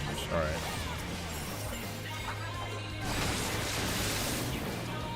I can't believe my tap didn't grab it. Okay. Alright, understood. Have a good day. Yeah. Alright. Oh, I have a question. Do folks want Spotify music or do y'all want team music? Oh, I gotta find the Discord real quick.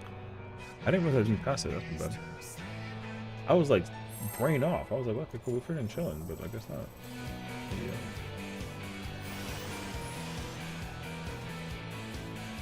Or team music? Team music, that's right. I got you. You can keep on team music. It's cool.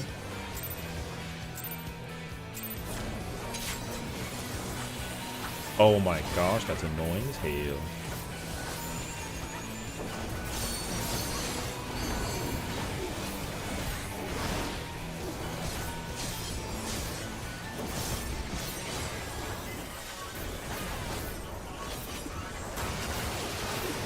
That was insane to look at.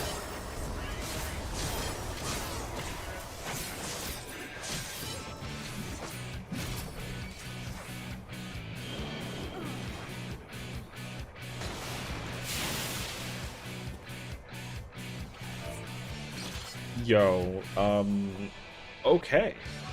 Yo.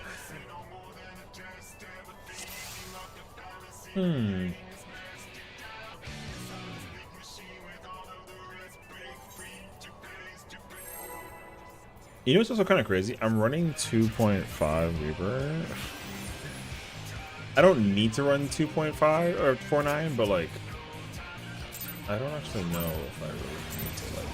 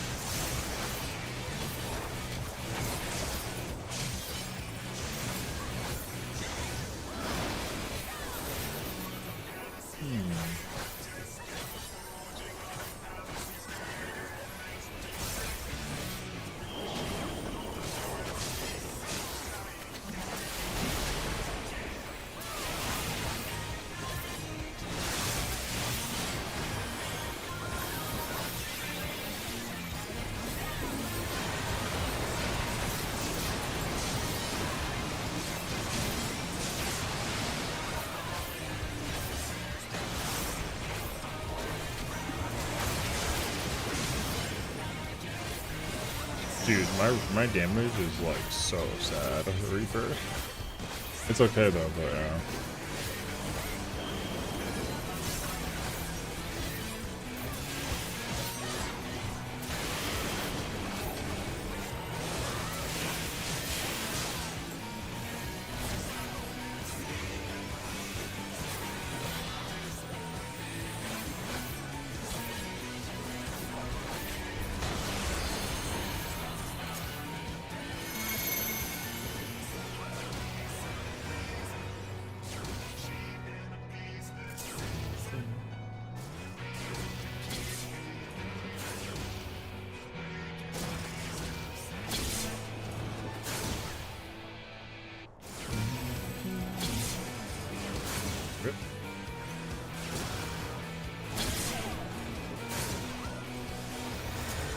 Damage into the Reaper. There's no base here. People surprisingly were not playing a lot of Reaper. I was also pretty surprised by that, honestly.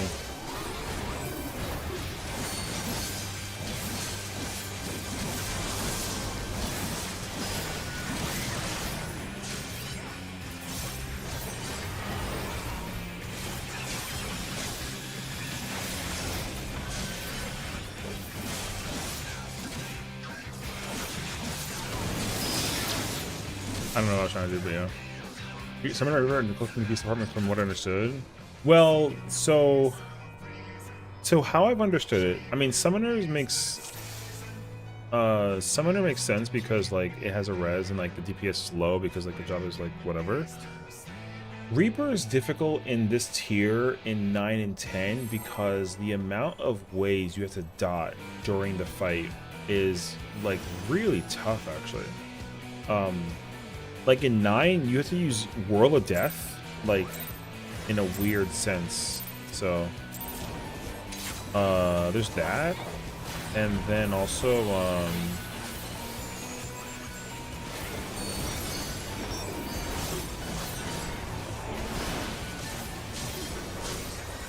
what else is it? It's the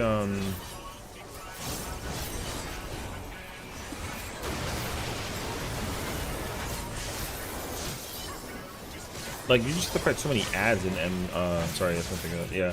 You have to fight so many ads in like M9 is weird. M10 is just because like to do the dot targeting multiple times as well is like a little tough actually. But like I don't think Reaper's necessarily bad. I think that Reaper just has a hard time in 9 and 10 specifically because of the way that it has to do output damage. I think Reaper smacks. I think Reaper's damage is still very strong. It just requires so much more effort in terms of Opti versus like I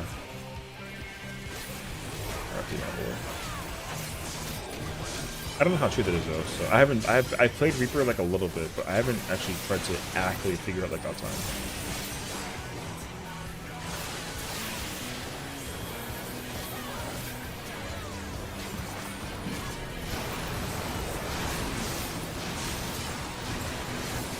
You know what? He had the right idea.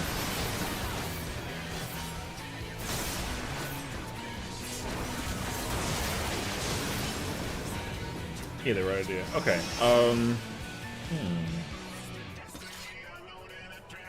I wonder if I can get a faster build. What I want to think about is if I can keep on doing like my 1-2-3 rotation and then go into the cascade with a whirl and then gluttony. That would be kind of fire. Because that 10% increase goes kind of nuts. But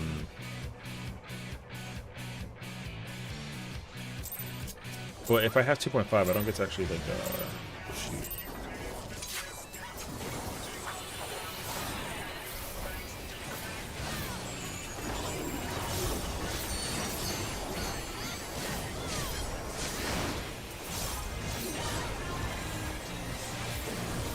Do I have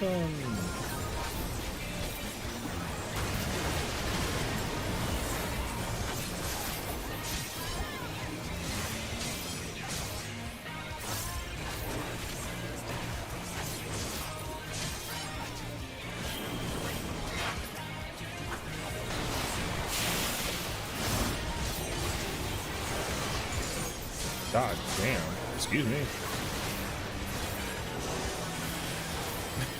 Yeah.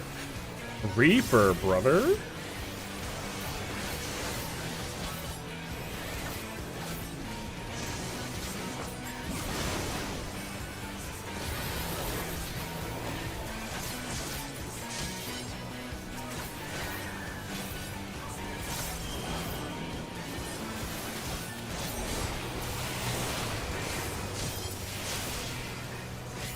I wish Summer was better. I play White Mage 90% of the time, so I love chill DPS. I mean, I think White Mage is like a great chill DPS, like healer situation, you know, for sure. I think the only problem that I feel like I run into with Summoner is that like what it had going for itself before the change into Endwalker and what it turned into was really like a tough pill to swallow. Especially if like you played like a good amount of it as well.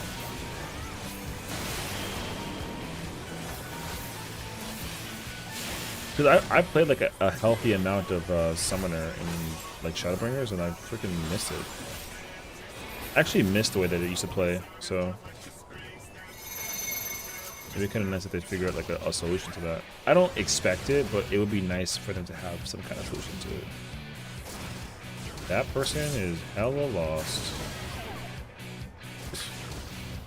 Well, he was 4.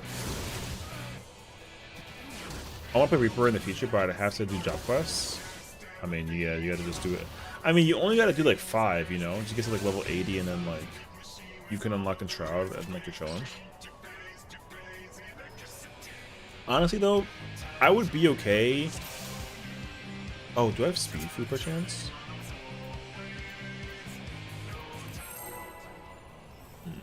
No, okay. I would be okay if you had to acquire like all of your job buttons through job quests. I'd be okay with that. Especially if like there's effort put into the story in general. Like, I will say the Viper and Picto not having it is like super nice. But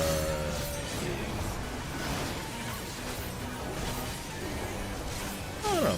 There's something about job quests that I think is like really charming. So.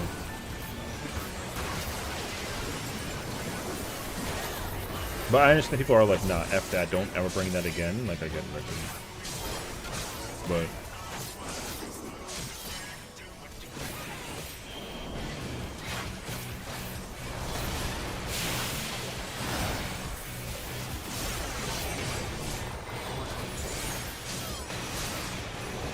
Summoner server confusing some for that dock gameplay. It's because they kept like the historical like functionality of the job back then, and like it was definitely a different time. The thing is that like from like a lore perspective though, it didn't actually ever make sense to me why I'd like whiffed that so poorly.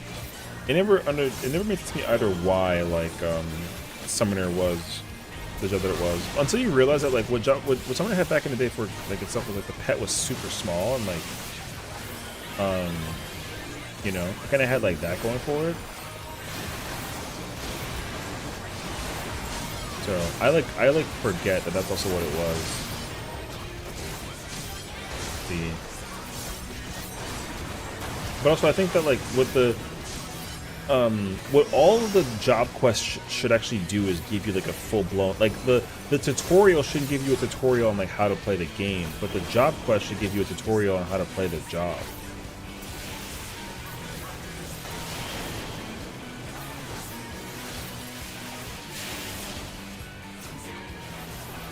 That's what I've always I think I've always felt that way too for like the longest. Because that's how I used to perceive it. I didn't think about like a burst window thing, but I thought about, oh yeah, like, you know, you press these buttons whenever you get like a new button, like a new shiny button, you want to like read the text description, and that's murderous. Holy shit. You know, and be like, oh yeah, here's how this button works. You press this and do this there, boom. So, because like sometimes people just like level up and acquire a button, and then I feel like it's just assumed you need to know how to press it, and I feel like that's just a little bizarre. So yeah, yes it should. But then they get into the seminar conversation. Just wishing Astro where it has to have seen certain buttons because Lord job pressing using passion. I mean,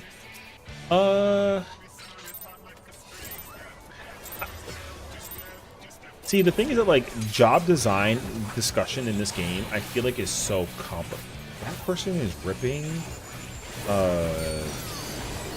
the buff for the Dragoon so early. I don't know. I feel like having a discussion point about you know, it is always complicated, I feel.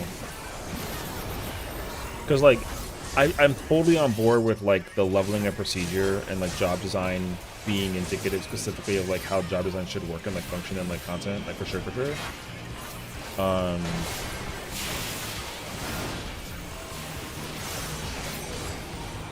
But I'm also like okay with it like just making sense, I guess, if anything.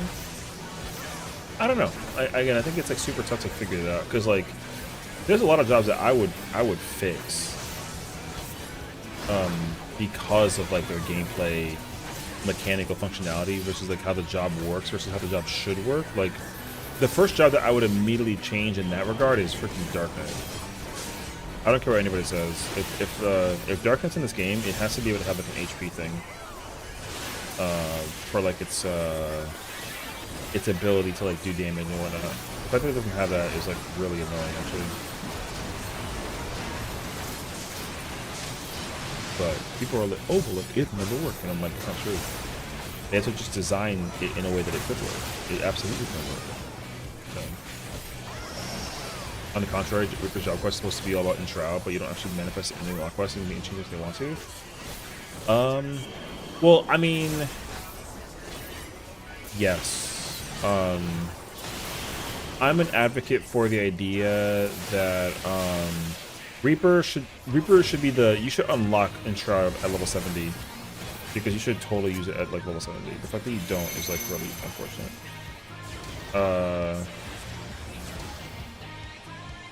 I would definitely rework the way that you unlock the job quest, and like the story something makes sense that you like want to harvest your Enshroud, but the Enshroud is super weak in terms of what you press and what you do and like how, where, and whatever.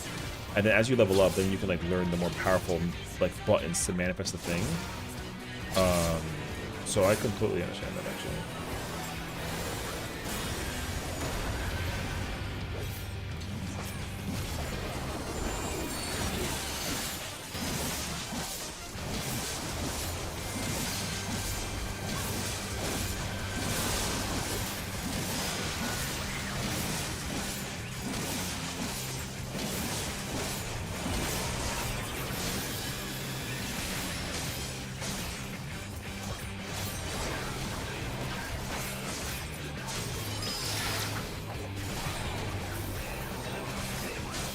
Alright, cast a Nisi this time, you freaking beast. There we go. He's an idiot. Oh no. Okay. Collectibles should be given to warriors on 5th Saint. Honestly, if they made warrior like the Dark Knight shouldn't really be like the current version warrior. I'm okay with that, honestly. Yeah, I don't have a problem with that concept personally.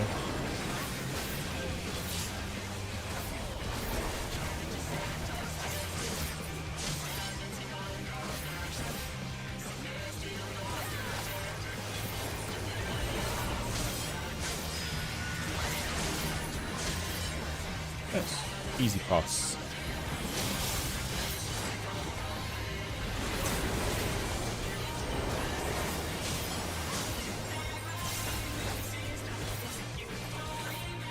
Holy shit.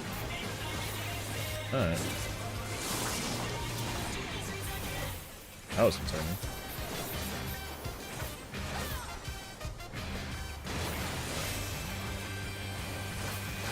Damn, brother, I don't, you know what I gotta do? I gotta do this.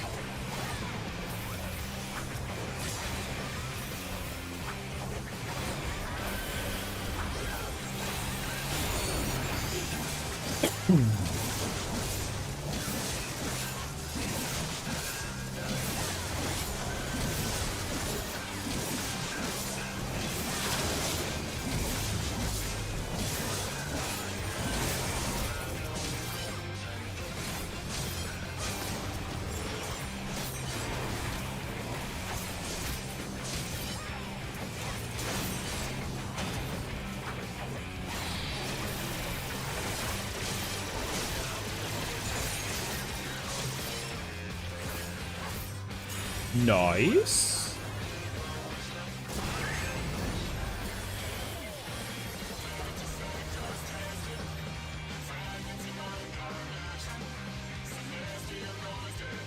I think if I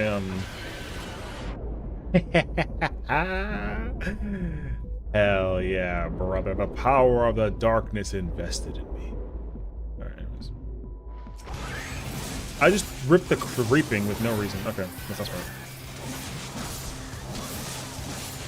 I'm not supposed to do that, but I was just curious, man.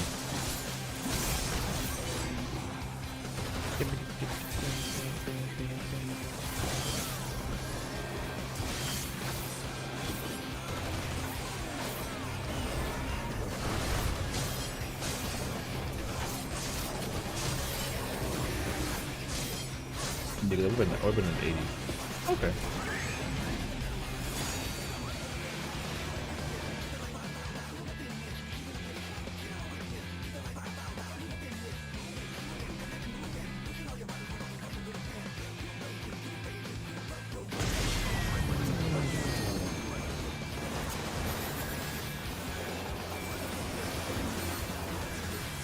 Brother, where the flying hell was all of your guys? Hello? Rip. Nice heart, brother. Only mines and hers popped. It's over here. I'm gambling.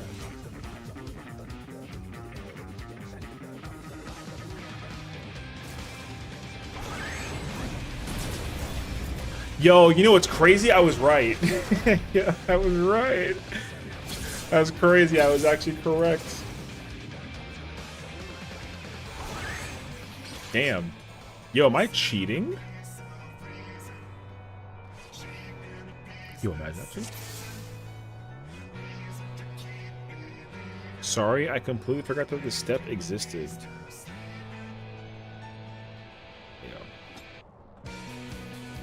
That's a set of words to say.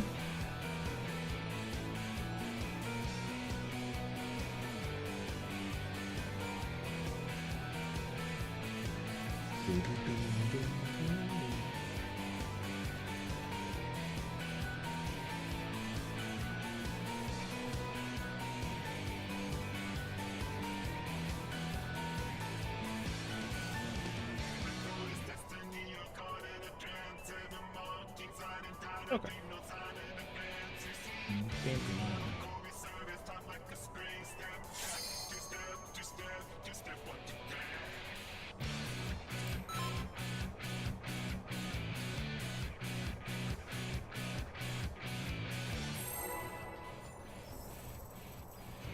Hello? Oh wait, that's the wrong one.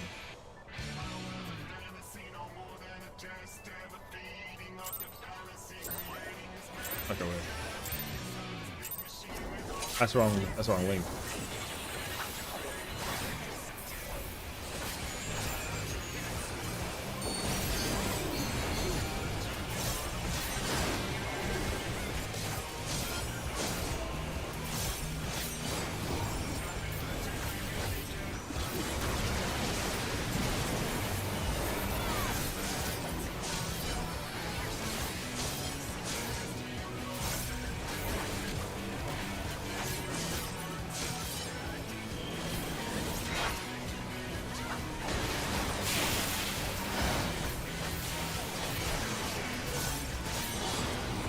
All right, cool.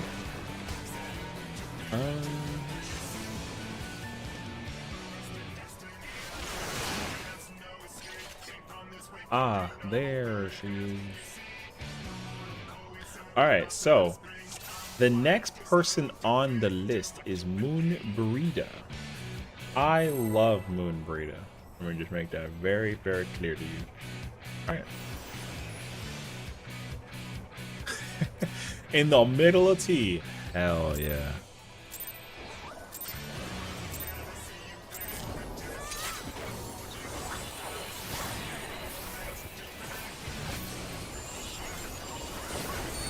You saw the tier listings? Yeah, so let me give you like an explanation about that tier list before you be like, huh? Where they're all placed at. They are placed where they are placed because of the personal impact that they had on me as a 14 enjoyer, not because it's all female characters. So it's not about like which character I had like a crush on or like who I care about or like want emotionally or whatever. You know what I mean? Hi Queen, congratulations on M11. Team Economy, yeah. We do like a Saturday teaching thing. Oh my god! Yo, Reaper. Alright, you had a good day. God damn. Yo, it's freaking crazy, brother. I love Moonbreeder though, bro. You ever seen a scythe do 40%? What's up?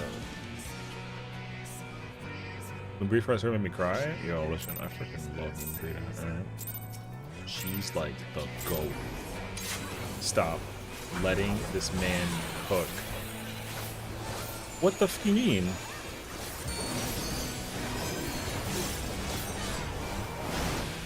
You're saying that like Moonbreeder needs to be at a different place? Where's she gonna go? Moonbreeder is like literally like is a absolute like S- tier character.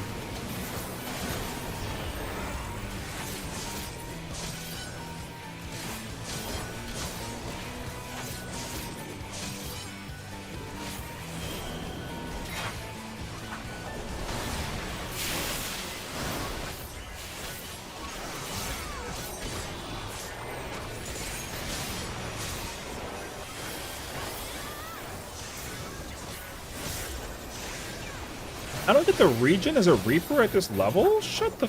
Alright. Man, what good is that freaking shield? I don't even get the regen.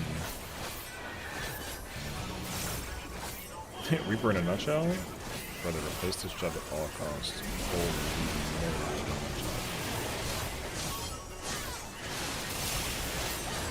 Reaper would actually smack in this fight if it had more access to like a gauge thing. You know what they gotta do? They gotta come up with a passive trait that lets Reaper put +2. It's +2 AoE. Only in T. You know what I mean? Does that make any sense? Nope. I'm down for it.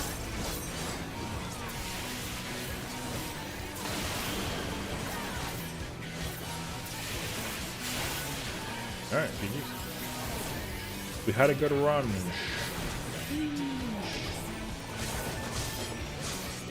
No, kill it, please. Not me, you piece. Alright. Next up on the list is Momo. Yo, listen, I freaking love her, brother. Yo, she is the GOAT. You know what I mean? Yo, she the GOAT. Yo, you know what's crazy is both those people were fucking griefing worse than we were.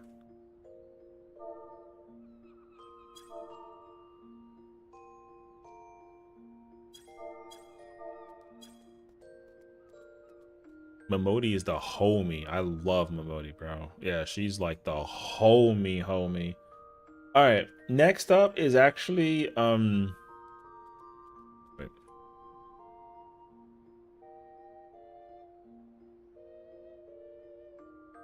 Wait 1 second.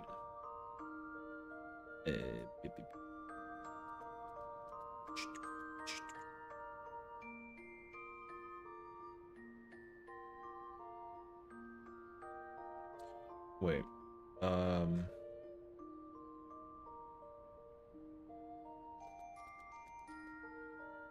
If you're playing as a female character, she even tells you about her in trouble with men because she's just less spicy gossip. You know? Yo, I'm telling you, she's a real one. She's the one who knows the smoke, you know what I mean? She's got all the tea. She literally knows everything that there is to know. Alright.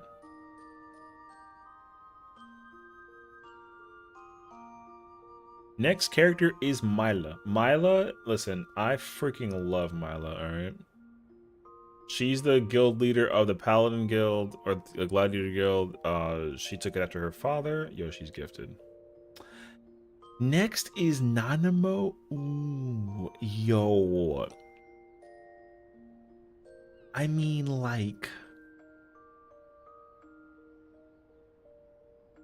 Yo...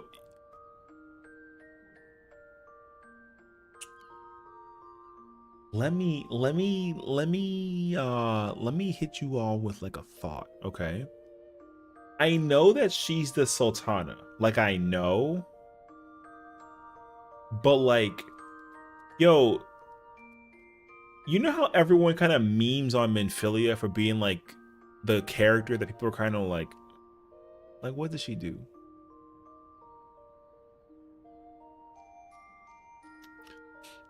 You know what I mean? I mean, I'm trying to like understand like exactly why. Okay, here's my thought. Why her and like not Roban? Like, you know what I'm saying?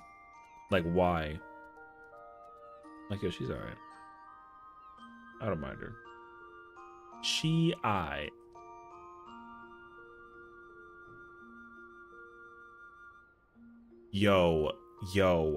Yo, let me tell you something about this character. Yo, you know who Nashmira is? Yo, she's a vibe, dog. She's a vibe. What are you feeling for? It was for tea, but we're just chilling now, so. We do tea on Saturdays from like 11 to 1, and then now it's gone, so. No, she's the dancer. She's the dancer leader. She's part of she leads the troop, the dancer troop. So She's like Miss Dancer. She like helps with the you know, spread the word or the power to dancer. Yeah. Yo, she's a fucking vibe. All right. Wait, we just disbanded, so. Yo, you know who's uncontested though? You know who's uncontested? Brother, yo, she's uncontested. Yo, completely uncontested. I ain't even gonna hold you, dog. She uncontested. She actually is up the there. Did you do 13 crossover event? I mean, like an eternity ago. Why was up? I gotta like make space for my queen. Oh.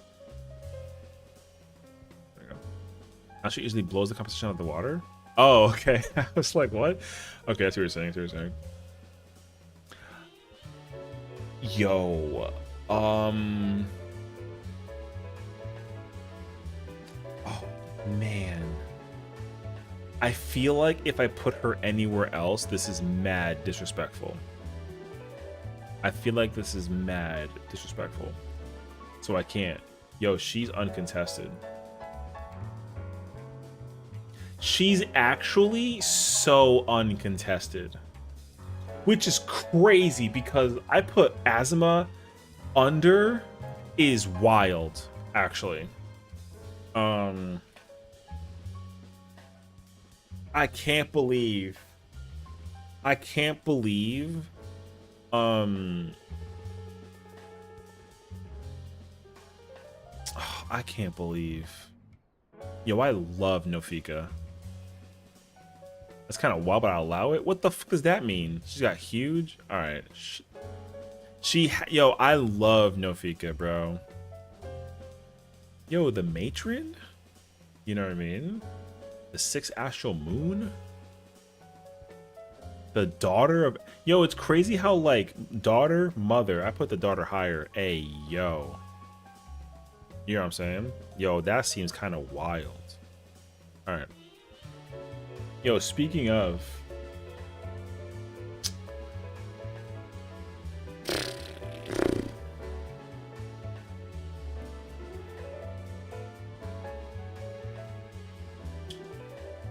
I like her. She's cool. She's cool. She ain't like all the way exactly up there for me, but yo, she cool. All right. Nimia? Yo, Nimia cool, bro. She's cool. I like her. Yo, listen, you want to know what? The only reason why this character goes here is because of one reason and one reason alone. I'm talking about that top. Pause. I mean the ultimate. Chill. Chill. Yo, Omega F in top? Say the fuck less. Yo, run Dynamis Sigma? You know what's crazy? I didn't actually properly set myself up for failure in that way, but I did, and I regret it, but it's fine. You know what I mean? Putting an animal in alright, I guess, is wild.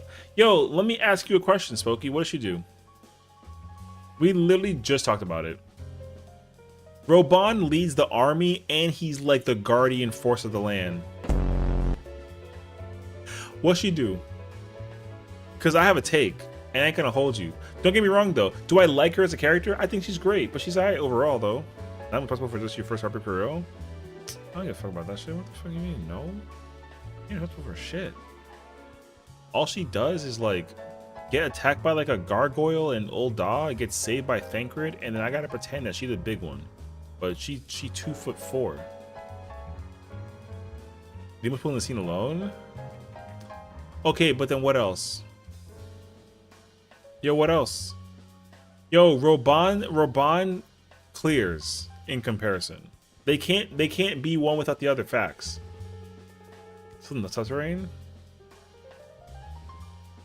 Man, I mean, like, yeah, alright, well. Yo, she's still alright in my book.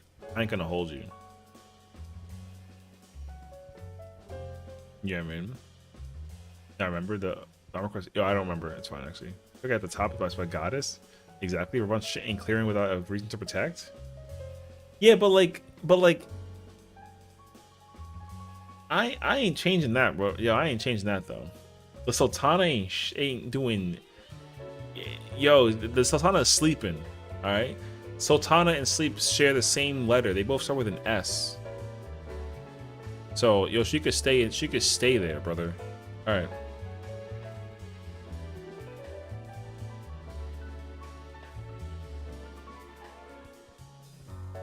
The other sister goes there. It's fine. The other sister goes there. Where's Sataru? I don't know. We'll get there when we get there. Oh, actually, I see Sataru. I actually see her. Now that you said that, I do see her. Okay. Next is Nashmira's little teacher, or student rather. Where does she go? Honestly, yo, she kind of got like a little bit of like an ego. I like her though. She's cool. I don't mind her. Because Nashmira teaches me the technical. She just shows me that like I'm a better dancer than her. You know what I'm saying? So she's up there. Put her back in love? What the Nashmira's there. They don't come as a pair. Alright. Fine. Whatever, man. Yeah, I mean, in my mind, because look, she's not uncontested, but like, she better than her. I'm just letting you know, she clears her. But all right, I'll let y'all rock. Yo, she's alright. I don't mind her. She's okay. Her sass is a lot, but it's alright. I'll deal with it. You can see that point? Alright, fine. Alright, we can shake on it. She's alright. I don't mind her. Yo, I ain't gonna hold you. Uncontested. She's one of the 2 characters in the entire game that got like a literal jump scare. Yo, she's uncontested. That's all I can tell you. Red Girl uncontested, brother. She's only one of 2 characters in the entire game that got a jump scare. Yo, she's uncontested. Her fight in the Alliance raid is S++. I don't give a what anyone says, dog. I like Raya, but she belongs there. Yeah, it's okay. Who's else when you put in love in these characters? This is Omega F. This is Nofika. This is from Vanderbilt. That's Omega F. Whatever. Yeah, she's uncontested, brother. That Alliance rate down 1. That's the dancer. These are the dancer people. Yo, you don't play dancer. You don't know anything. I'm sorry. That's rude. Oh, I love her. Yo, I love her. Yo, her story quest line is hard, brother. Yeah. Yo, I freaking love her, dog. Yo, she's a mother effing vibe on the maximum. Yeah. Oh, I love her, bro. She's so effing cool. Yeah, yeah, she's White Mage Girl. She's so like, oh, my power is like, no, not White Mage. What the fuck? No, Dark Knight. We gotta protect her with our fucking lives, dog. Come on, get White Mage. Wait, am I getting them mixed up? No, that's Dark Knight Girl. She was a White Mage for, yeah, she's a White Mage for Dark Guy, but yeah, she's Dark Knight Girl. No, we protect her. Yo, when in the quest line, when he gets hit with the Abyssal Drain stack attack solo and he dies in the moment, dog, I immediately entered protector mode to save her, to keep her intact, and then to find out that it wasn't like a big deal actually. Yo, but I freaking love her, bro. She's mad fire. Ain't no shot that we got Rowena here. Is this Rowena? Go ahead, put her. I know exactly where everyone's thinking about putting Marina. Go ahead. Go ahead. I put her in love? I fucking knew it. See...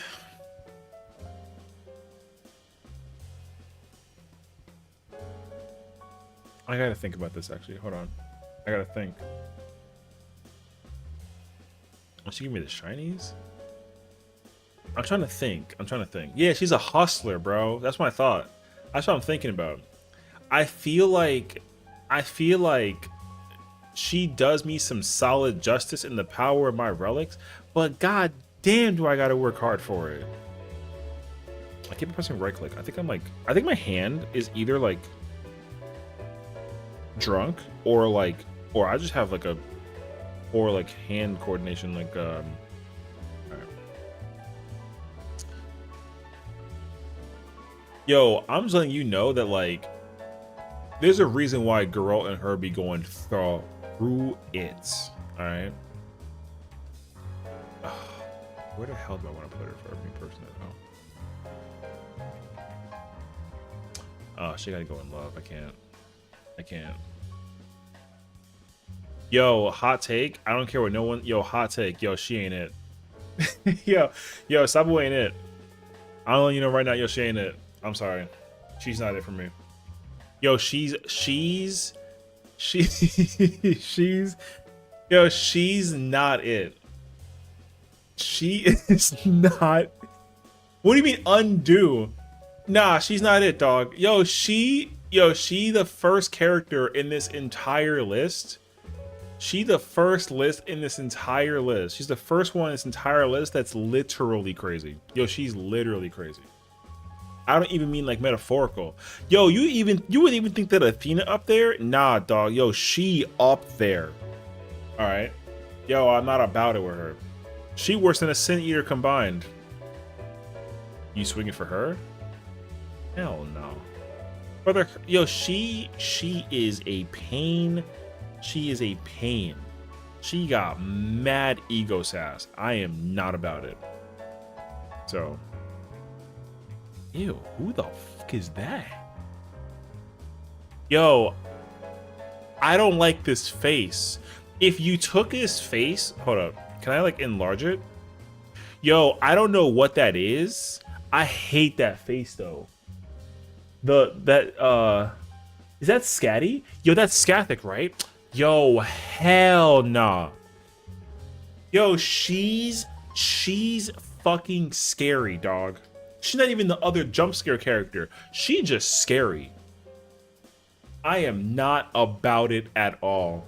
Don't get me wrong though. Does she go hard in the paint in that fucking alliance raid? Yeah. But yo, you see the black in her eyes? Hell nah. Hold on, wait.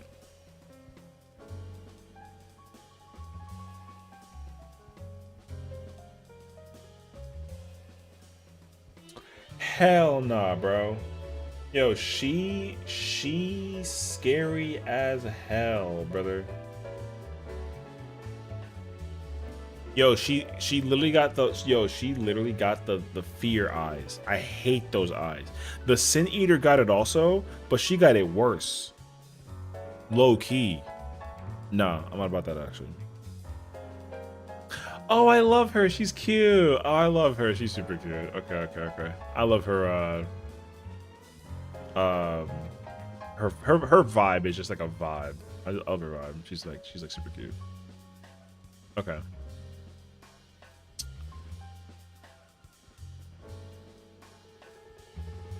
This one's tough. She looked those hands. She's got those wings, puppets, the cocoon, the fans. Everyone wants Gathic heroes at all, bro. Not Leeva. No. Leeva is that's Leeva. That's not her. That's the girl from that's the goldsmith. That's Serendipity. Yeah. I love Serendipity. She's so cute. She's like such a vibe. She's like the best energy. I think like period, dog.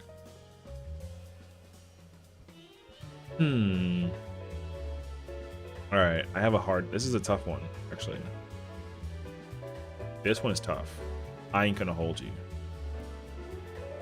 I don't know where to put her. Yo, Shiva, and that's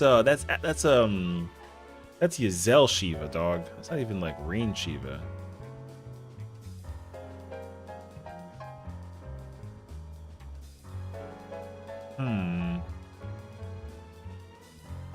If she's not on par with Highland, you're not reading. The meme is, yeah. Shiva's hard, man.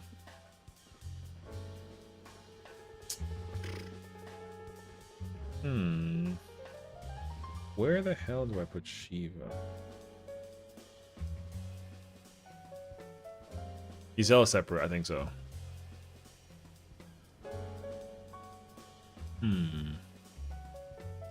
Actually, wait. Yes, Giselle is separate. There's no Reen Shiva. Oh, brother, we're gonna go through the thick of it. It's not even Reen Shiva. It's just like Shiva Shiva.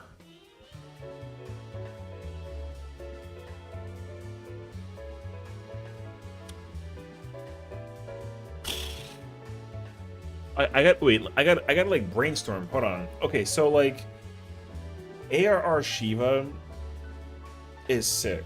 The channeling of the thing with Horace Velgar was fire, and the fight was insane back in the day. That fight was insane back in the day.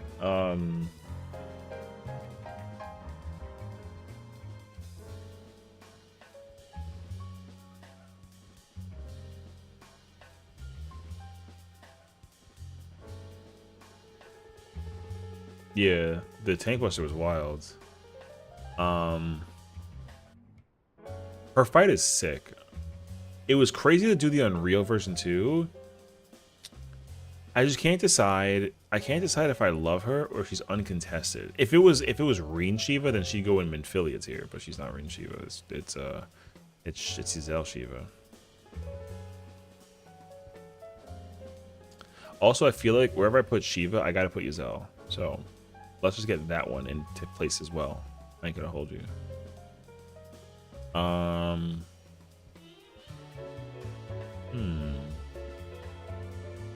If I 100 before I get the spear? Really? I feel like it's not proper justice if I don't put her in the right spot. No, she's gotta be uncontested. I think she's uncontested. I do love Shiva like a lot. Brother, is that the fucking oh hell nah. Yo, that's a bad picture. I ain't gonna even lie to you. That is not a good picture. Ugh.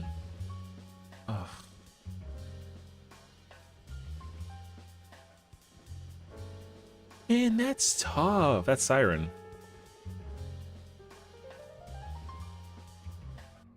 Yeah, this is Siren from Pharaoh Sirius. And the oh man. I'm telling you, the picture sucks. It's a bad picture of her. She looks like a fucking criminal. She got like a mugshot covered in banana.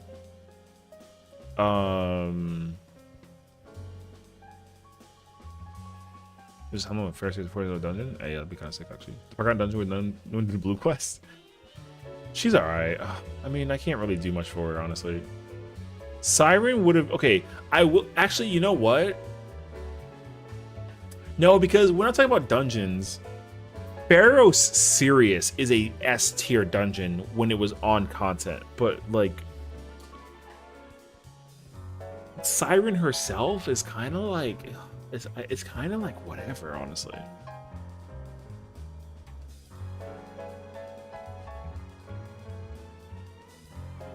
Wait, that's not a who? Oh shit.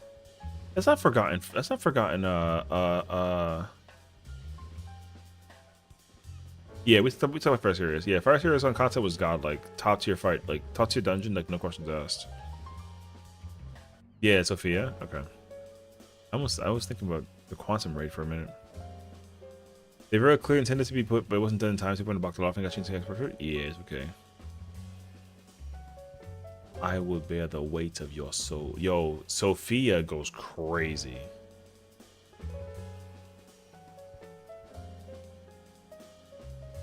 I think that's justified. Oh, nah, she's uncontested. I don't care what he says. Yo, she's uncontested. She's uncontested. I don't give a fuck. Yo, she's uncontested. She is godlike. In case you're wondering who this person is, she's in the Gunbreaker questline. So, Gunbreaker questline, she's godlike, brother. She literally threw me like the totally not biased Gunbreaker Metalweight. Yo, it doesn't matter. Yes, it is. But like, yo, it still doesn't. Even if I wasn't a Gunbreaker, yo, she's fucking based, brother. Yeah. She's so based. I freaking love her, dog. Her questline in Gunbreaker, in the questline for Gunbreaker, was mad sick, dude. Oh man, we're finally here. All right. I want to know and understand, where do people put this character? I'm not even gonna like, I just want to know what people think. I won't even give you any context. I just want people to think. Top? Okay. Okay, we got uncontested. Best Lala. Put her in love. I like her in love. Okay. Minfilia. Minfilia? No.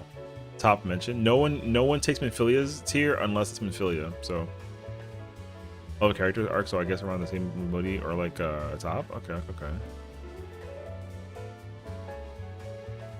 You know what okay, here's my thing though. Here's my only thing. I hope that she eventually okay, I understand that she's like really involved in like the business, which is great. But also like, I want her to have like an arc where she actually is in a dungeon and can like pump her as a job. You know what I mean? I do love her though. She is fire. Actually, you know what? She goes next to Momodi because they're both cute together. Boom. I love that she's like the character that she is. I really would love for her to be able to have like an arc of like a DPS thing, like some kind of job, something to continue for her. Yeah. Oh man, wait, I gotta think. Where's she at? Ooh, did you see the arc where she found out she can't DPS? Yeah, that's what I'm saying though. Like, I mean, she tried being a caster, didn't work out for her. So I feel like what would be nice for her is to be able to figure out how to become like at least something like of use. Yeah.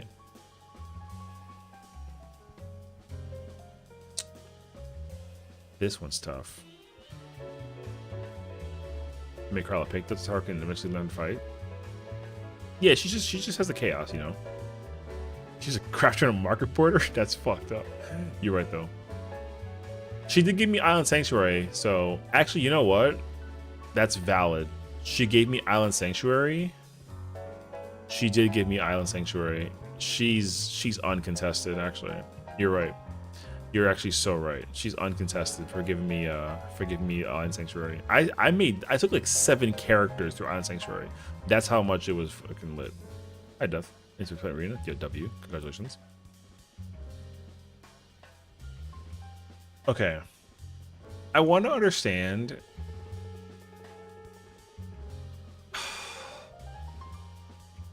Yo, Titania is tough.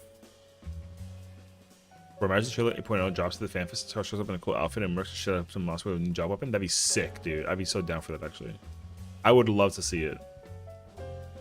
Nah, fuck Tataru. I secretly Zodiac. Just you watch? What the fuck? Hell no. Motherfucker, she ain't even been on the moon. The fuck? Hell, get the fuck out of here. You random ass comment. What's up, bro?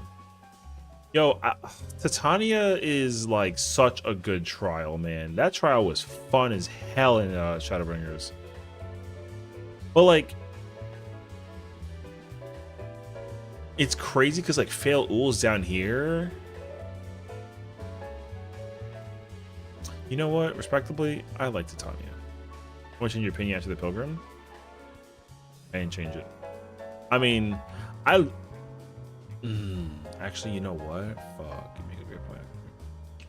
No, I think Titania overall I still like as a character. I think she's still really cool. Pilgrim sucks, but like that's for like a different reason though. I wouldn't have Titania be affected by the situation that involves Pilgrim's Reverse. Brother, is this the ninja character that's in the early quest line that's not Yugiri? Right? Yeah, Pilgrims is also about Phil. Yeah. But also, like, Titania is, like, the thing, too. This is her, right? Yo, she's uncontested, brother. Literally such a dope-ass fucking character. She's such a good NPC character. I really hope that they find a way to, like... They'll never figure it out, but, man... Like, I love Sessiion, he's fire, but I was really hoping that they continue her questline in some way, shape, or form. So, she's so sick, dude. Yo, I ain't gonna lie to you. This character,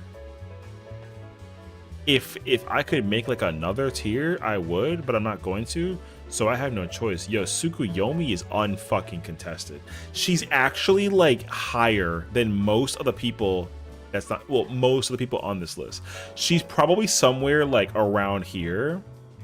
But I freaking love Tsukuyomi, brother. Tsukuyomi is such a god tier character. So, not Ninja, but I think job cast character. I want to return. It's Vikev the Stray. Oh, she's also a great character. Is she not on this list? Nope, I don't see her. That sucks actually. I wish they had some kind of quest to check back in on job quest characters. Is there 3 versions of her? What, of Tsukuyomi? No, it's just Tsukuyomi. There is no Yatsuyu. We don't have Yatsuyu on here. It's strictly just Tsukuyomi. So. Oh, fuck, man. Shit. Wait a minute. Wait, we have a problem. All right, look, I'm gonna do this. Okay, look, I gotta move her up here, and I gotta delete this row. I don't remember her, but I gotta delete this row. But I gotta do a thing. I have to do this. I don't care. And now that I'm doing this, though, I'm justifying it as well. I gotta do this, so you're gonna have to wait. All right.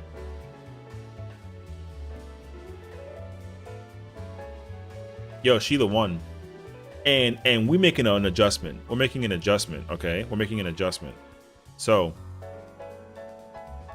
all right, we're making an adjustment, all right?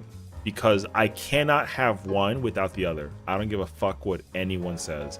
Yo, she the one. She the one.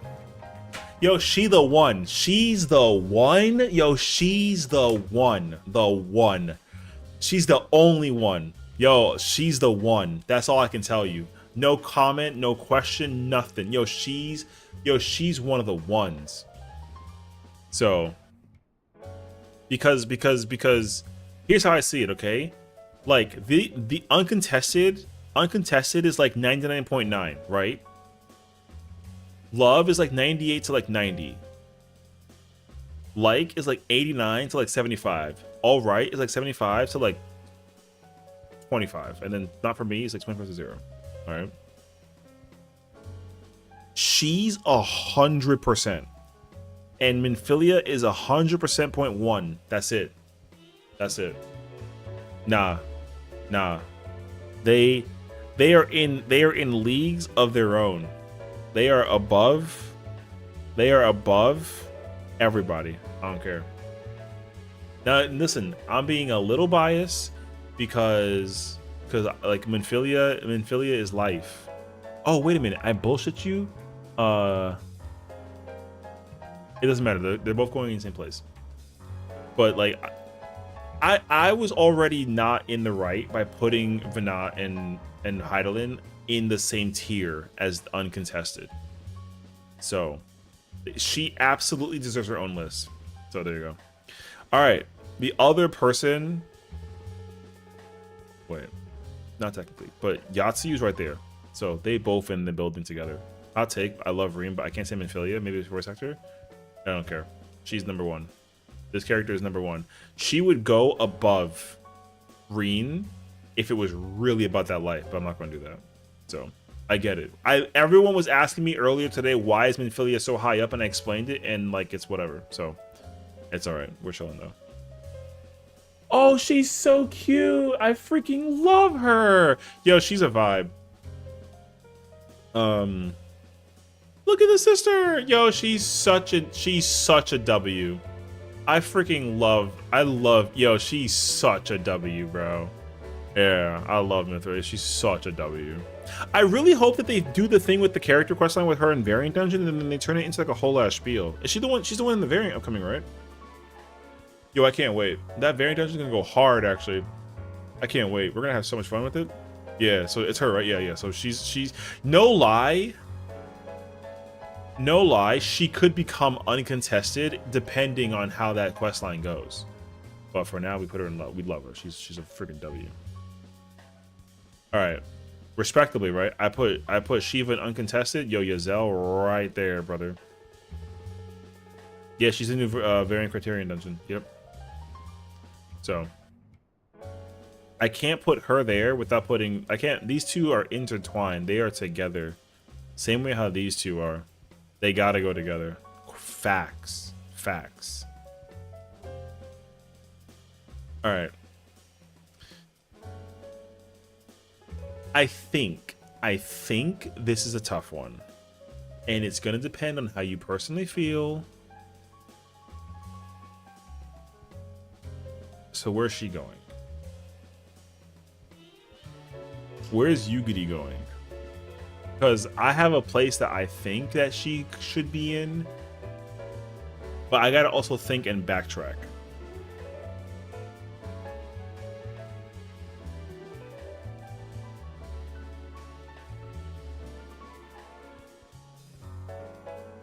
So here's my thing.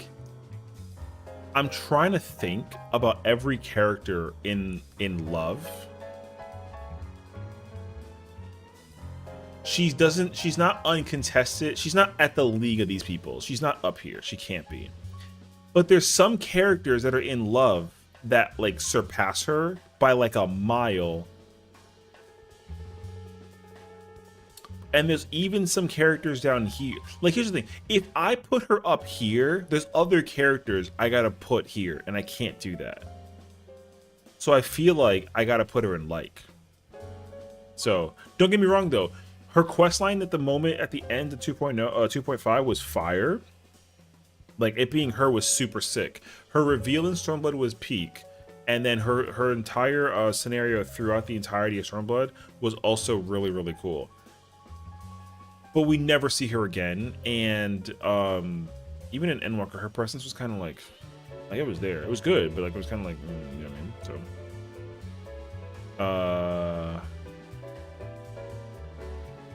So, okay. You know what? I'm gonna save her for last. Next is, ooh.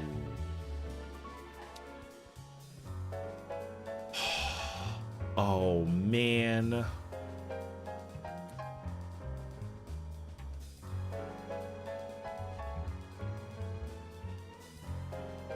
Yo, but like, where does she go?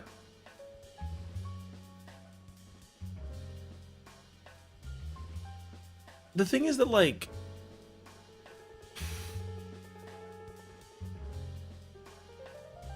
yeah, this is Loey. This is Loey. She's Chloe's like older sister or whatever. She's from Wondrous Tales also. Yeah, this is the older sister.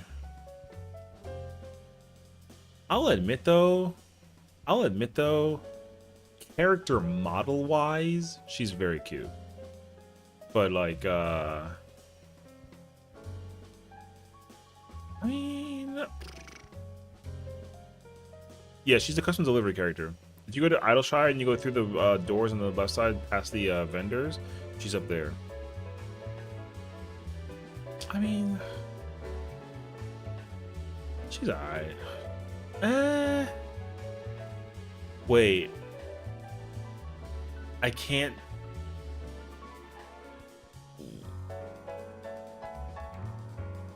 No, I can't justify that. If I put her at light, if I put her here, I gotta bring her up, and I'm not doing that. So actually, I put her up here. I do like her. She's alright, but I mean, she's not really allowed to be in that tier. She's alright. I like her. Yo, I mean, there's only one place this character goes, right? Yo, there's only one place that Zero goes. There's only one place. Zero only goes in one place, and it's not even up for discussion. The one? No. Although,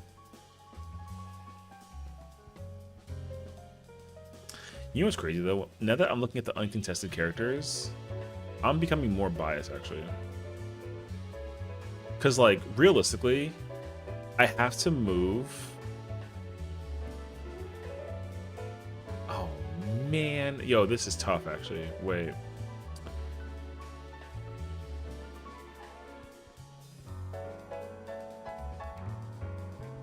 Damn, this is tough.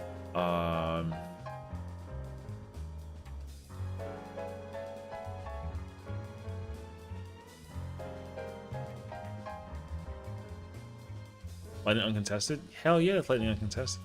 Hell yeah, that's lightning and uncontested. She's uncontested, brother. No questions asked. Yo, she's gotta go. She's also gotta go uncontested. I freaking love Zero. The arc, the whole patch arc dedicated to her in Endwalker Post is actually fire. Oh, because she's a collaboration. She's in an super early collaboration in 14. She was the first collaboration, I think, next to like FF10. So, yeah. Yo, this is the list. Officially done. Go ahead, screen cap this. Tell everybody that Session's crazy. He don't know what the fuck he talking about. But this the list. Yo, this is the list. We're officially done. And again, let me be very clear. This is not a list on who I would mentally, physically, or emotionally, or sexually anything. This list is strictly like how I fear, or how I feel about all the characters that we talked about today. So it's not like this list is like I don't dislike any of the characters. They're just like the character impact that I had with the character. That's what this tier is about. It's the impact that I had with the character throughout my entire blah blah blah of the game. So that's where we're at. This list almost just fears his character. Yo, I'm just being realistic with you. If that was the situation, you could flip this list upside down, except Athena stays. She becomes the one. So yeah. There you go. This list is brought to you by Final Fantasy 14 collaboration. Boom. This list is characters that I feel impact wise across my experience of playing 14. Is it probably one of the characters all right here? Nah. This list is unquestionable. I mean, obviously it's not, but like, you know. Yo, this list is like yo, it's chilling, you know what I mean? Like it is it is what it is. My thing about this list is like, okay, wait. Now that we've actually established the list though. Now that we've established the list, is there anybody by immediate appearance that I would have to move? Also, let me just say fourth as well. There are a lot of characters that are on this list that are also missing. I get it though that like this was made in like 2023, so it's like an older list. But this list is we missing like a lot of characters, so that does just need to be explained to the small T. Boom. Let me think. Nah, that's untouched. Yo, that picture's so bad, dude. Cordola? Yeah, but is she like, yo, whatever. She's alright. She has like a fit and then she goes to jail and like move on. Hmm.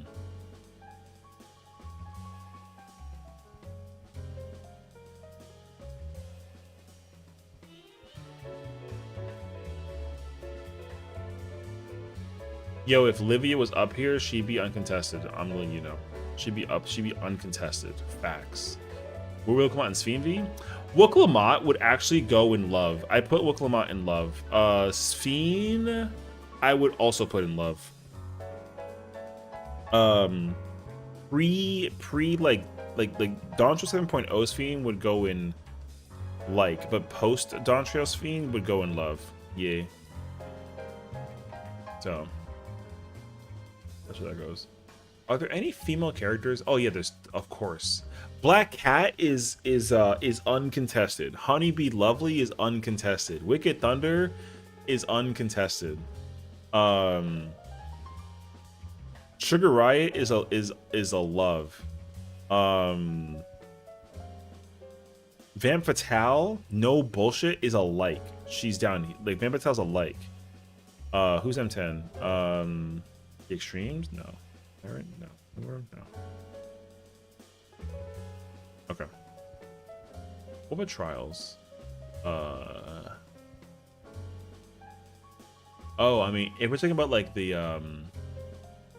Interfos Trial is uncontested.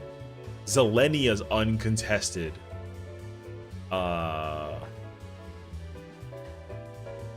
Is there anything else? Asura? Oh, good point. I liked Asura. Asura was cool. I liked her. I just think that I think that she should get her like low key no bullshit. I don't know how easy or difficult it'll be, but she needs like a phase in an ultimate. She needs like an ultimate phase. There should be an ultimate that involves her and Gilgamesh, and they should totally turn that into a thing. I'd be so effing down with that. So yeah, her not getting an extreme, I don't think it was like a bad thing, but I understand that they kind of like just like released it and it was what it was. But yeah. Go screenshot in the group chat and runs. What the hell is this? Come look at runs. What the fuck is this? Woman, you better explain this tier list. What the fuck is this tier list? Because I'm telling you right now, I have a lot of problems with it. Go ahead, give me the context. What's the context of this tier list? Sam is where it belongs? No. It depends. It depends entirely on the context. Ninjas at the bottom is correct, is diabolical. Machine at the bottom, Machine is winning? Where the hell's Machine is at? Oh, C tier? No. I see we're high up on Gunberg and not in S tier. This is weird. Yo, Spooky, explain the context right now. Or else, this is about to be the worst picture of all time. It depends on the context. Like, it really does. Like, which jobs do I like? Which jobs do I... There's no shot you fucking put, personal enjoyment? Okay. No. Okay. I got vocal about it, though. Personal enjoyment. I'm surprised that, like...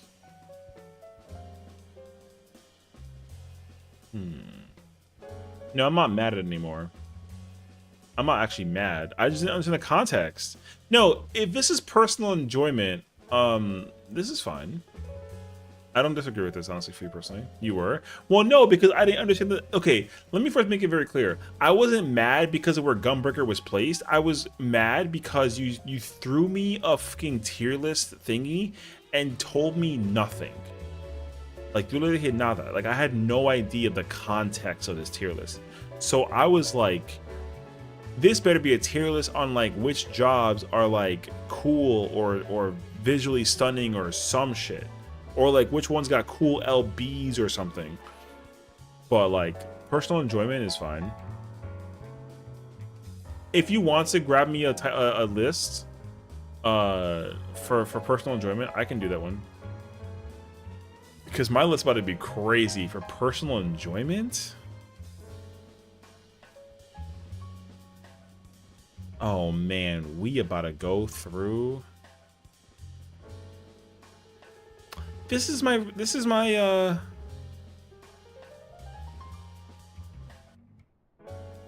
wait.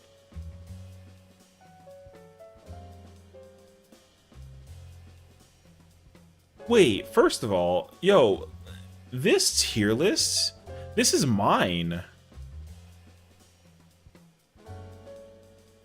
This is my tier list. I made this tier list like a long ass time ago. Yo, put Gunbreaker on D, it's a good list.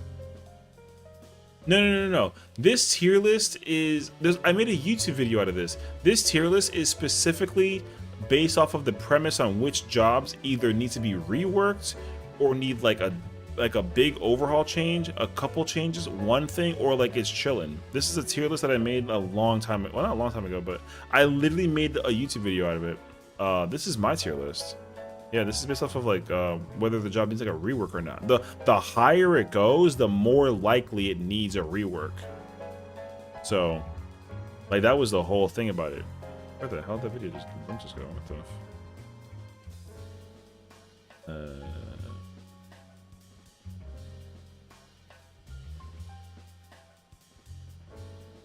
When was this? Oh, this is a while ago. This was like last year. Well, like late last year. I mean, like, you know, like November, December, some of that. So, yeah, I made this tier list a while ago because I can actually edit it without even like having to reset it. So, yeah, I made this tier list.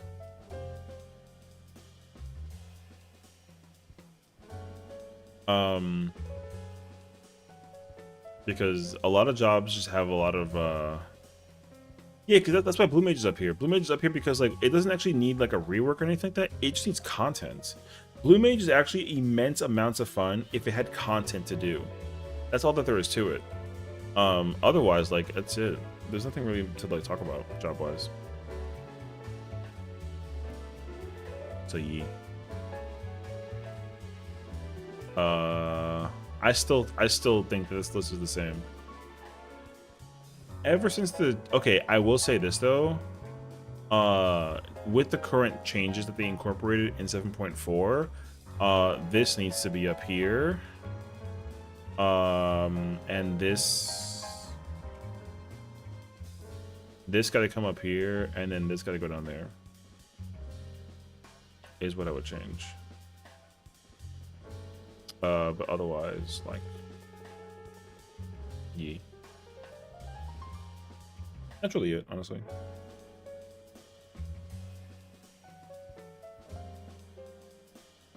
The number one job that needs to be changed the hardest out of every job in the game right now is Machinist. Then it's Dark Knight, and then it's Summoner, in order. So Machinist is just that job right now that, like, I think people can argue it in so many different directions, and I don't necessarily mind it. But my problem with the tier list right now, or not tier list, my problem with Machinist right now is the simple fact that it just doesn't make sense to be a pure DPS anymore at this point. Like genuinely, I just don't like that anymore. Like conceptually, I think that that's stupid. I didn't have a problem with it beforehand because the damage that the job could do at like a high level of skill was high, and the thing is that like Machinists can still do that, but it has to have the capability to be able to out DPS like a melee, and the only way that that's possible is if the melee sucks. And it's crazy because like all you have to do is give it yeah,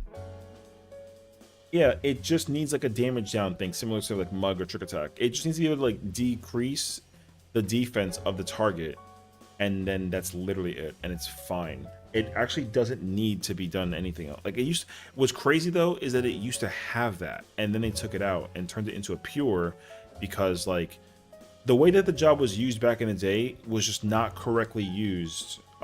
Because of how the robot usage was. The robot usage back in the day, you used the bishop turret instead of the rook. The rook was single target, and the bishop was like AoE, but the damage value you got from the bishop turret was better than the rook turret because it was a defense down thing instead of like just a pure DPS thing. So best they can do is dismantle 20 potency buff. Oh my god, no. I will say though, I think Machinist is already fun to play as it currently is, at least in single target. No, don't get me, okay, like Machinist is still a fun, I like playing Machinist. I don't have a problem with playing the job. I like playing Machinist. I am a Machinist enjoyer. I just think that the job doesn't deserve to be at the bottom of the list in comparison to the rest of the DPS counterparts. It being bottom 3 just is so not okay. But the thing is, like, it's great in UCOB and it's great in T, but anything else, it's like, yo, you get no value out of bringing it in comparison to a bard or a dancer in certain pieces of content where they can buff the party and they can do dumb powered stuff. But Machinist is great in Ultimates when it has the time to recover the tools for free and like not need to press the other buttons in the process, and you can still get Queen. Like Machinist is fucking crazy powerful and through. And so I understood it's really good in DSR, I think. But I think top it's kind of like it's like iffy. In Uwu I know that it sucks, but it doesn't matter because like Uwu sucks, so it's like fine. What's wrong with Dark Knight? I feel Summoner needs it more. Summoner needs it. Okay, so here's the thing about Summoner versus Dark Knight. Dark Knight currently has zero. It's literally at 0. It has 0 proper functionality for flexibility with the job. The job plays 1, 2, 3 the whole time. You never use mitigation at a free level pace outside of when you need it for like mitigation purposes, like a tank pusher thing. Like you can't just sling out like a TBN to people. Like you just can't. If you do that, then like you actually lose out on DPS output. Dark Knight is currently the tank that there's no rhyme or reason to play the job in any capacity outside of like just pressing buttons. If you're in the process of, I'll do it afterwards. If you're in the process of a full uptime fight, in a full uptime fight, Dark Knight's rotation is perfect at 2.5, but you can play it at other speeds, but that doesn't make sense because it plays perfect at 2.5. So Dark Knight used to have flexibility with that because of how you can set up like your blood weapon back in the day, and also being able to set up like a Blood Spiller Soul Eater thing. But again, that got taken out the window, especially after they turned Dark Knight into a +3 job when it used to be a +2 job. If Dark Knight gets turned back into a +2 job, then that would be fire. But right now, the only place where it's viable +2 is only in T for phase 1 and like UCOB in phase 4. And that's it. I mean, like Uwu too, but like, I mean, who cares? You know what I mean? So like, Dark Knight's personal enjoyment factor of the job, like the job is aesthetically very pleasing to the eye. A lot of people play Dark Knight, but Dark Knight just like the way how you rotation burst window with Dark Knight needs to be changed. The thing about Summoner is that you actually don't have to change the way that Summoner plays. Summoner just needs a lot of more buttons to press in the process. Like, you don't actually have to rework Summoner, you have to rework Dark Knight. That's my thing. In my opinion, you have to rework Dark Knight. That job needs to be immensely changed because it turned from being like a strict magic tank to being like a hybrid tank that can do anything and everything, and it technically has the best invuln in the game. Not technically, but like technically, which is fine. But like, it's just the job is just so like weird. The evolution of Dark Knight from Stormblood into Shadowbringers and then from Shadowbringers into Endwalker, the gap got thicker into Endwalker than from Shadowbringers. It was such a weird like shift, weirdly enough. And then they just completely botched it in Dawntrail when they took out. Here's the thing though, if Dark Knight still kept Blood Weapon, the job would actually be fire and it would actually not need a rework. them taking out Blood Weapon and combining it with Delirium was such a bad decision, personally. So is that. But with Summoner actually can stay the way that it is. But what they got to do with Summoner is incorporate different summons outside of, like, because Garuda Ifrit Titan is cool, but like there's a fuck ton more summons than just those 3. So you should be able to do more than just those 3. The problem though is like there's no reason to like do you summon like Solar Bahamut, you use like Exodus, right? You do your window, then you get Titan Bahamut, or sorry, Titan Ifrit and Garuda, then you summon like Phoenix, and then you do that, and you get like 3 different summons. There's no reason to do that. Because that's not gonna change the flow of the job. Which summon you do if you can summon it if you could. So for me, here's what I think. I think that like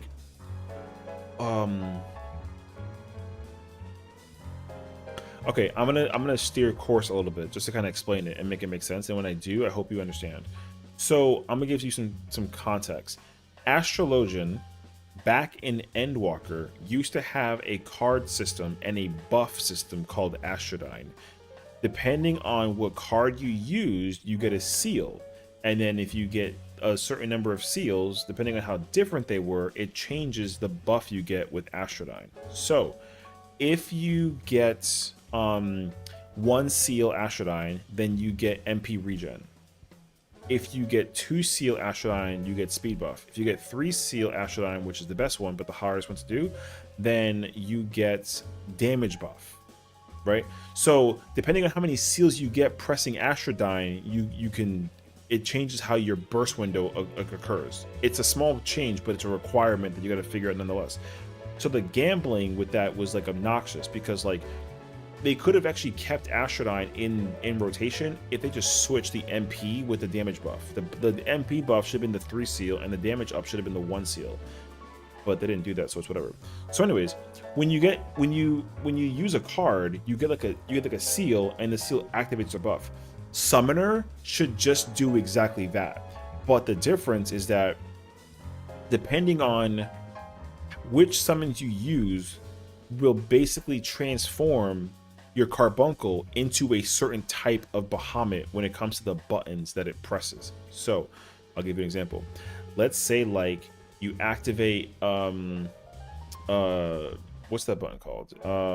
Is it called Astral Flow? The level 8 version. You press Astral Flow, and then, I mean, you should just start with Solar Bahamut, but like you start with Solar Bahamut and you shoot all your stuff with the burst window. And here's the thing, Solar Bahamut is the most ideal Bahamut that you can summon. So the way how I would design Summoner is that it is possible to fuck up your summoning if you don't do it correctly. Boom. So let's say like you do Solar Bahamut and then you summon like a thing. Each summon should have a condition. The condition needs to be met for you to basically get like the seal, and then you use the seal to power up the carbuncle. So like, let's say you get let's say you're like pressing your buttons, and then you gotta summon Bahamut every minute, which is good. But let's say you can only successfully pull off 1 seal because like you're a bad summoner, which is okay. Then when you re-summon Bahamut or the carbuncle, whatever, you only get like blue Bahamut, which is like the, you know, like the old one, which is whatever. But then let's say like you get 2 summons and you can actually get 2 seals on the carbuncle. Then the carbuncle will turn into like Phoenix. So, right? And then if you get 3 seals, then you can summon the carbuncle into Solar Bahamut and then do it that way, right? Now the difference though is the seal that you pick it dictates what effect you put on Bahamut, and then what that effect gives you when you summon Bahamut. So I'll give you an example. Because the seals should not increase damage or speed up the rate in which you press your buttons. Like you shouldn't be able to do more damage with Bahamut when you summon it with the seals, because then that way you always end up picking 3 of them, and it's boring as shit, and you'll never do that.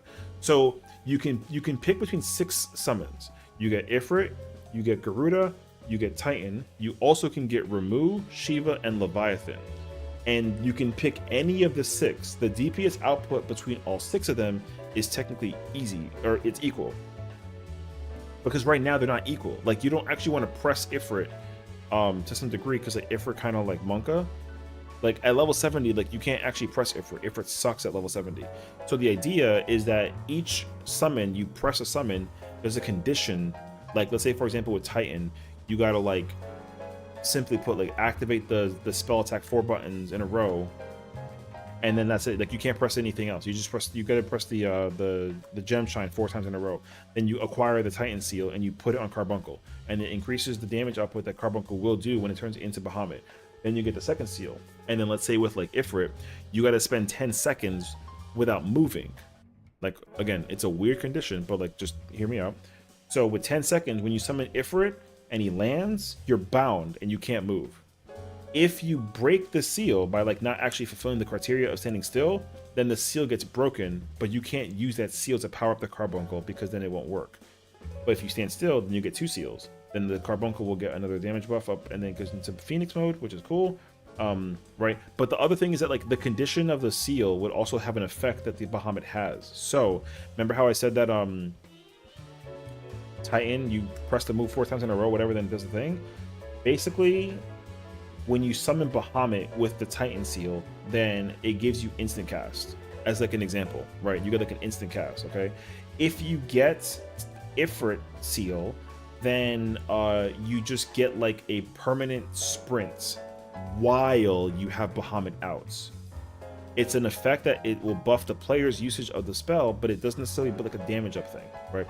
And then like let's say for example you want to use like the remove, and remove's objective is you put down a dot and the boss has to take the tick from the dot and power up like the thing, and then you get like the seal from remove, and then you power up Bahamut with the remove seal, and then the remove seal gives you like a big ass shield that you can use to keep yourself alive. And then when you summon Solar Bahamut, those 3 effects will all be applied to the character player when you summon Bahamut. So like it becomes there's like a lot of conditioning that you can select between the summons. So your goal at the end of the rotation is just to pick 3 summons and then just meet the condition. So like if you know that you're gonna play like a burst window scenario as a summoner and you don't have to move, then you don't need Titan, because Titan, if you don't use Titan, then you have to actually sit there and cast like the Astral Impulse, right? But if Titan, if you know that you're gonna get into a situation where you just don't have to move during your rotation with Bahamut, or you can side cast, then like you don't got to use Titan. You can use something else, right? Give you like a thing that gives like a regen or something like that.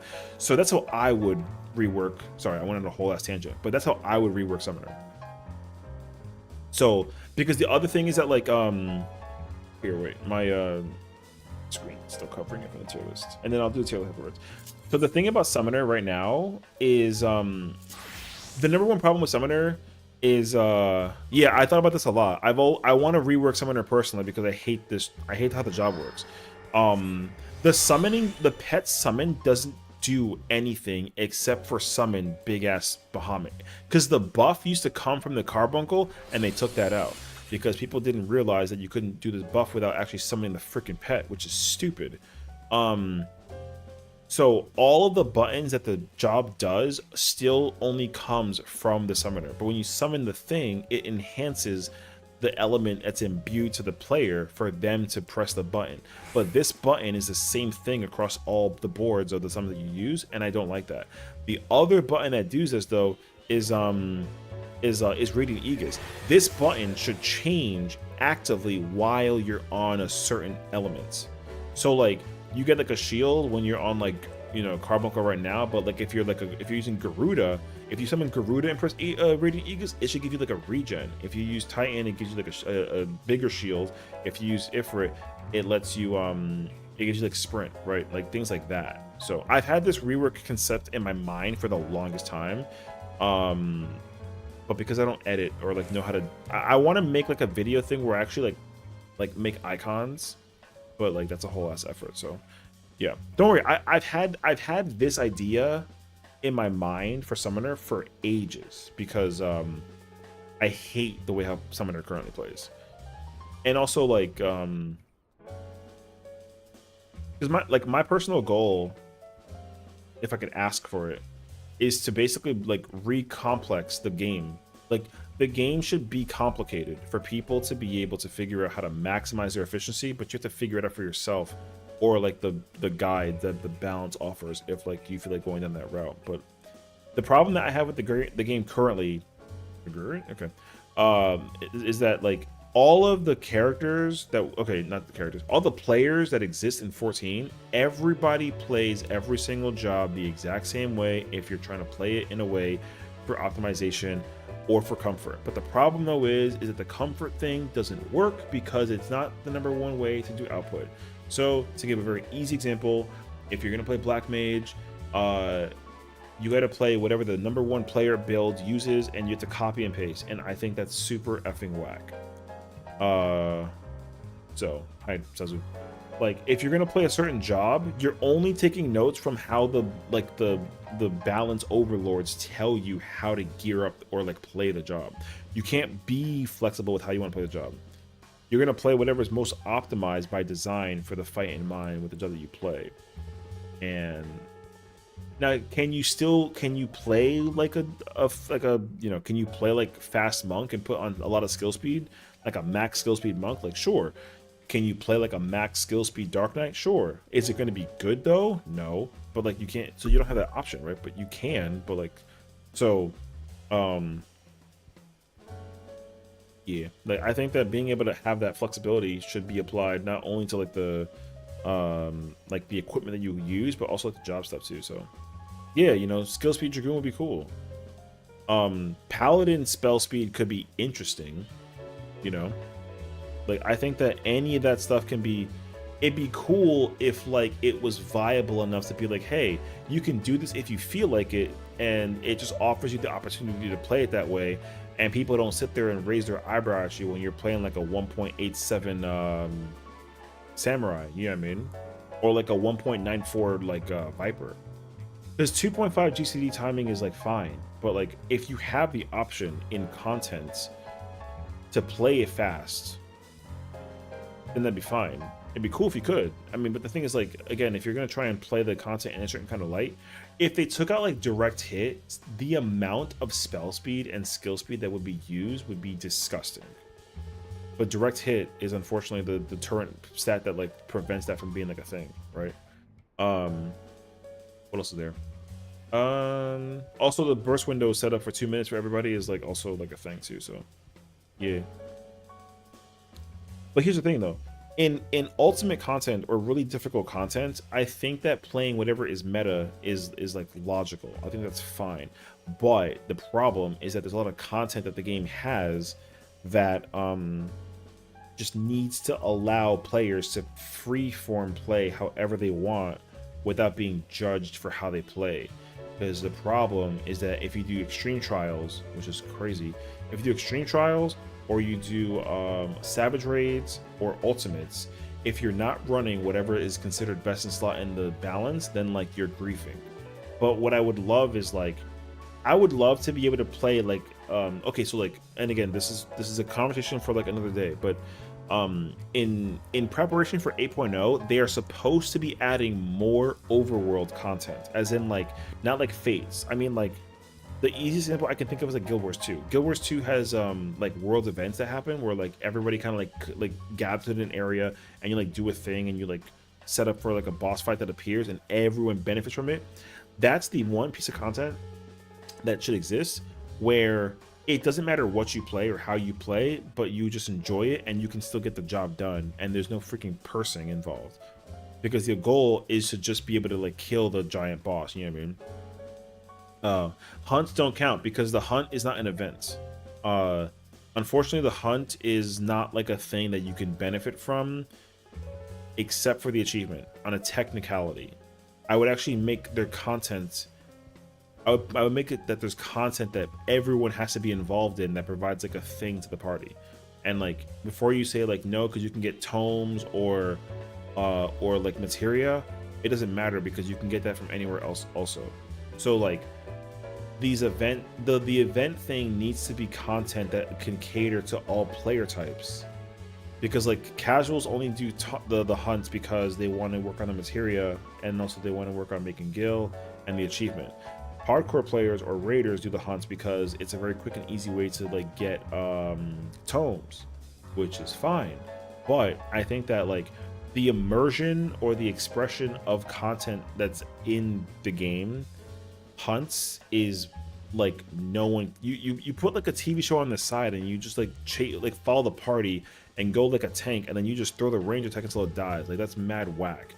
There should be like an event where it's like, hey, this giant dragon is gonna burn this city down unless you like prepare you know, defenses and get ready to fight the dragon. Okay, cool. So then it's like we need people to go into this one area and pick up these boxes and put it over here and then make a big ass pile and then like press a spell to like turn it on and then like boom, castle, right? Some shit like that. Or if you're like a crafter, it's like, hey, you know how red alerts are on the moon? Do red alerts, but everywhere. That's it. And then like when you get to you have like a countdown timer to basically like get ready to prepare yourself for the boss, whatever. And like the boss will appear in like Gridania, like in the Central Shroud or some shit. It'll be like a fire-breathing dragon that's gonna like burn the whole forest down.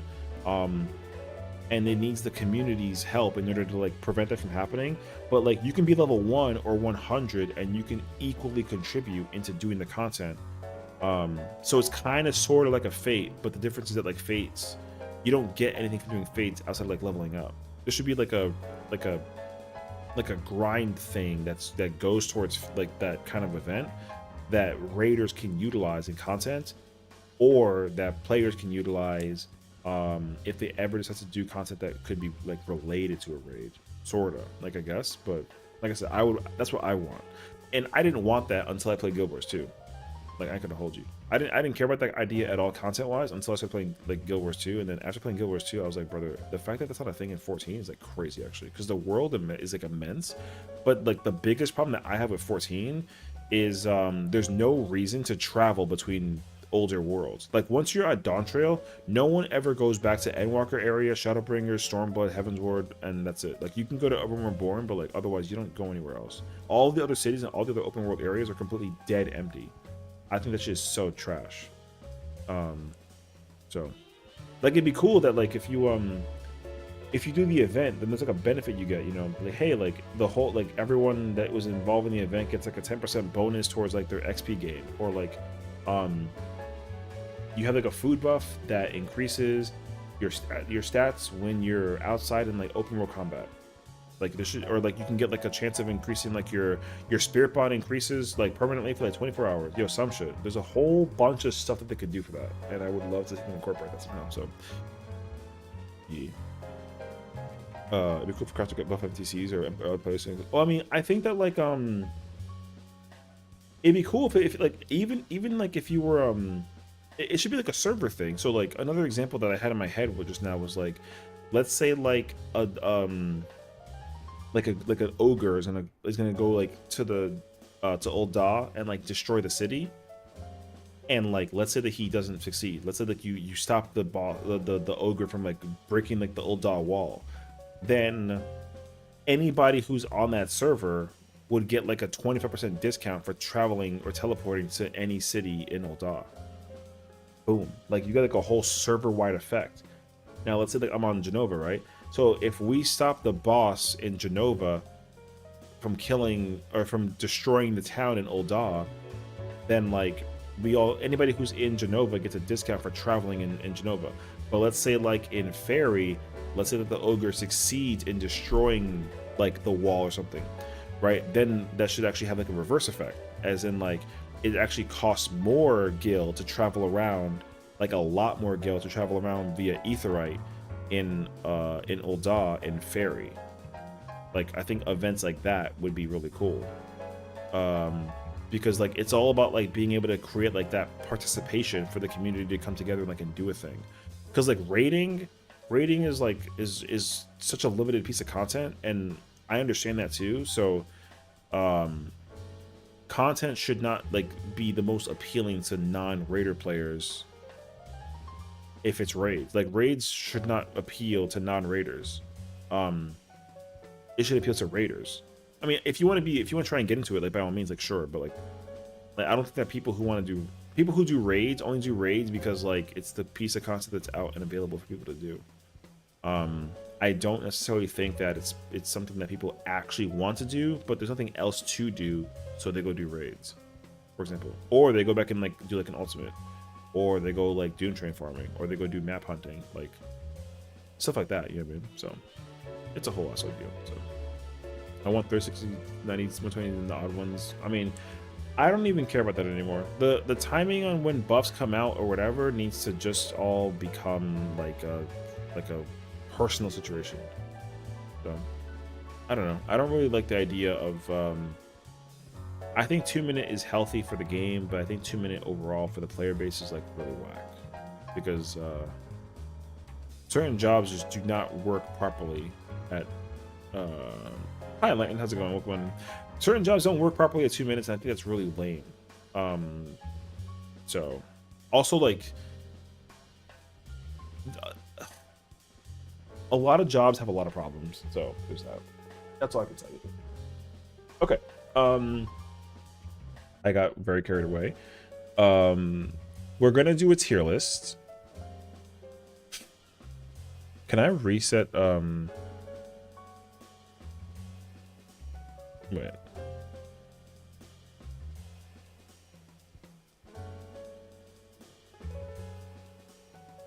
Here, let's go to template. Oh. It's the same template? Oh no. Okay. Tier list. Okay, wait. I'm not OCD per se, but I do like to organize these. So I'm gonna do that real quick.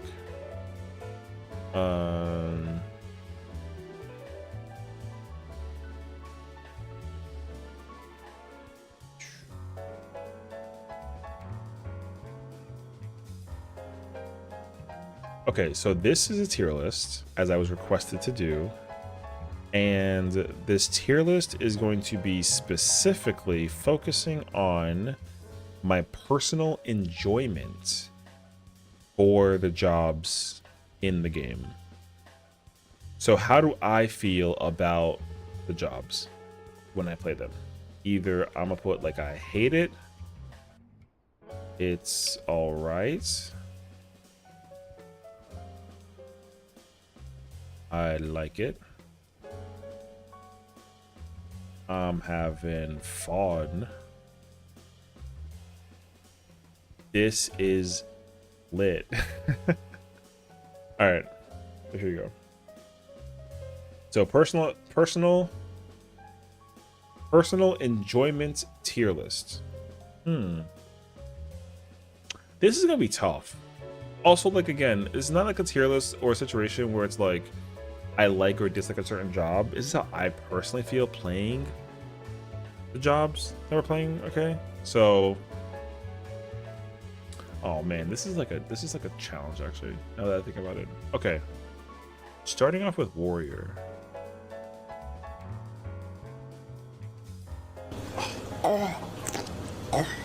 That is wild. Hi Jeannie, how's it going? How are you doing today? Welcome on in. We're doing tier list because we did M12 today, so we'll do M12 more tomorrow, and then I tried to do T today, but that didn't work out well for us. So anywho, cheers. Warrior, I'm having fun with Warrior. Warrior is one of the sexiest, has one of the sexiest buttons of all time. You said what? Yeah, I know what I said. Warrior has one of the sexiest buttons in the entire game, and I will not be questioned about it. I'm gonna show you the button.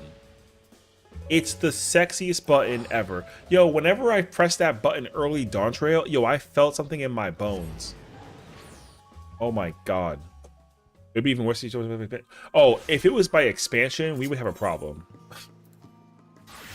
I'm warning you now. If that was a thing, we would have a problem. Is Vault out the primal end? Nope. You know what though? That's a good guess, but it's not. If it's in Rockbreaker, then it isn't good enough. No, it's this move. Ready? Yo, that move is fucking sexy, bro. Yo, I'm not gonna lie to you. Yo, that button is fucking godlike. Yo, I fucking love Inner Chaos, man. That button, yo, that button does things. Yo, look at it again. Yo, when they first announced that move at the fucking at the fan fest with the job action trailer, brother, I was going nuts over it. I didn't even know where it came from too. I was trying to figure out like what exactly is that button, and yo, it's crazy. Now don't get me wrong though. They said that they would never ever get rid of Felcleave, and I get it, it's okay. But then you got like this move, ooh, and you hit with the, and then you get the fucking, yo, and then you get the, yo, is sick, dude. I freaking love Warrior. Warrior is such a man job, you know what I mean? I mean, anybody can play it, but I feel godlike when I press those buttons. So I love me some Warrior personally. I'm having fun with that job. I don't think I gotta really like give you like a deliberate answer, right? I hate Dark Knight, bro. I don't actually hate it though. That's actually like a lot, but it's all right. Rotation wise, DPS output rotation wise, I hate it. But when you include like mitigation and like gap closing and uptime and like that whole spiel, Dark Knight's lit. I like it. It's all right. Like it's all right. Because like at least the APM actions for the Dark Knight job overall is still like up there. You still press like a lot of buttons, so I like that a lot. I like that a lot. But man, is it freaking nap time? I'll just sit there the whole time. I freaking just hit him with like the, you know, it's like, oh.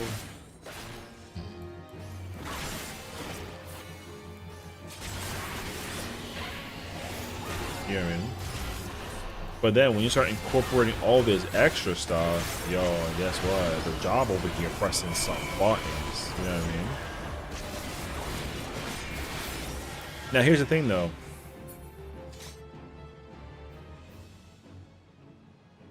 Scarlet Delirium, Torque Cleaver, or come up as a Torque Cleaver, yo, so sick, dude. I love pressing the Delirium buttons. But unfortunately, I only can press those buttons once a minute each. That's like fine. But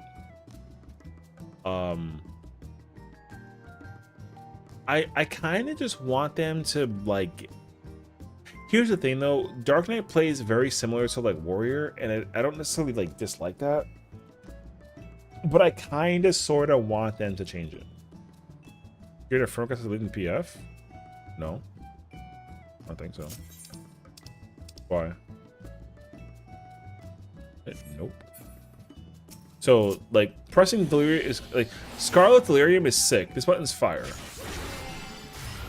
I love that button, and Comeuppance is sick too. Right, and Torque Cleaver, that move is fucking fire. You know. I also wouldn't be opposed if they gave us back animations or abilities for the old moves, whatever. But I mean, that'd be if you dipped. Oh, no, I don't care. I mean, that Dragoon was mid, and that Sage like cleared through, which I thought was like a like they know what they're doing, and like they didn't. So like oh, the caster sent a friend request. Who the fuck is the caster? What caster? From T or from M11 or 12? Oh, I mean, I did M12 on my other character, so maybe the other character has the friend request, but I definitely didn't get one when I was sitting on that character, so I don't think so. Oh, just now? Oh, no, I definitely didn't get a request from that person, so why the hell did they send you a friend request? That's random. I don't know. Oh, who the hell is that? Yo, I ain't gonna lie to you. This is not. I don't know who this person is.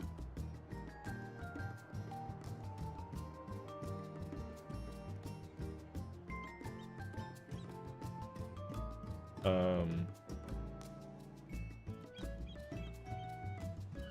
don't know. Oh, if I ever got like a friend request random as hell? Hell no.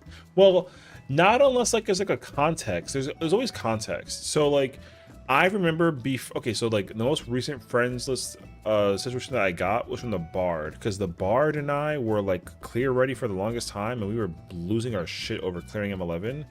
So everyone was dog shit. I told the Bard to pull up the next day, and then we saw like 1% in rage, and then I was like, I'm not clearing without you. And then we cleared it, I think, the day after, and then we were like, okay, cool, and like freedom.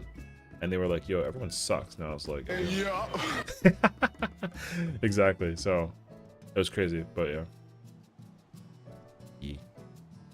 But no, I don't think anybody from my I'm gonna go back on my other character and like I gotta go find that stupid fucking white mission beforehand. I'm still mad that the white mission like hit me with the bullshit, dog. It's crazy actually.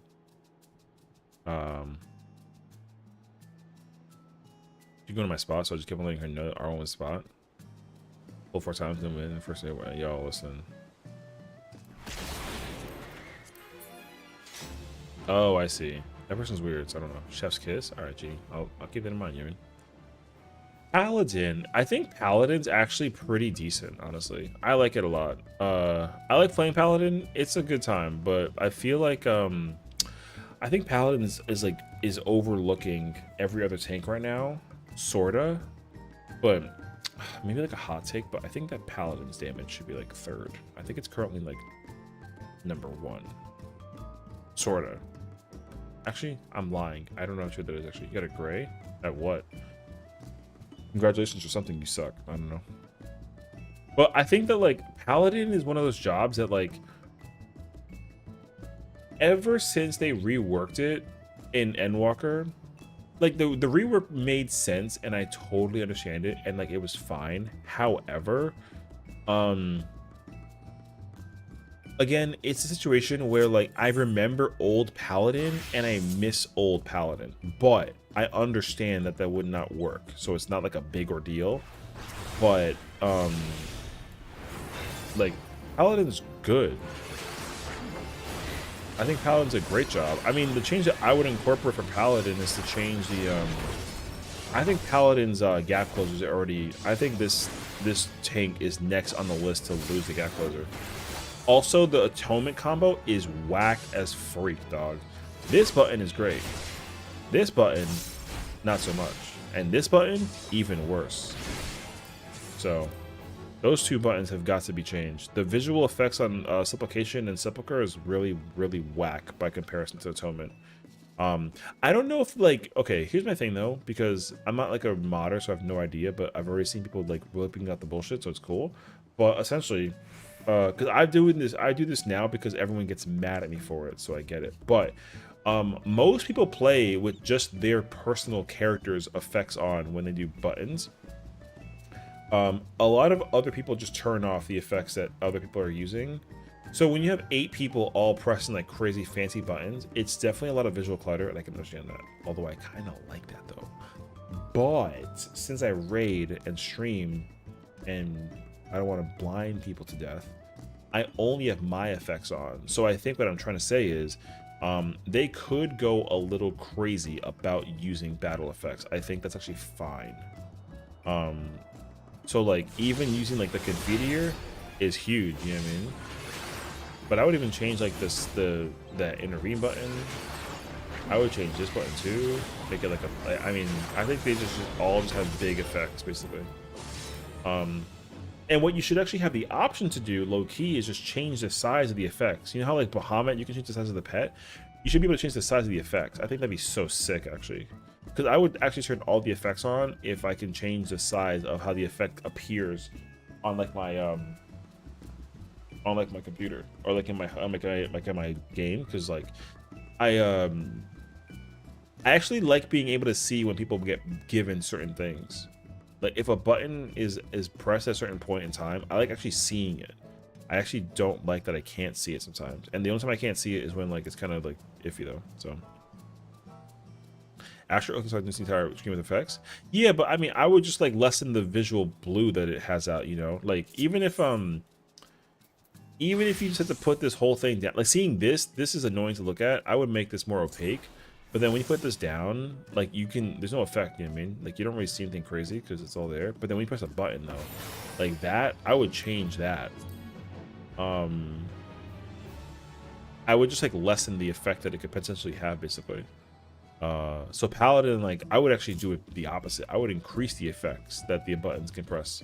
Outside of Confiteor, everything else is like, needs to be like kind of touched up on, so yeah. Gunbreaker. Personal enjoyment. I'm having fun with it.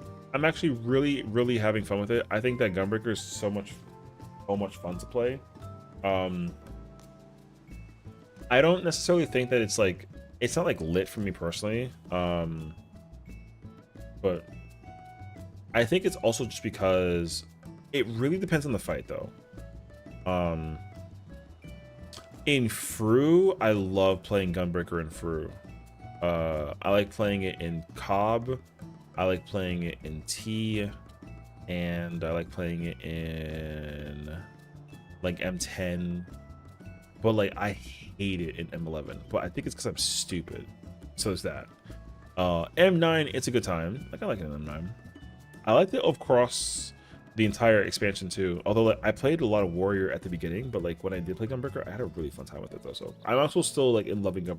Don't get me wrong, Gunbreaker is the main. Gunbreaker is the best job in the game next to Dragoon. Don't care. However, in terms of the fun personal enjoyment factor though, or from Doom Train, no, I mean, it's the uptime is rough with Doom Train for sure, but it's not like it's rough. Like you guys just sort of, it requires a lot of thinking, which is fine. That's part of the challenge, you know what I mean? So I'm actually okay with the way that it works in Doom Train, but I think realistically, I don't like the concept that it turned into with the rework recently, turning it to function literally just like Paladin. I don't personally enjoy that. The job does have a way to be different though, while also still being like unique, and I get that actually, so I'm okay with it. Yeah. White Mage, honestly, White Mage is fun, dude. I think that I really like the Lily change. Also, I don't like it though. I like it and I don't like it. I actually like I like starting with Misery, but starting with Rapture Lilies is not my favorite cup of tea. I feel like I have to spend them. I don't know how to actually spend them after the burst window, like, because you really do gotta just like hold them. So it's always been so weird to press like the new White Mage rotation, but the job is a lot of fun though. I like really enjoy it though, so yeah. Scholar,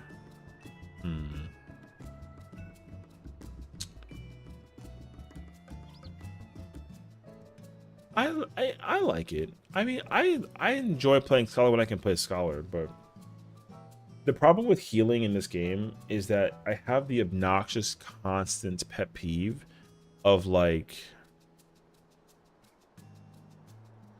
I like to try to optimize my character like functionality with the job that I'm playing, and I can't do that at all when I have to immediate emergency heal or res people. That's why part of me had the hope or like the hot take of like, yo, if they just took out resing in general for all jobs, like I wouldn't be mad about that. However, that'd be a lot, so like we shouldn't do that. But yeah,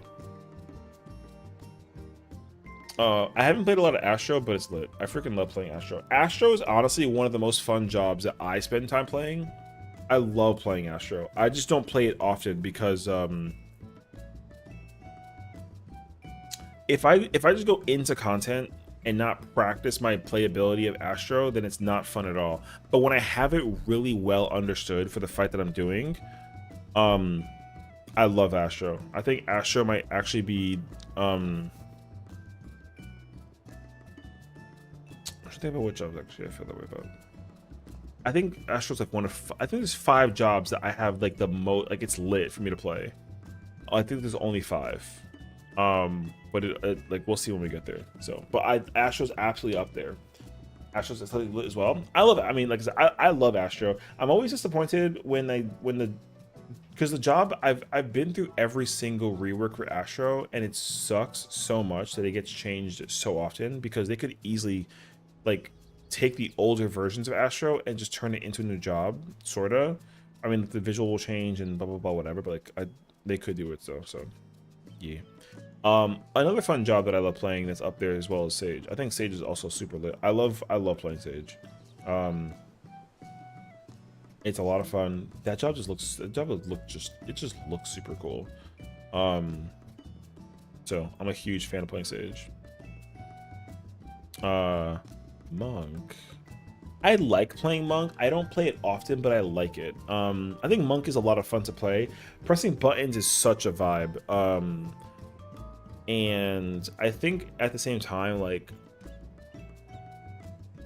it's a similar situation with like a lot of other jobs too, where like historically the changes that Monk has gone through, not that like it's gotten like a massive rework to the point that it's like unrecognizable, whatever, but like Monk, I do miss like old Grease Lightning, like charges stance Monk. If they bring that back, I would literally play Monk more than I've ever played Monk in the past like 5 years. I can tell you that much for a guarantee. If you give me back Shadowbringer's Monk, I'm playing it a lot. So I loved that version of Monk. So, but I like right now.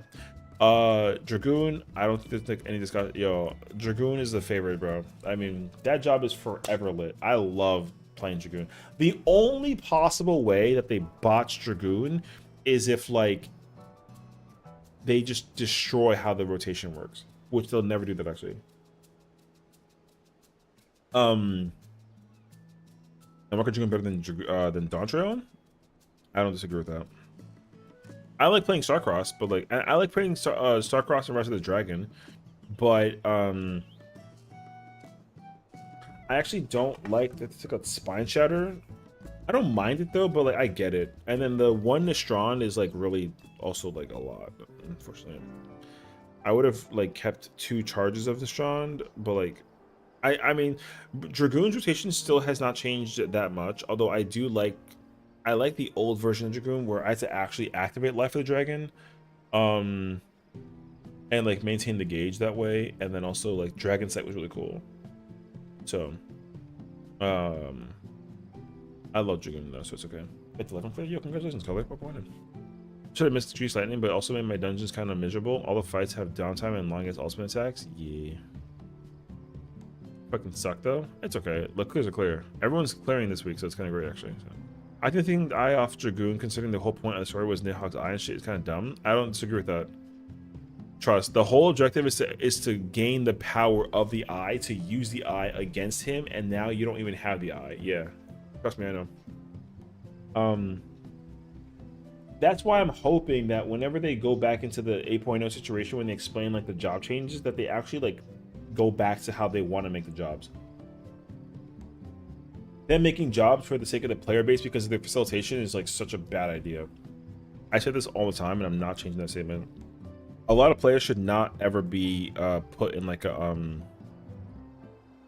circumstance where they can just press those buttons for free and like and chill. You know what I mean? I'd be fine with Dragoon, Dawntrail Dragoon if I had 3 Nistrons. It doesn't. Oh, see, because the thing is like 3 Nistrons was too much. But they also messed up by giving it only 1. They should have just meet in the middle and give it 2, and they still haven't made that change. 2 Nistrons would have been perfect. But it's a whole conversation. So yeah, I didn't mind Dragon Sight, but I hated when they nerfed the hell out of Dragoon damage in Stormblood. Yo, well, because like Dragoon's damage. Because the thing is like the Dragon Sight tax was apparently a tax. Dragoon had 3 buffs, actually 4 buffs if you want to get technical, but like you were buffing everybody on a constant basis, and apparently that's why like Dragoon wasn't supposed to be going crazy. But like Dragoon makes sense that it would go crazy. It has high actions per minute. It's the highest actions out of all the melees. So yeah, that's all though. Moving completely. I don't know. I mean, I don't really know what I would do to Dragoon though. I don't know. giving Dragon Eye partner thing, I really don't know exactly what I need him to do with Dragoon now, but like I think that's gonna be tough though. If we try to get like a rework or like an 8 point, because the thing is like I've been asking myself that question a lot throughout the expansion, is like if they were to change jobs, like designs around for like a lot of jobs, like what would they change? You know what I mean? Well, that smells horrible. I don't know what they do. Like if we end up going to like a future scenario of like, hey, like here's the actions for 8.0, like here are the changes, I would have no idea what changes to incorporate. Oh, this Velcro's strong. Okay. Sorry, I have like these Velcro sticks. I want to table manage the underside of my desk. I was waiting for the it took like 4 hours to have the adhesive stick, so the adhesive finished. So anyways, Unworker Dragoon in T or top was just peak jobs in my opinion. Yeah, I mean I think that I just think that like for me when it came to Dragoon, just the way how Dragoon operates right now I think is incredible. So I'm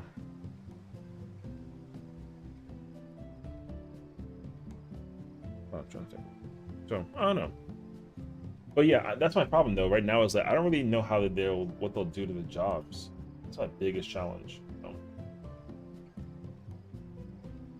a lot of them feel very complete. Yeah, I know, that's my challenge. Like I think that like because like what changes that they planned on incorporating from Endwalker to Dawntrail, I still like raise eyebrows about like once in a while, but also like again I like I don't know, like I would not have like an immediate answer to some of the changes that I would want to see them, because like it'd be really easy to figure out like, oh hey, this job has this problem, I want this thing to be resolved by doing it like this. I a lot of times I can't figure that out, like Dragoon especially. So like I don't actually know, so it's a good question, because like they literally enhanced every single Dragoon button, so a lot of jobs haven't gotten all their buttons enhanced. So because they can still fix that with every single tank. They did half of Monk. They can do that with Ninja, which like speaking of, I like playing Ninja, but I think that Ninja's like one of those few jobs that needs like a rework that like just fixes the quality of what the job like used to do and what the job does now. That's actually it though. Like Ninja's actually like a fine job. I think Ninja's great. This is for my my class record. Yeah. This is a tier list that, oh, I'm glad that you remember that too. No, yeah, this tier list is just pure personal enjoyment. Like, do I like playing this job or do I not like playing this job, and everything in between. So that's what this is so far. Also like Book One. So yeah. So far this is where we're at. Yeah, I'm glad. Welcome on in. I hope you enjoy. So this is not to indicate, yeah, like none of the jobs that I'm gonna like list out are bad or nothing. Like I just like playing, or like not so much playing these jobs basically. Like I like playing Ninja. Ninja's fun to play. I just want them to put Ninja back at 2 minutes with the personal buff and make the other buff like every minute. That's all I want. If they figure that out, then that'd be super peak, but you know, that's what I need. I don't want them to think that like whatchamacallit, making every single job's burst window like a 2-minute thing. I think that's super whack. So I mean like, don't get me wrong though, like the content right now, the battle content like being designed against the will of the raiding scene, I think is fire. Like being able to maximize damage efficiency as like a melee and like M10 and like M11, the fact that like you can't fully uptime those fights, I think is actually so sick. I like that change like a lot actually. But it's not part of their philosophy design to design content that way. I think that they just like were able to do that by like just being like, hey, we don't care about your uptime shit. We just care about making the content fun. That philosophy, I think, was a wonderful approach for them to like approach the content. So I'm really happy about them doing that, honestly. So, yeah. I think that all males are pretty good at least. Kind of everyone. Reaper, no. I mean, I don't. I think that you Oh, I mean, in terms of the personal enjoyment fan, I mean, I gotta think about it. Samurai is fun to play. I like playing Samurai like a lot. I'm really glad that Samurai has like retained the value of it being like a personal pumper, because like right now Samurai is like is up there.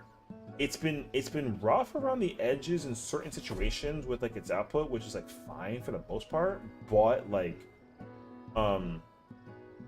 but thankfully though it has like retained its place as like a pumper. So so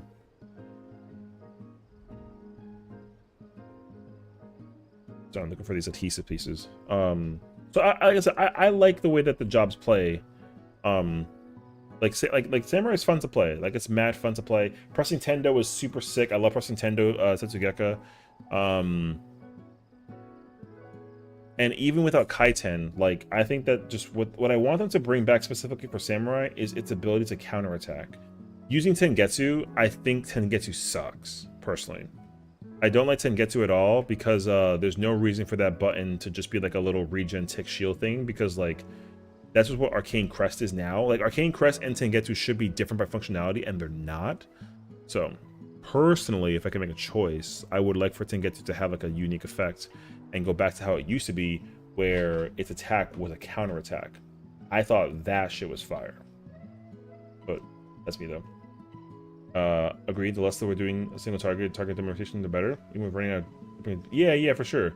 Like the one thing I like about the raids content so far, like scene wise, is that like how players are able to showcase their ability to uptime and differentiate themselves away from the other players that don't know how to do that.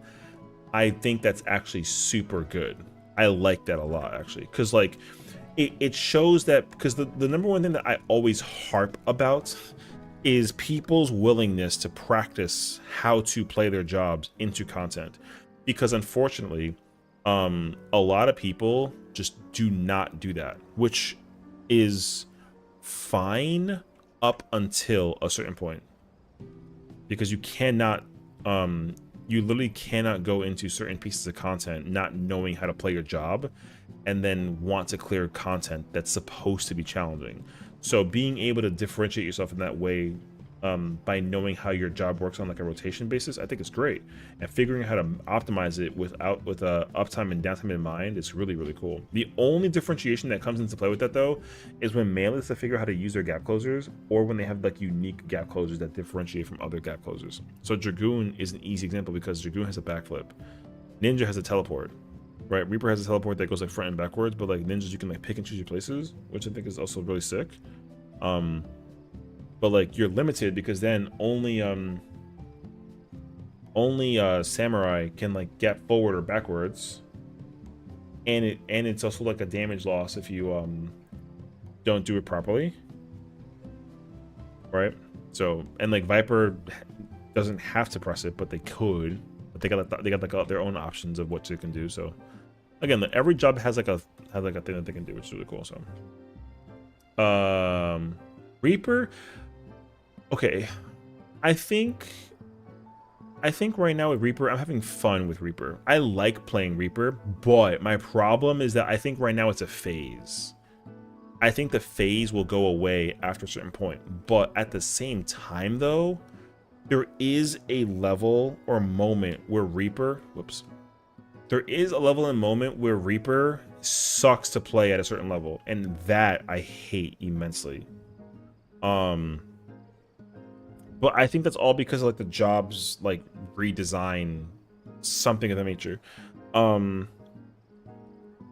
Because like what I love about Reaper is the way how the rotation works with the burst window, with the enshroud. And I actually like the Communio. I think Communio is sick, but I hate Perfectio. Perfectio has this problem right now where like it's a button you have to rip in a burst window at the very end, but you can't just like rip it whenever you want to. You have to actually use it during a very specific moment, and if you don't do that, you literally grief yourself, right? But the problem though is that like if there's a situation that requires Reaper to like replace Perfectio with other buttons because the damage output is just like not enough, in that window you have to actually hold it. Like an easy example for that is like in Fru, because in Fru, where is it? It's in one, there's like one burst window where like you just don't press it, you just hold it, and you don't, and that's stupid because like it's literally like Reaper's strongest button and you don't press it in your burst window. That shit makes no sense. You know what I mean? So that's where I think about when it comes to Reaper. But I mean, that problem is such a far and few between problem. It's like not really like an issue, but I think the big issue is that like Gluttony is the 60-second like activator button that you get to press, right, with Reaper. And I think that button is so sick, but I don't understand why it's designed in a way that it can drift. The forcible drift of Gluttony, I think, is actually very obnoxious. And the fact that it's not the centerpiece of the kit because it's the thing that generates the most of your gauge. The fact that you just kind of use it whenever you need to after a burst window. Every single time you go into a burst window with Reaper, especially like during the twos,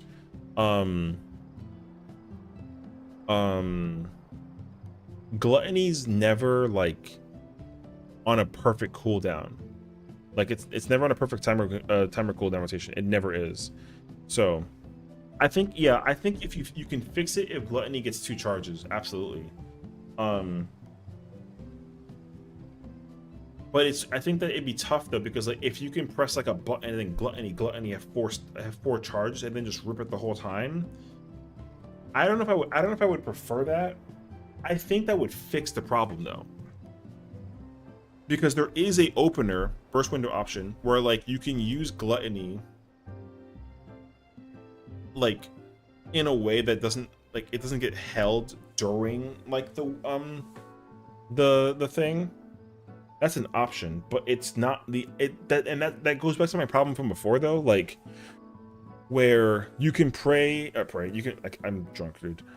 You can play certain jobs and play them however you want to, but they're designed to be played in a very specific way, and you can't change that, right?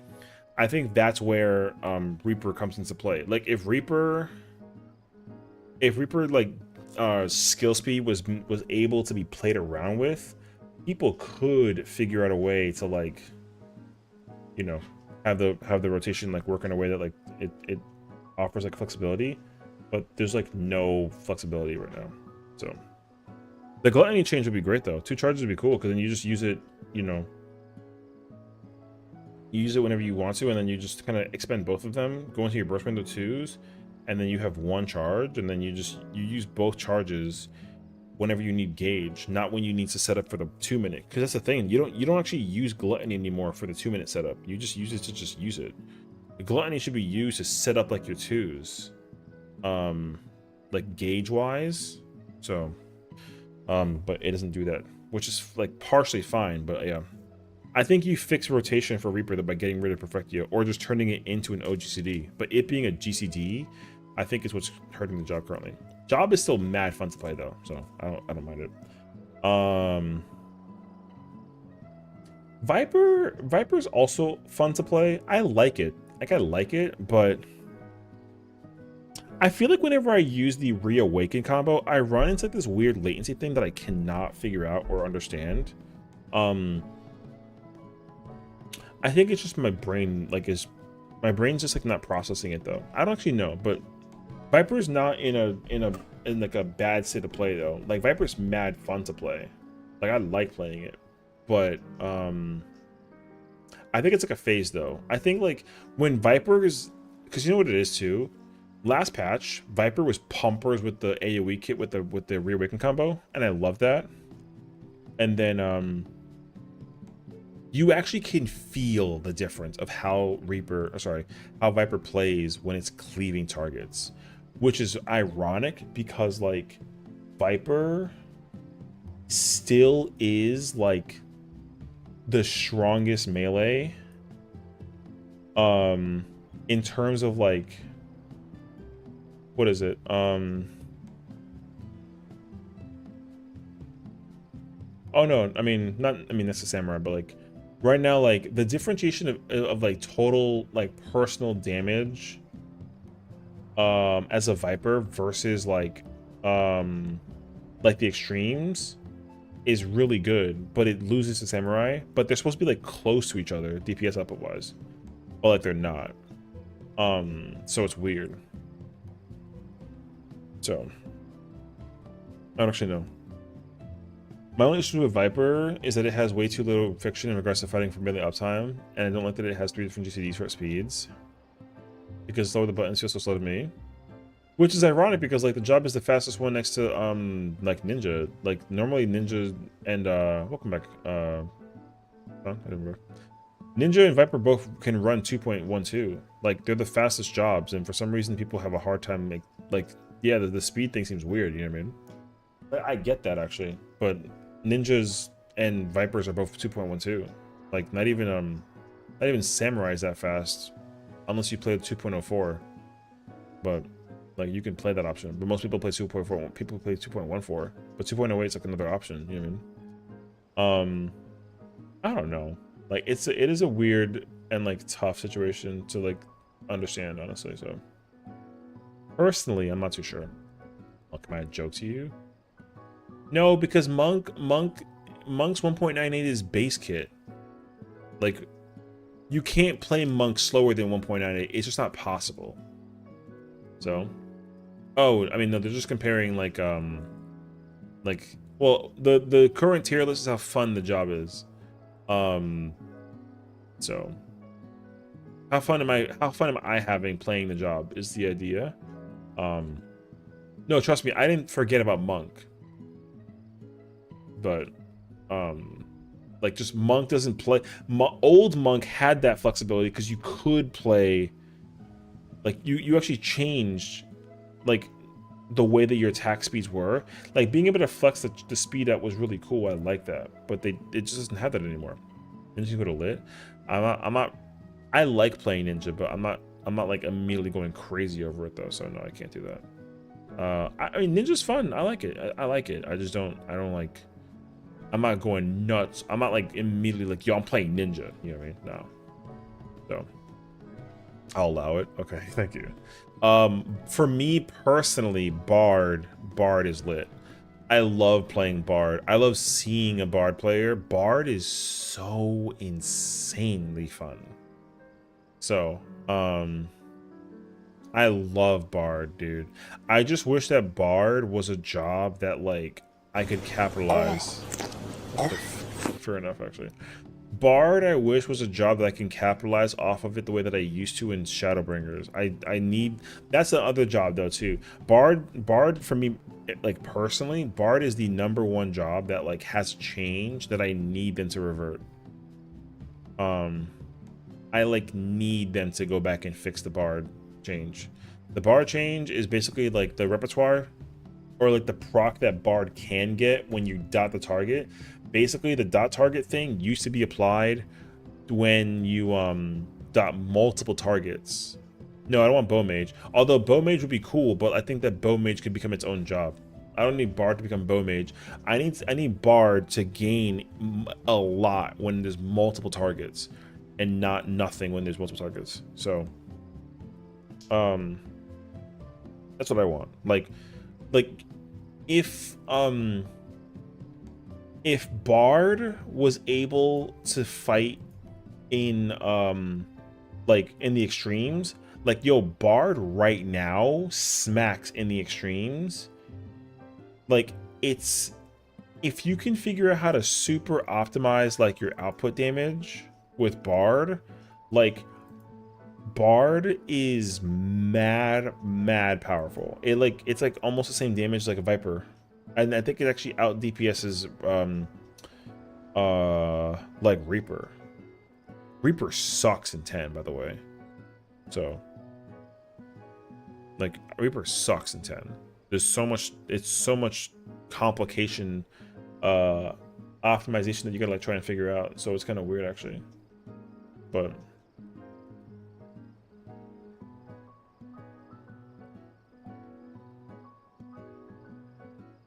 anyways, yeah. I think Bow Mage could be cool. I mean, I'm not opposed to Bow Mage at all. I think Bow Mage would be great. I think that like Bow Mage was a really interesting concept and approach to the way that the concept like functioned for the job. Because you know what's a really cool design functionality is PvP Bard. PvP Bard is sick, dude. The fact that you can like walk around and like cast, I think is really cool. And there should be like a mode you press where the cast bar, kind of like triple flare or triple cast for like a black mage kind of thing, where like you can just sling arrows the whole time without worrying about a cast bar thing, but it only works under like a certain situation, and you can turn it into like a stance thing. I think that's really cool. So, what Reaper holding for DPS? In M10, well, the problem with Reaper in M10. There's 3 major problems that Reaper has in M10. One, the bosses are just, the bosses need to be together when the Reaper can press their buttons, and the problem is that Reaper never gets that opportunity, is what I understood. Like when you want to press like your Communio, you can't, because the bosses will fly away when you get to press that button. Boom. Also, when you get ready for the because like when the bosses are together during like water sinking, you want to like shoot Plentiful and like a Communio at them, and you literally can't do that. They won't work. Did you know that 11 is a DPS game for Reaper LB3? Yes, that's also the crazy part too. Reaper has to LB3 because if it doesn't, it overcaps horrendously, and it like destroys the entire flow of the combo during the thing, which is crazy because like again, out of all the melees, like Reaper is the weakest one. However, Reaper still is very decent in the raids here overall. But like, yeah, Reaper versus Tyrant is like so strange. There's no immediate fight that screams at me that like Reaper's suffering in one fight, one way or another, across all 4 fights. I think that's super annoying.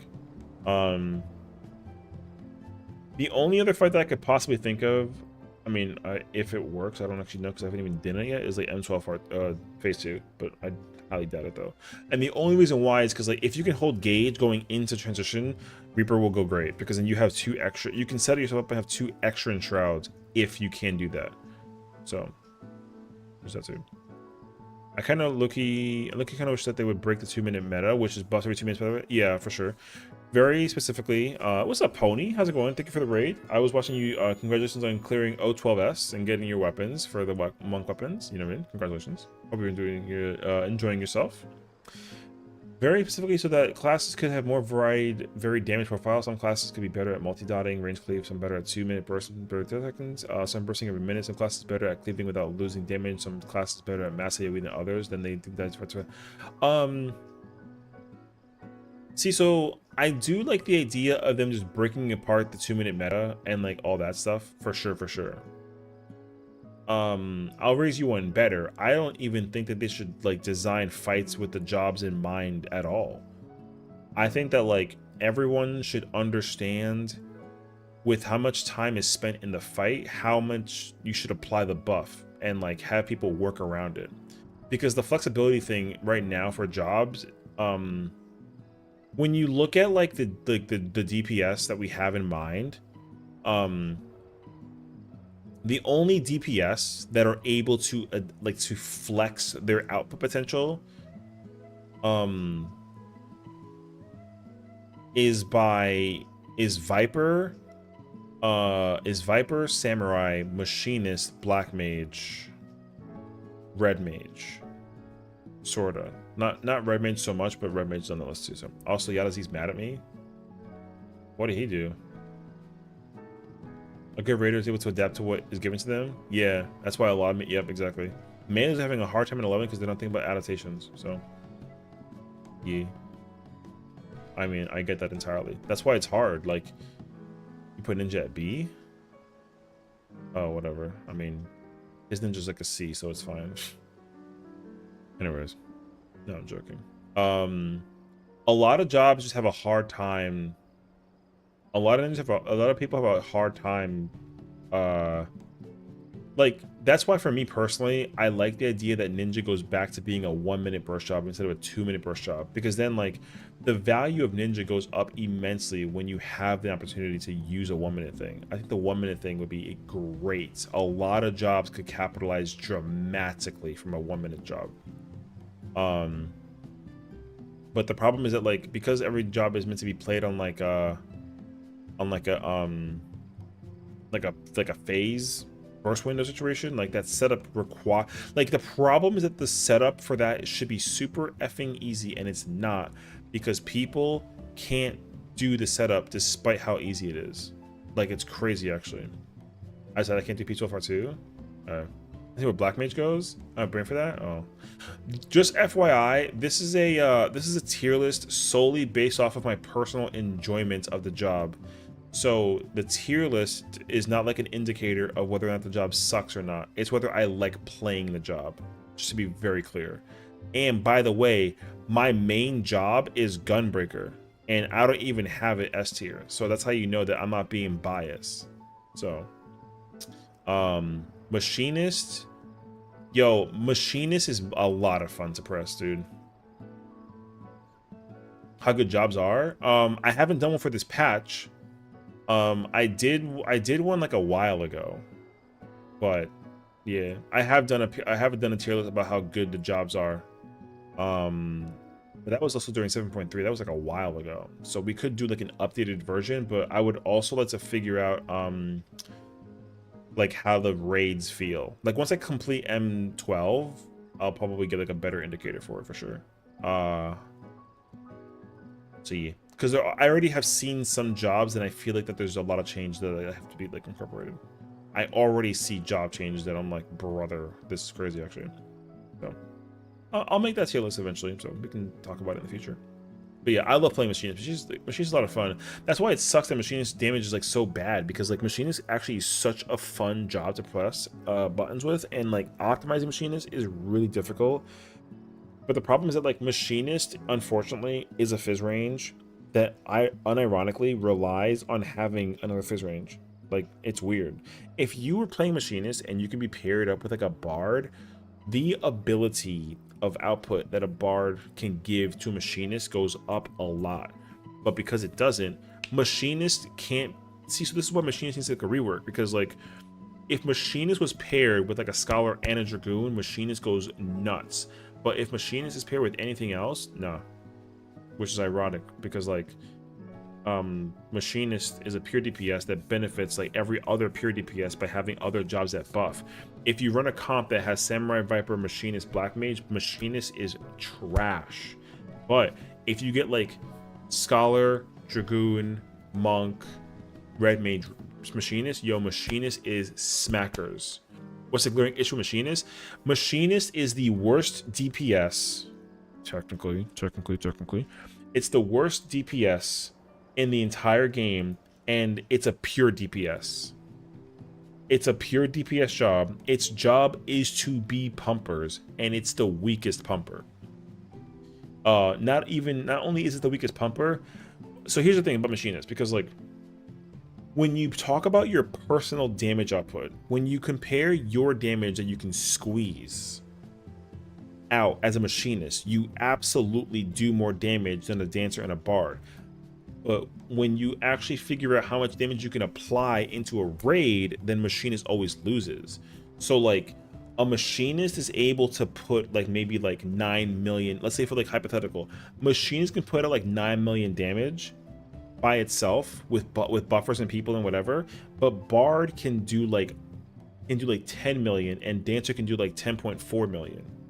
So that's bad because Machinist being able to do 9 million at the maximum output is doing less than a Bard and a Dancer, but Bard and Dancer both bring more damage to themselves, to the table, and to the party. Because Bard can bring up everyone else's numbers with the songs, and Dancer picks one person and gives them almost like 50k to play with. But Machinist has none of that.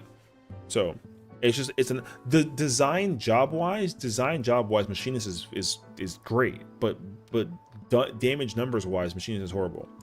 Machinist just needs a like a chain stratagem or like a ninja trick, and that's it. You fix Machinist right then and there. Because like if Machinist wasn't a pure DPS, it being at the bottom would not be a problem.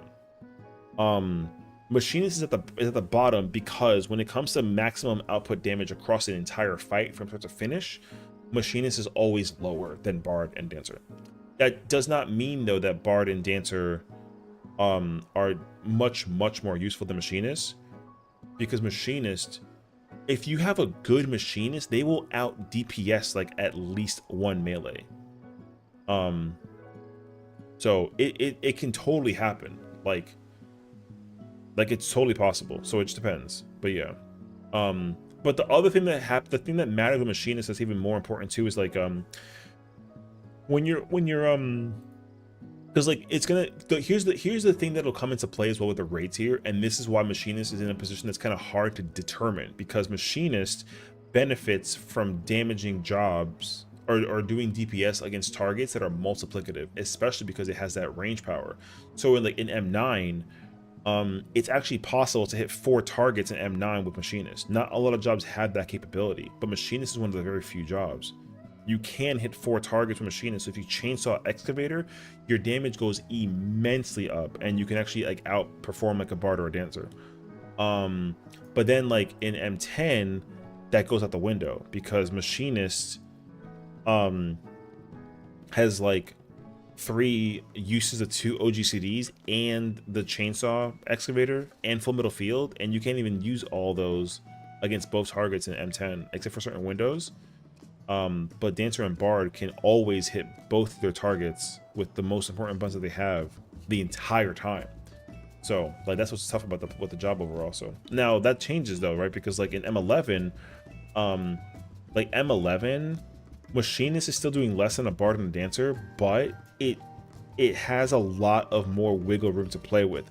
A Machinist, like a good Machinist, can pump out almost 40k if it's got the right comp, and Bard and Dancer can't break more than 34. But when you talk about maximum damage output total across the board, that changes because you include like the buffs and the output and like all that other stuff too. So like Machinist needs people to buff it, otherwise it doesn't do damage. So but it also depends. I think that this is also too early to tell, because like the only real way you can dictate whether a job is good or not is after it's best in slot and it's got maximum output potential. So because not every single job right now has BIS. You can't fully maximize your output right now with all the jobs. I think next week you can, but this is like the last week where you can't. So it depends. Like that's why I'm kind of holding my breath about Reaper. I know that Reaper like sucks right now in M9 and M10, but I feel like when it gets best in slot, I feel like that people will figure out the uptime and optimization for it, and it's going to go insanely hard. But again, it's just too soon to tell, so we'll see. Is Summoner the only job that I hate? No, because I don't hate playing Summoner. I hate the job design. Like, if I had to quickly, I put Summoner like in like either all right or like a like. Like Summoner goes somewhere in these 2 categories. I don't like hate Summoner in terms of playing it. I like playing Summoner. I just hate the job design. So I think job design is like freaking, you know. The only way that the weakest is it's been as he's broken the kneecaps because it's P range and they never want a P range to do my DPS in a melee again. In my personal mindset of Machinist, I think the Machinist needs to be able to do as much damage as the weakest caster. But the problem though is that in their philosophy, none of the casters should technically be weak unless they have a res. And if they take out the res for Picto and Summoner, then they can't have a P range be a pure DPS, because that means that the pure DPS, sorry, if they take out the res for Red Mage and Summoner, then that means that all 4 casters will blend in with all 4 melees, which is good, but Machinist will be the weird like black sheep because it's a pure DPS that's a fizz range, and therefore it has no res, nor does it have a buff. So it's like, how does it fit in a place that makes sense? Because it can't be a range job that out DPSs any melee or any caster, but it has to be able to at least be like competable, and it has to surpass a bartender dancer, and it never does. So it's kind of hard. I don't actually know, but Machinist isn't in the worst position now. It's been in much worse positions prior to this patch. So that's why, like, but the thing is, like, again, like, if a Machinist knows how to press the buttons in a way that work for it, though, Machinists can absolutely be pumpers. It is possible range wise for like a ninja to do like 4 million to like 13 million, but a Machinist can minimal do like 7 to like 9. Like, it's impossible. It's impossible to do like 5 million or 6 million or 7 million with a Machinist. 7 and up though is easy to do with a Machinist, but like 7 and under, like, not at all. You can do so much damage with Machinists if you like just press the buttons. So yeah, she's higher than 2 jobs in the RTPs across the most centiles.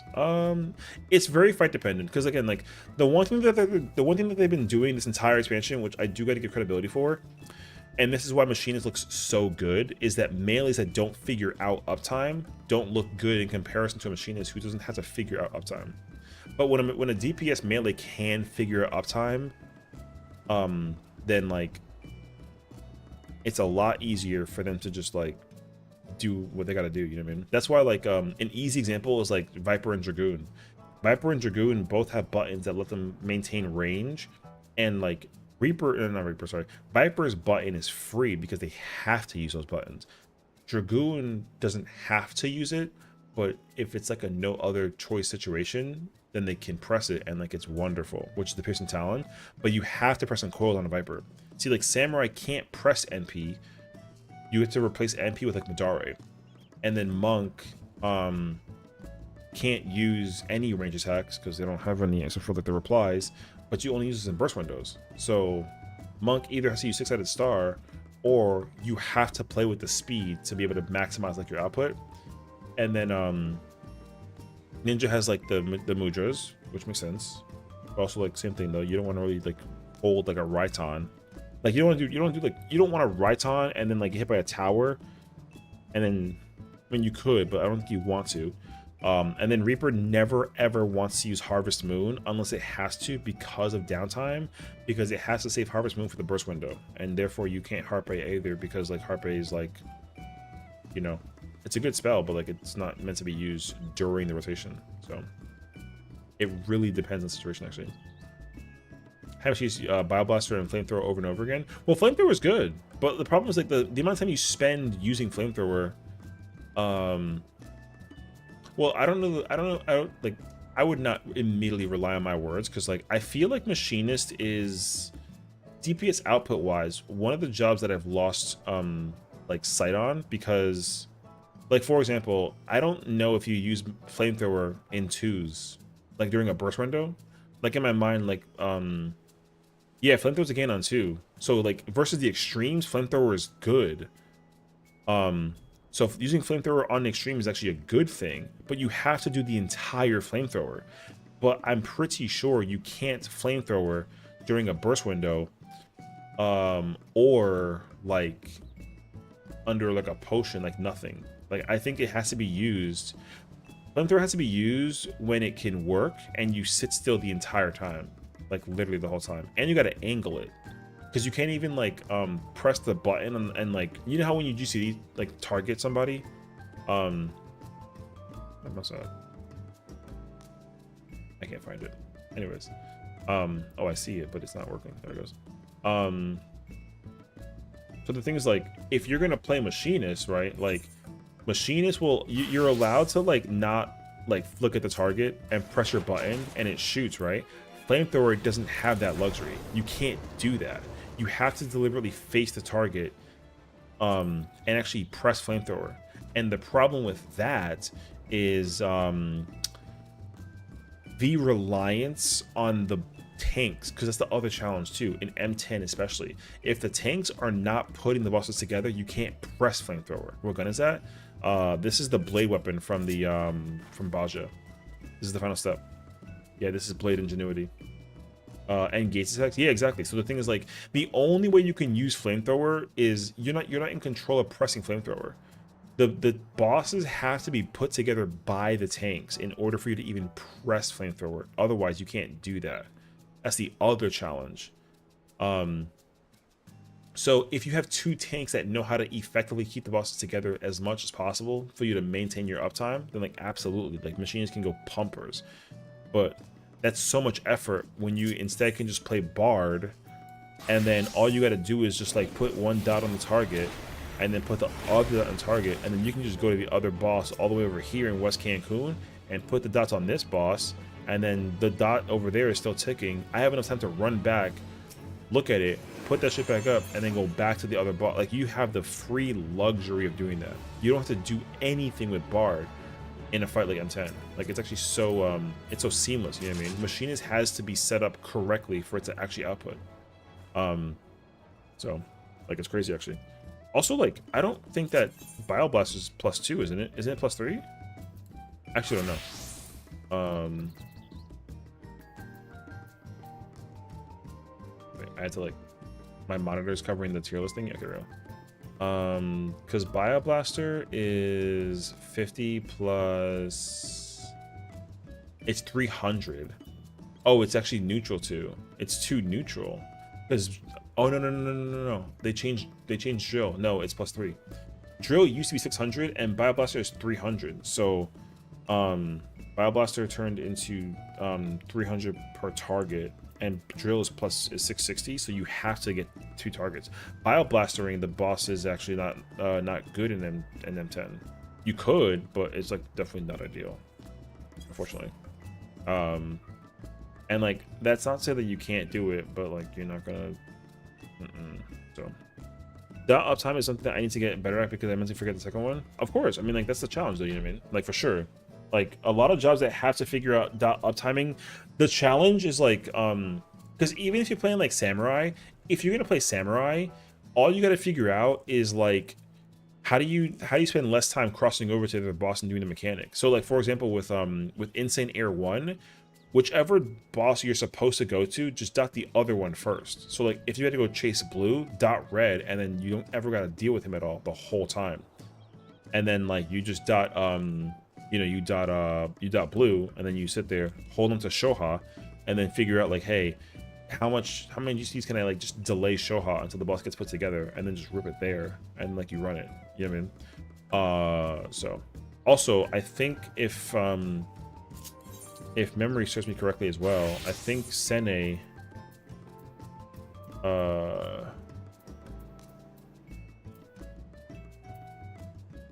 is neutral to Gurren on 2, right? Yeah, so you want to use Gurren over Sene on the 2 chance. What the get the hell out of here. So you gotta press Gurren as well.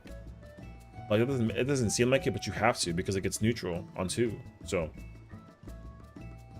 so you're thinking it feels weird? Yeah, well, that's the thing too, right? Because like, if in snaking, what you have to do is use Tendo and try to set up like the dot time, but you cannot under any circumstances swing Ogi until they're both together. So if you got to use early Ogi, you got to use early Ogi, or you got to hold it. I promise you this though, if you play with me in Celeste, you're gonna have a significantly easier time smacking both bosses the entire time. With like, you can throw out Ogi and probably be able to dot both targets, like, it's fine actually. Tanks don't pull it, exactly, so that makes sense.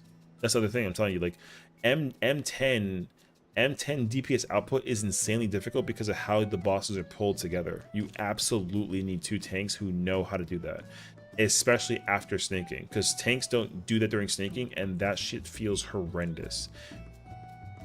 when the boss is the cutback blaze and then the deep impact buster with the cone at on the west side, tanks that go to the west side wall just to bait that buster are doing it wrong, unfortunately. You got to use info and keep the bosses together the whole time. So, but again, like, tanks don't think that far ahead, which like totally makes sense. So, anyways, Dancer. Sorry, I'm back at the tier list. As far as Dancer's concerned, I like playing Dancer. Like, I like it. It's cool. I don't play it that often, but like, if I had a choice to play Fizz range, Dancer is currently my least chosen pick. However, Dancer is a lot of fun, but I'm just not playing it, so I like it. That's all. Personally, if there's one job I could be like a fucking hater over, it's Black Mage. I would put Black Mage here, but that's just not fair. So like, Black Mage is all right. I'm not really enjoying Black Mage, but I think the more realistic answer is like, I have to just actually play Black Mage the whole time. If I just dabble with Black Mage into content, then I'm not gonna have an interest in it. Like, I made it very explicitly clear to myself that I was not trying to play caster at all for the rest expansion, unless I get geared up. But I'm not playing Black Mage at all. I have no interest right now in playing caster. The only possible way that I have to play caster is if like I have to play it in the ultimate and I'm required to, because it's like, hey, boom, you know what I mean? But I don't like Black Mage at all right now. I think that the casting time, whatever, the 2-second thing, I think is whack. The amount of speed that Black Mage has is not my favorite. I mean, I literally play like whatever 2.45 or 4.7 Black Mage, whatever one that you have to like no Black Mage speed on the gear, but only on the weapon. I play that, and I don't even like that anymore. I used to, I mean, I didn't really main it that much, but like I freaking can't stand it. Also, like, I miss Sharpcast, and from what I understood also, and like I think Paddy is here too, like Flare Star apparently sucks. People don't like that button. I personally hate that Black Mage never presses High Fire 2 or High Blizzard 2. The high spells just don't ever get pressed. I think that's super effing whack. You only press Flare, Flare, Flare Star, Transpose, it's like a freeze, Thunder 4, Transpose, Flare, Flare, Flare Star. Brother, where the hell is my Fire 4, bro? Or my Fire, High Fire 2? That shit is dumb. Also, I kind of like miss when the rotation opener for Black Mage was to set up like your Blizzard. I kind of like going into the pull on the opener with Black Mage with Blizzard 3, Blizzard 4, and then speed Blizzard 3 into like Leylines into Fires. I kind of like that. I don't really like that you just don't ever want to be in Blizzard mode. Like, I think that actually creates like a weird imbalance with Black Mage, personally. I get it though, because obviously like Black Mage is like your power spell, but like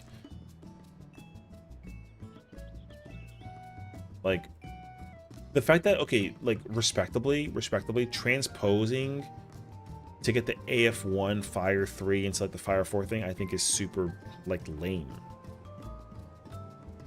So I kind of prefer that the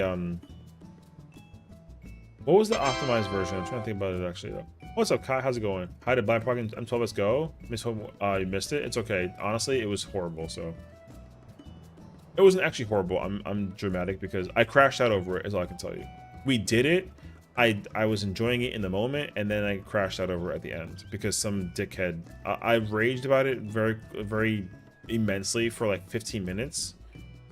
All you gotta know is a white mage that's at Enrage in phase 1 of M12 joined our party, and we were fresh blind. So it was so stupid that they were at Enrage and they joined a fresh blind party. This was dumb. Like, freaking hated that person. Anyways, 115. Hey, it was 115. I don't even know anymore. But we did get our like redemption because like I looked at the video POV, I watched Wesker play Dragoon, and I was kind of like, oh shit, so it's cool. Yeah, it was dumb, but I mean, like I can work with it though because the stream works for it, so it's like not a big deal. I had to edit it though, so I'll probably do that during the day tomorrow, so we'll see. Yeah, UHP opens up with Blizzard. That's what I think that the job has always been about. I think that opening with like, I think that like, I'm trying to think, because like, personally, I do not like that you never want to be in Blizzard mode, but you need to press Blizzard 4. Like, I don't know. I don't personally enjoy that. I actually really enjoy the way that Black Mage plays in PvP. I think that the current PvP version of Black Mage right now is fire. I miss Super Flare, but the fact that like Ice mode is quick cast mode and then like Fire mode is stand still mode,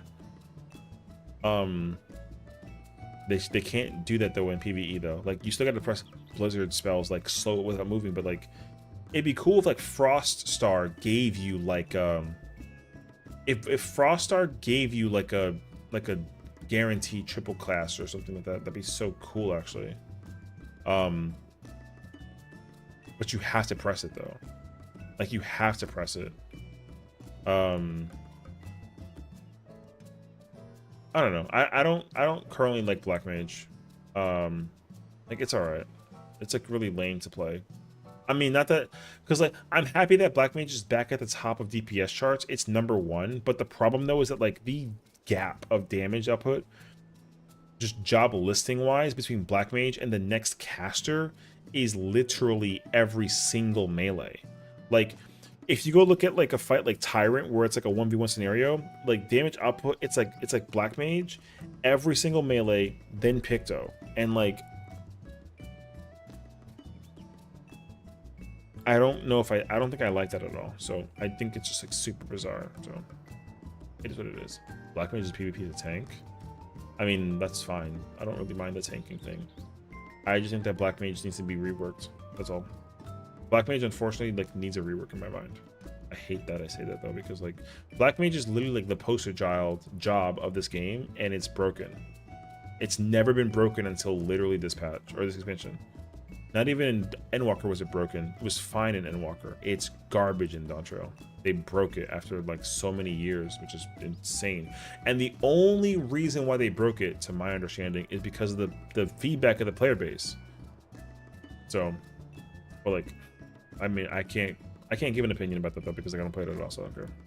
But whenever people ask me to play it, I play it so casually because like I don't plan on raiding with it. Unless I'm being told way ahead of time that it's the only job I can raid with, because people are like, hey Sessiion, like you're really good at the game, and like I trust that you'll figure out how to play Black Mage optimized, so you have to play Black Mage. I'm gonna be like, man, no. However, if it really came down to it though, like I do it, but I'm not trying to do that shit though. Imagine hardcasting Fire 2 and then slowly the entire team withdraws and the enemies only see you. Hey. What's crazy though is that like it's there's no way to like cast fast fire spells. You gotta literally be like a turret in incognito and wreath of fire, like, you know. So it's because everyone's playing Pictomancer. You've seen the pictures versus 100 Black Mage on the first tier. I mean, that doesn't matter, but it's whatever. Did downtime affect Xenoglossy timer P7.2? I don't think so. You still press Xenoglossy. I think if Xenoglossy is like one of your strongest spells, you have to press it in the burst window. Because like what you would do is like I forget, I think it was 7.2 where like you had they took off the timer. Whenever they took out the timer is when you can just hold onto Xenoglossies forever, without needing to change anything. Because with the old Black Mage, like pre 7.2, I think it was like, actually I don't remember anymore. It's already like a blur to me. But you used to have a timer, like you had to press Paradox to reset the timer. And then like the thing, am I gonna put my spoiler out? Yeah, I don't care anymore. We saw the video. We saw the enrage for phase 1. So yeah, sure, go ahead. Need a knowledge check. What's up? But yeah, like Black Mage removing the timer thing, honestly, I thought was like as big of an L as when they took out like Sharpcast. But also I think I think that like the speed change is like whatever. I don't actually have a problem with the speed change. I have a massive problem with like the timer change. I hate the timer change. The speed change I'll deal with. That's whatever. I don't care. But the timer change I think killed Black Mage. Being able to be stuck like held in fire mode forever, I think is whack as shit. Because anybody can copy and place Black Mage and just play it and like it's whatever. The only way that you don't play Black Mage well is if you have this and you can't sit still. But if you learn how to sit still, yeah, you sit there and just the whole time. Like it's crazy actually.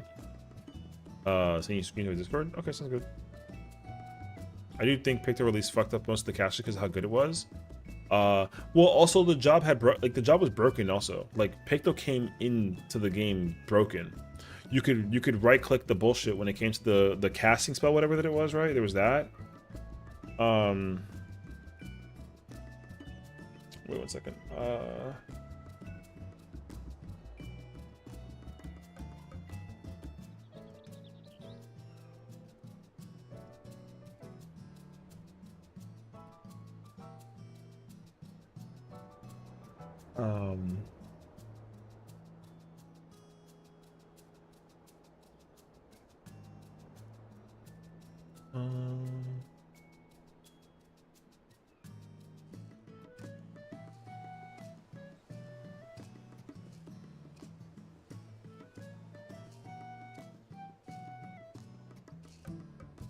Oh, the Dark Knight not getting the mechanic?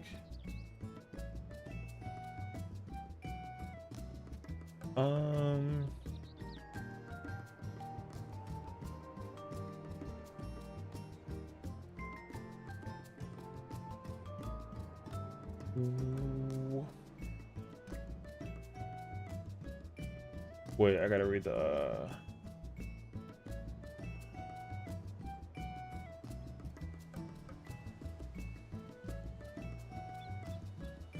Well, don't you have to, go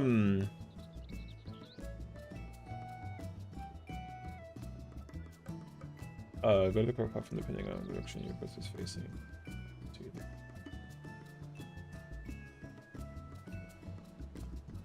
Oh, yeah, I don't know. I think the person was weird. Honestly, I ain't gonna hold you. Yeah, I'm pretty sure that person just, like, has no idea, actually. Because, like, the tower spawns in the blob direction, and DSR Phase 3 is, Sessiion. That's the thing with the tower jump. Yeah,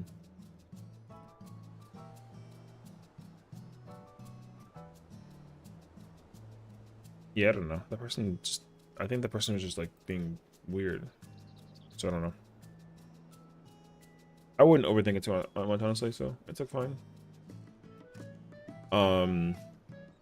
Anyways, yeah. Summoner, playing Summoner.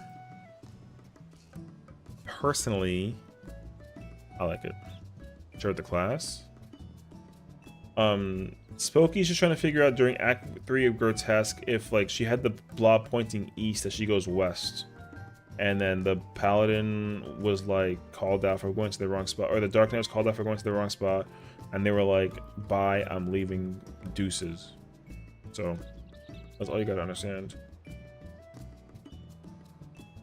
Like, to what I understood, you probably just go to the same side as like the direction that the blob, because the blobs cannot be the direction of the growth can't be rotated. So the way how it faces. And the way that it's going direction-wise is like a true situation. You can't relative that mechanic. So, like I said, you're not in the wrong. You have to go opposite the direction that it's coming from. So yeah, if yours is going east, you have to go west. That's not a you problem. Yeah. No, that was a very clear indicator of like that person has no idea what they're talking about, unfortunately. And they're progging the fight just as much as you are. The problem though is that instead of saying like, hey, I think this was done incorrectly, can somebody like fact check me, they just immediately were like, you, and then nobody likes being pointed at, you know. So yeah. Yeah, Summoner, I like playing Summoner, but Summoner is still the job that needs like a massive rework.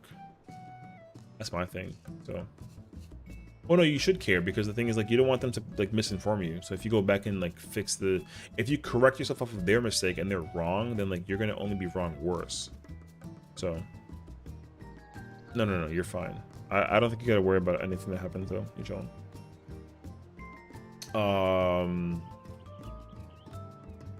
Red Mage is officially the 5th job that is lit to play.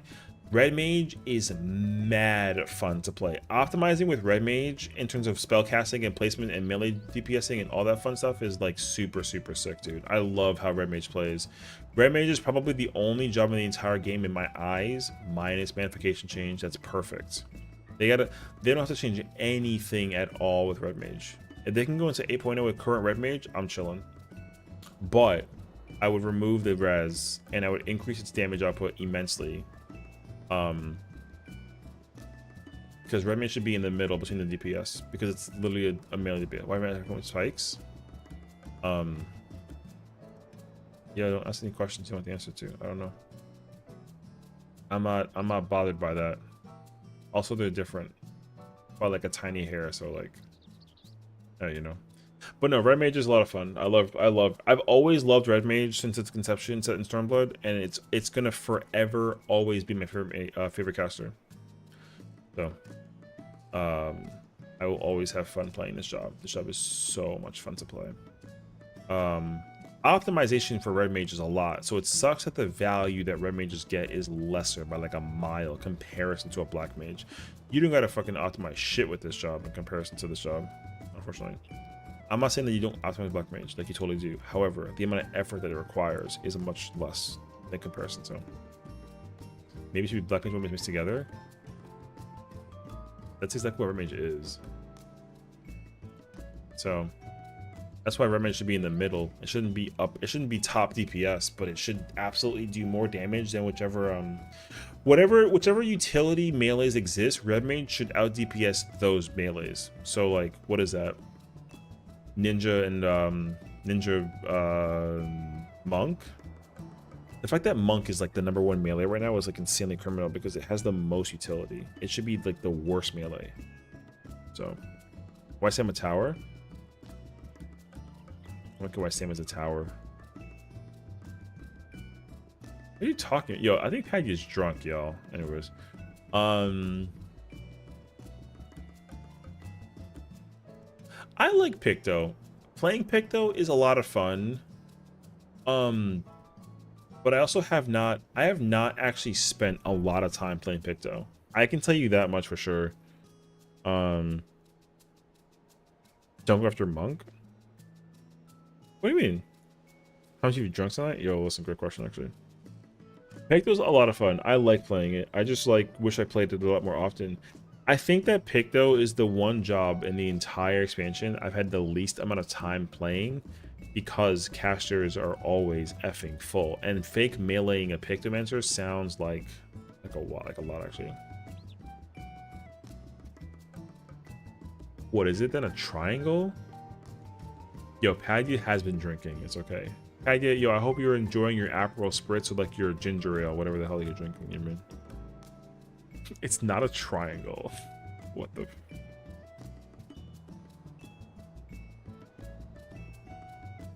I'm not going to sit here and analyze the way that the icon looks. I don't like playing Picto solely because of the painting. I don't like the cast time for the paints.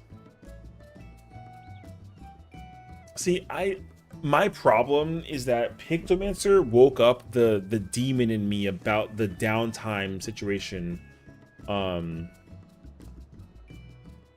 That job can benefit from. I hate how much uptime Picto generates during downtime, and no other job has that same caliber of experience. It's crazy, actually.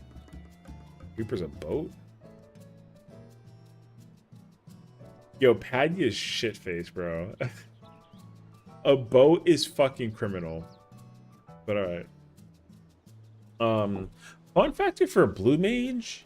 Yo, honestly, like, I would say, like, when I get to play it, It's actually like a lot of fun. If you ever like, I will genuinely say this.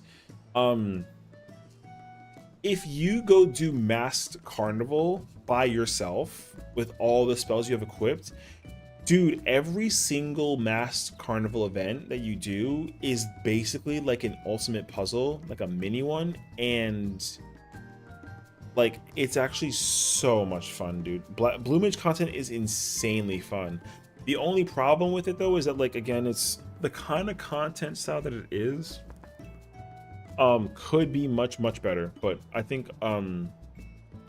I would put Blue Mage in lit if I could do dailies with Blue Mage. Genuinely. If I can do Blue Mage content within like dailies and get like a bunch of tomes doing it, or if Blue Mage had like its own PvP mode, dog, that would go hard. I would have so much fun doing that shit.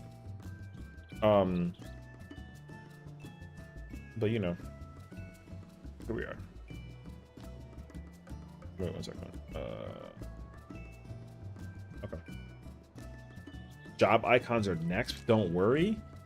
Go ahead. Find me a job icon tier list. Yo, that's hard. I'll tell you that much. Coming up with a job icon tier list, yo, we would be in shambles actually.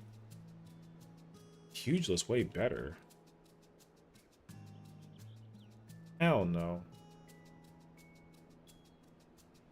I mean, the punchy fist icon is cool, but like, oh. That's like saying Lancer's better than Dragoon, and don't you dare say that it is. I'll time you up for 7 days. What I would like for him to do though is low key. I think it'd be really cool if every single job had like a class, because not every single class exists for every single job. Like if Viper could have like a thing, that'd be really cool. If Dancer had a thing, that'd be really cool. You know, Pictomancer, Samurai, Reaper, etc. I don't know what they'd be called or what they would look like, but I think the idea of having them would be really cool. So. But again, that's a lot of effort though, so there's no reason to go that far into it. At least not until we see 8.0.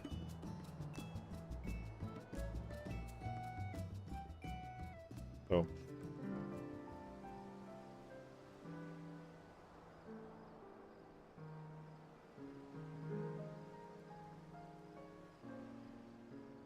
I wonder are there other FF7 job tier lists? Bristling Conflict.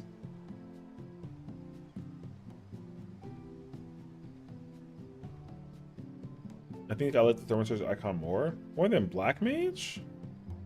You can't. It's literally Meteor. It's literally Meteor. You can't. That's illegal.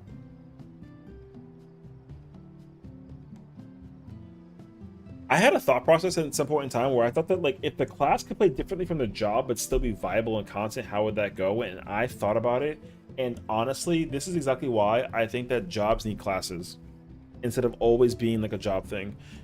Jobs needing classes actually does the Arcanist thing, and the Arcanist thing is actually super effing sick. So I really like the concept that, like, if you go well, this is a poor example because I went Scholar, not Summoner, but like all of these buttons being class jobs, I understand that it works for Arcanist, but if Scholar had its own versions of these buttons, that'd be really cool. Or what I would really love is, like, if these class actions existed for Dragoon and like Lancer, but if they made a tank version of Lancer and turned it into like a Dragoon tank, but these buttons still somewhat existed for that job, but all the job buttons changed as a result. Oh my fucking god. Because like at level 76 and 64 also, like, they started changing the visual design for some of the buttons. So it'd be cool to go do like a level 40 dungeon with like a Dragoon and like a Dragoon tank, but the icon and the job name is different, but they both have access to like true thrust, piercing talon, whirlpool thrust, and like full thrust and that whole spiel. But of course, like as you go through higher levels, they'll change those buttons.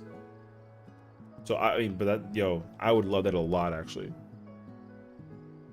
That's why the class system is really cool if they can conceptualize it. But like playing Sorter, that's fine. People want variety for how to play jobs, so we don't gotta only do like a speed only thing, you know what I mean? Because like if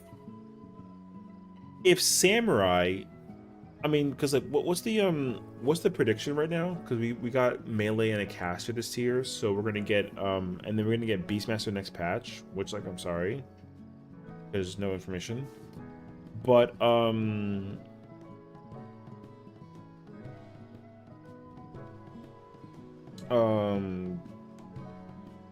but if we're gonna get a tank and a fizz range next expansion, like I'm so under the impression that it's gotta be using a weapon that we've already gotten in the game. You know what I mean? So like a spear thing or like a shield thing of some caliber. Also, why Dragoon Bleed is a flower thingy?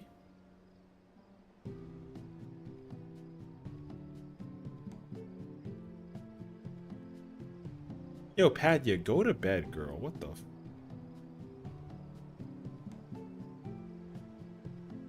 I mean, why is it a flower thing? I mean, it literally Chaos Thrust evolves into Chaotic Spring and like let her cook? Hell no, she better burn the house down. If you let her cook, she's gonna cast Fire 4 into a skillet and burn the house down. I'm not about that. So no, she can't cook. I don't care how delicious she thinks the food is, it burnt. Yo, that house about to get nuked. Yeah, because she better like throw out like a flare star because she hates the button. You're like, gosh, my chicken's undercooked. Flare star. Yo, the whole house explodes. Did you win yet? I'm chilling. Thanks, Rio. We did our M12 blind. Tomorrow I will effectively study and then we will actually prog 12. So we'll see how 12 goes for us. But we already saw like the video playthrough of M12 phase 1 at least, and it doesn't look that bad. Especially as somebody who like did it blind. So the blind video did not go well. It didn't go terrible, but it's okay. I can work with it. Master serious questions here. Yo, I can't tell you why Chaotic Spring is flowery, bro. I can't explain to you why this move. Yo, it just is, you know what I mean? You just gotta accept it. Same way how like Samurai summons like ice when it does Madares with the Tendo, because it's spring and it's chaotic. Yo, facts. I couldn't have put it any other way. You know? You know what you used to do? Ask Siri. Hit mic drop. Hell yeah, bro. I'm sure there's some reason why it's called Chaotic Spring. There's no lore bit for it that I know about, so. They payments in Gil? There you go. I don't even know if my retainers have been selling stuff since I've been gone, brother.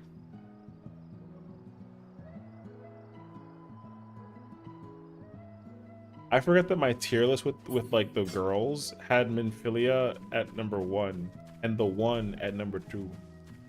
Hey, number 2. Is there even PF at 3 in the morning? Oh, I thought that shit had 0. Okay.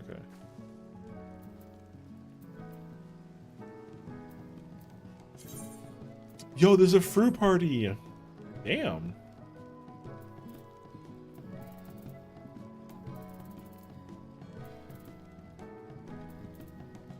Get that totem real quick. Get the fuck out of here. I'm not playing no monk. The fact that it has monk means that they wiped. So GG's.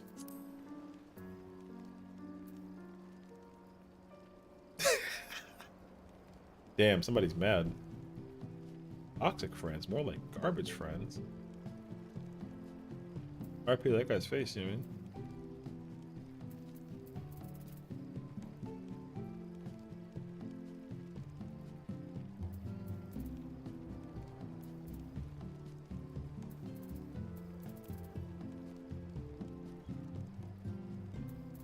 I don't actually remember. I don't really know any of these names. So, Horse is Valia. What from a Valia past Yama on clears? Yo, you say this name like you've seen it like all like year long. I've never seen that name until literally now.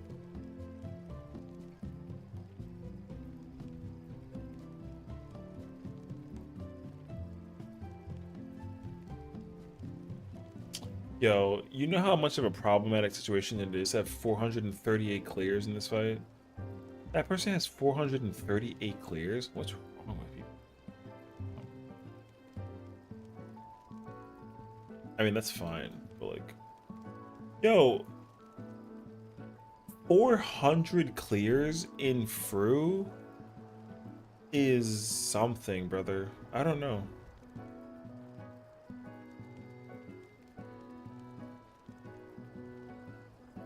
I mean, I'm not judging. I don't really care. They run the Fruit Mafia? Yeah, whatever. I got no comment.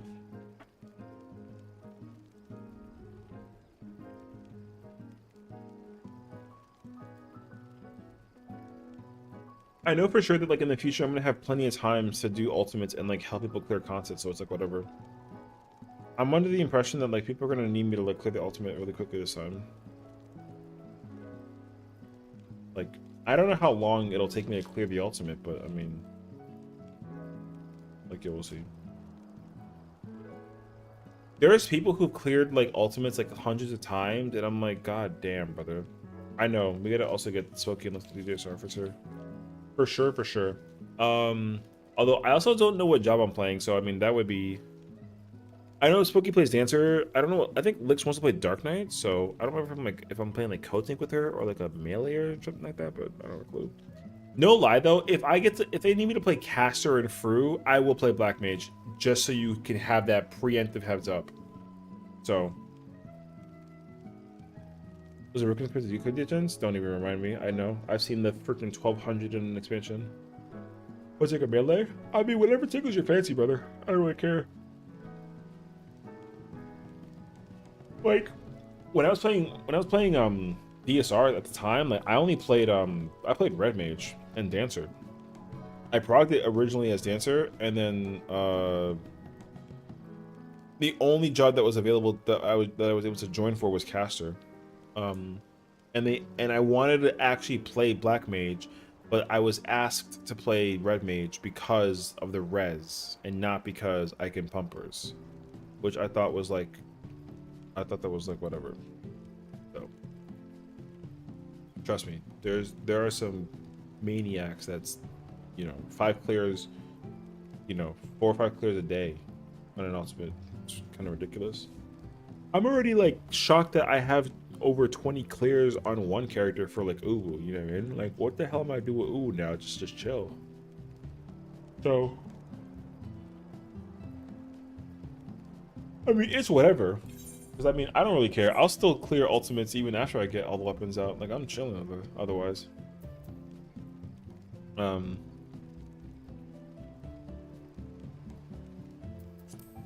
yeah. It's funny because I came here to, like, check my retainers, not to actually, like, look at the party finder. So I completely forgot about that, actually.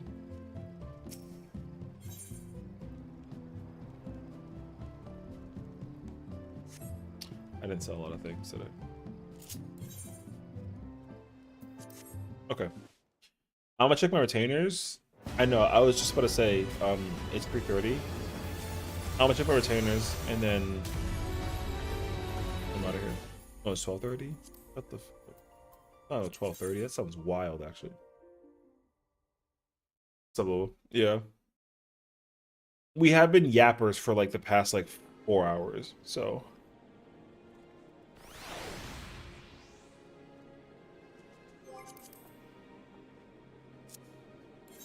wait.